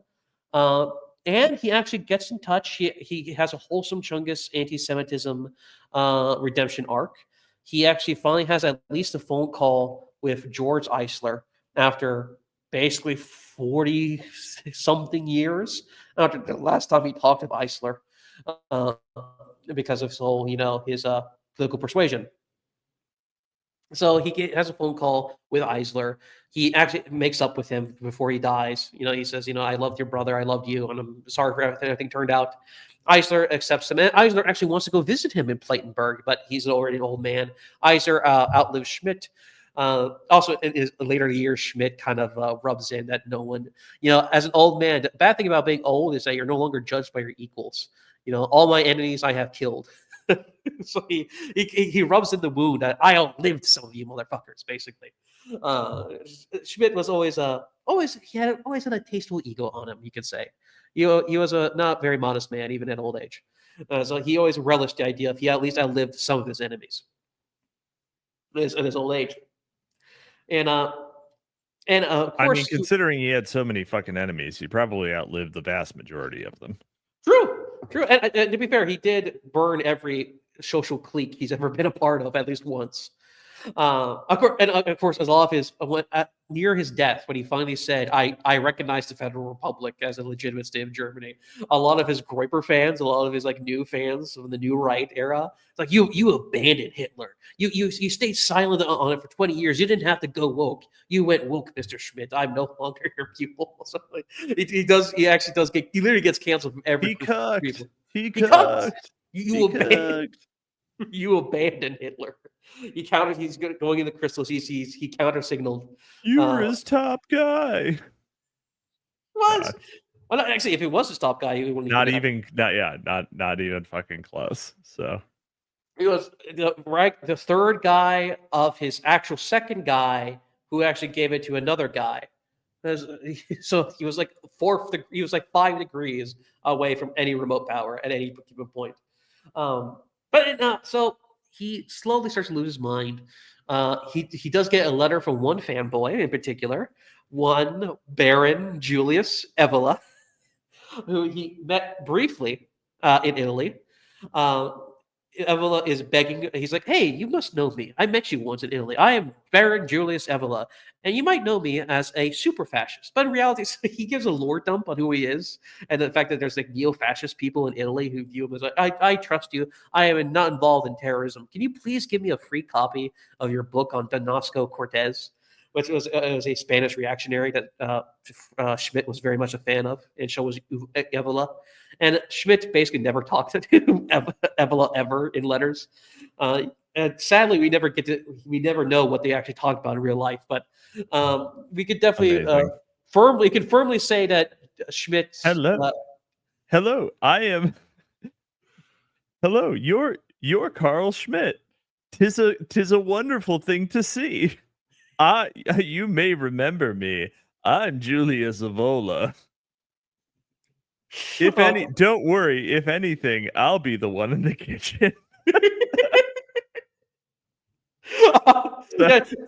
I guarantee you, he's like, is this Fed bait? If I answer it with the German police, yeah, because the first letters, like I stood in trial for being a super fascist, but don't.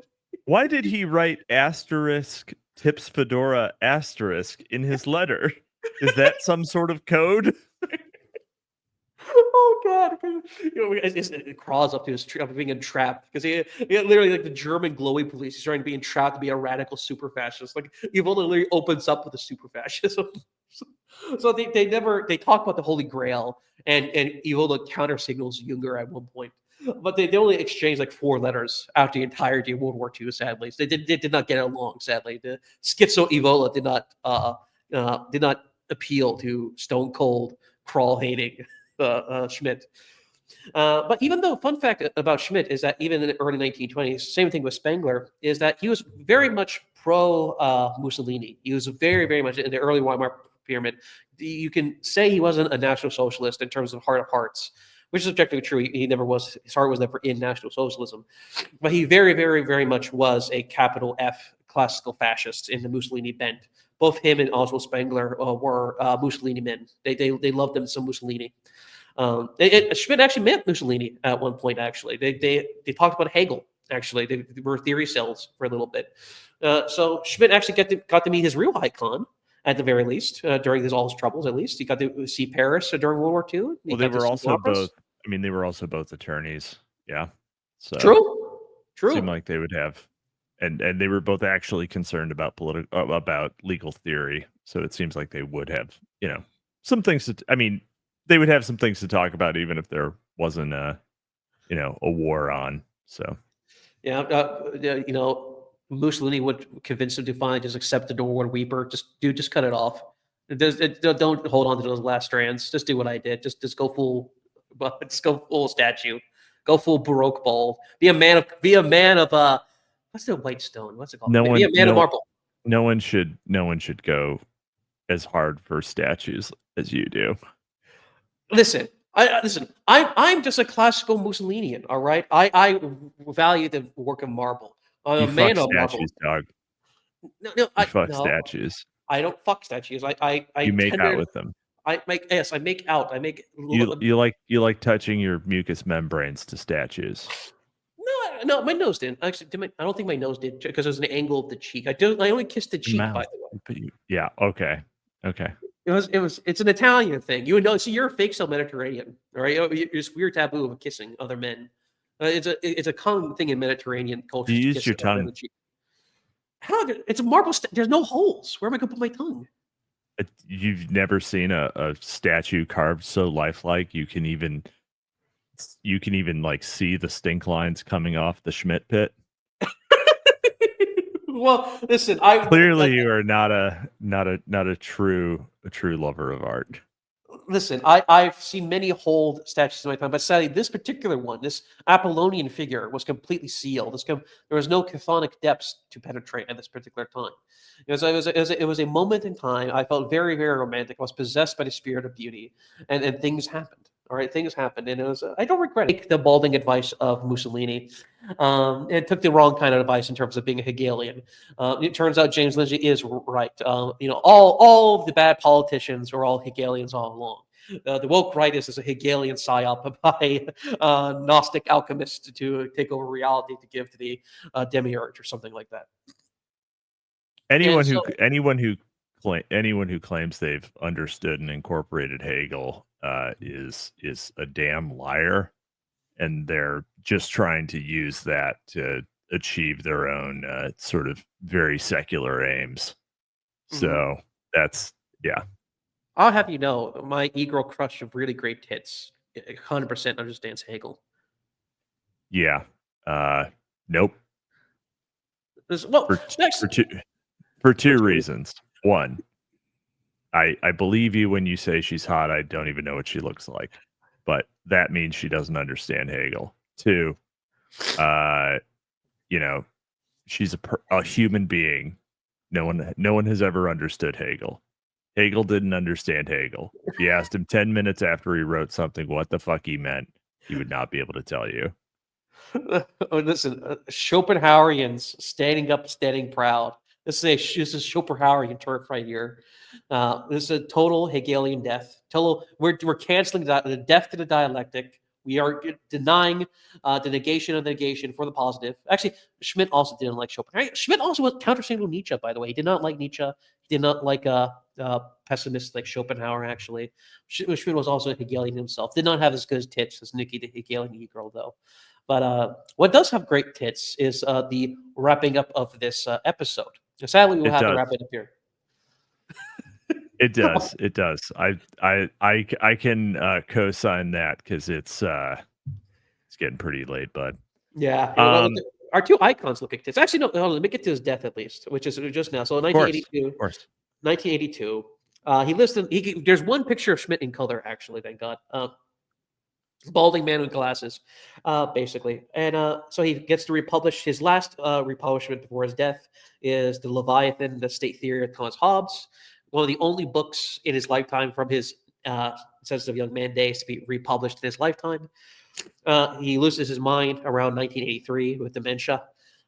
He gets his hip bone broken. He's permanently in hospice care by late 1983. Literally basically a year after his own daughter's death from cancer, he completely becomes feeble, basically. And sadly, by 1985, after the release of the first Back to the Future movie in 1984, Mr. Carl Schmitt lives to see Ghostbusters crawl in the flesh, but does not live to see Reagan's re-election. In 1985, Carl Schmitt, on April 7th, dies in Plettenberg. And the crown jurist of internet e-right is forever entombed into our souls and into our minds. And he is actually buried in Plettenberg with an Orthodox cross.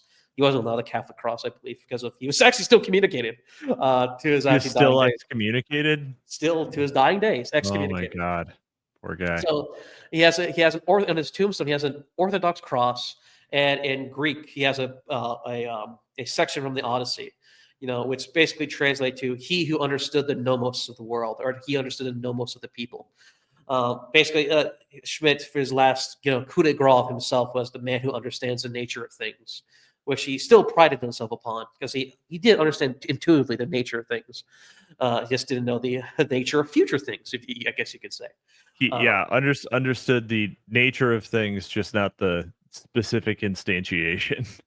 Had a real trouble predicting the instantiation.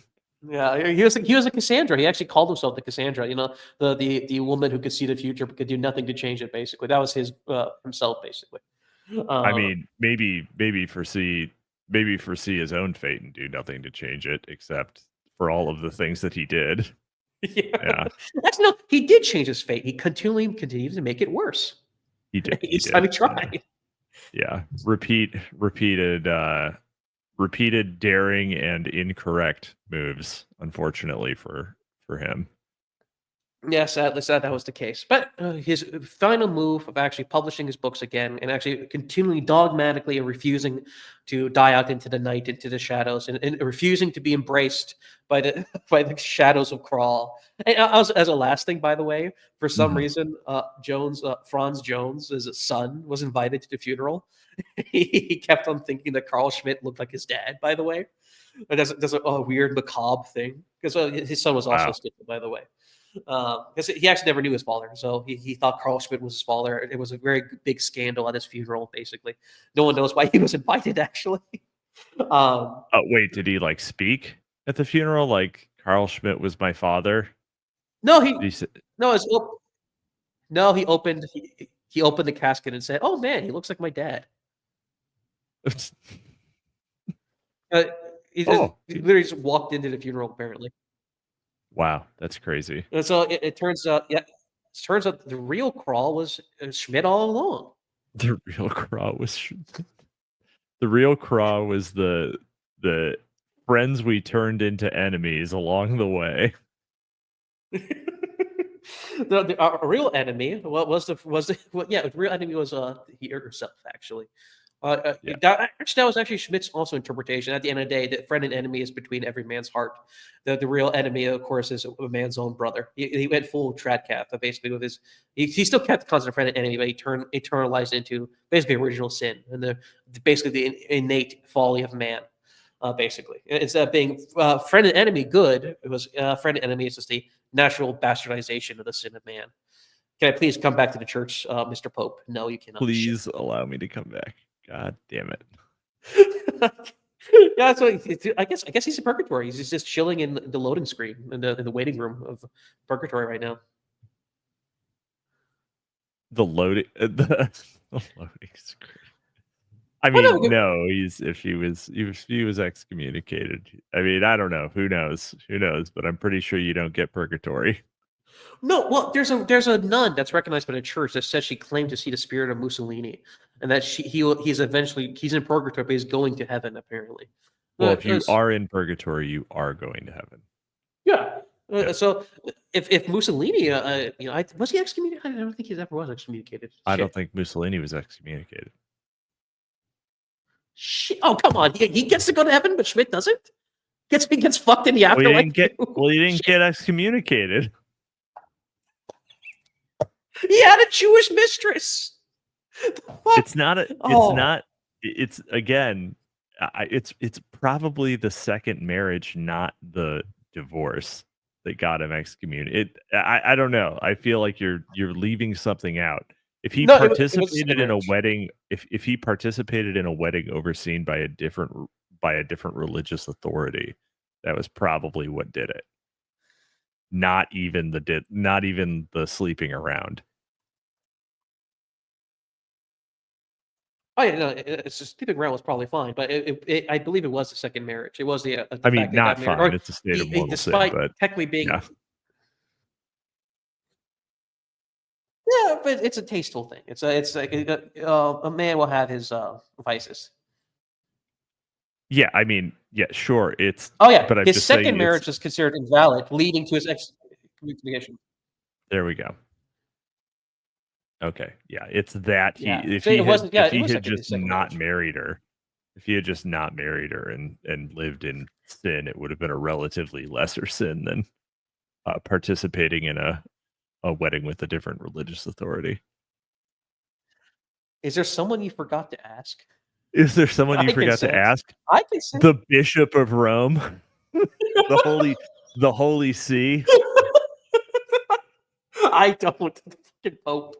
So sadly, at best, we're hoping for Schmidt to be in purgatory, and hopefully he's listening to this podcast right now, and hopefully it helps him pass the time in purgatory. So after this journey, Capitalism, what can you say now about Mr. Schmidt?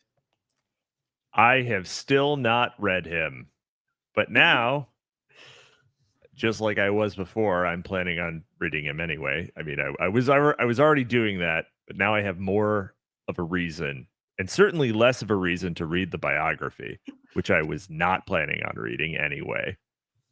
Well, there's a bunch of secret lore that I did not get into, actually. I'm sure there is, because I bet the audiobook is more than 4 hours long. Yeah, it would be a lot easier if it was an audiobook instead of me having to read. The audiobook does not exist. Right. Yeah, it's just only physical. You were not even able to find a PDF. Yeah. Esoteric. This is real fucking Leo Strauss hours. This is real esoteric, motherfucker. No, I can't control F this shit. You know what control F is? My fingers. That's what the F stands for, man. Control fingers. So true. All right. Well, I'm glad, at least for our listeners, you can pretend to have read Schmidt now. Yeah, well, you can pretend to have. I mean, you can't pretend to have read Schmidt. You can pretend to have read Schmidt's biography and have a vague understanding of what Schmidt himself also said.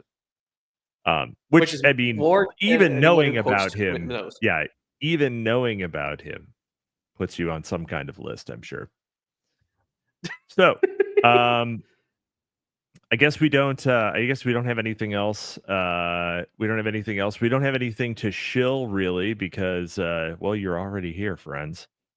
And Well, we had to show the Patreon. If you want more if you Craft want, of Shadow episodes, if you want more Craft of Shadow episodes, which will always be Gabe story timing, one of his long-suffering co-hosts, then yeah, sub to the Patreon. It is so affordable for the amount of content we put out. If you broke it down by hour and tried to figure out how much we were getting for it, well, we're not making minimum wage, friends.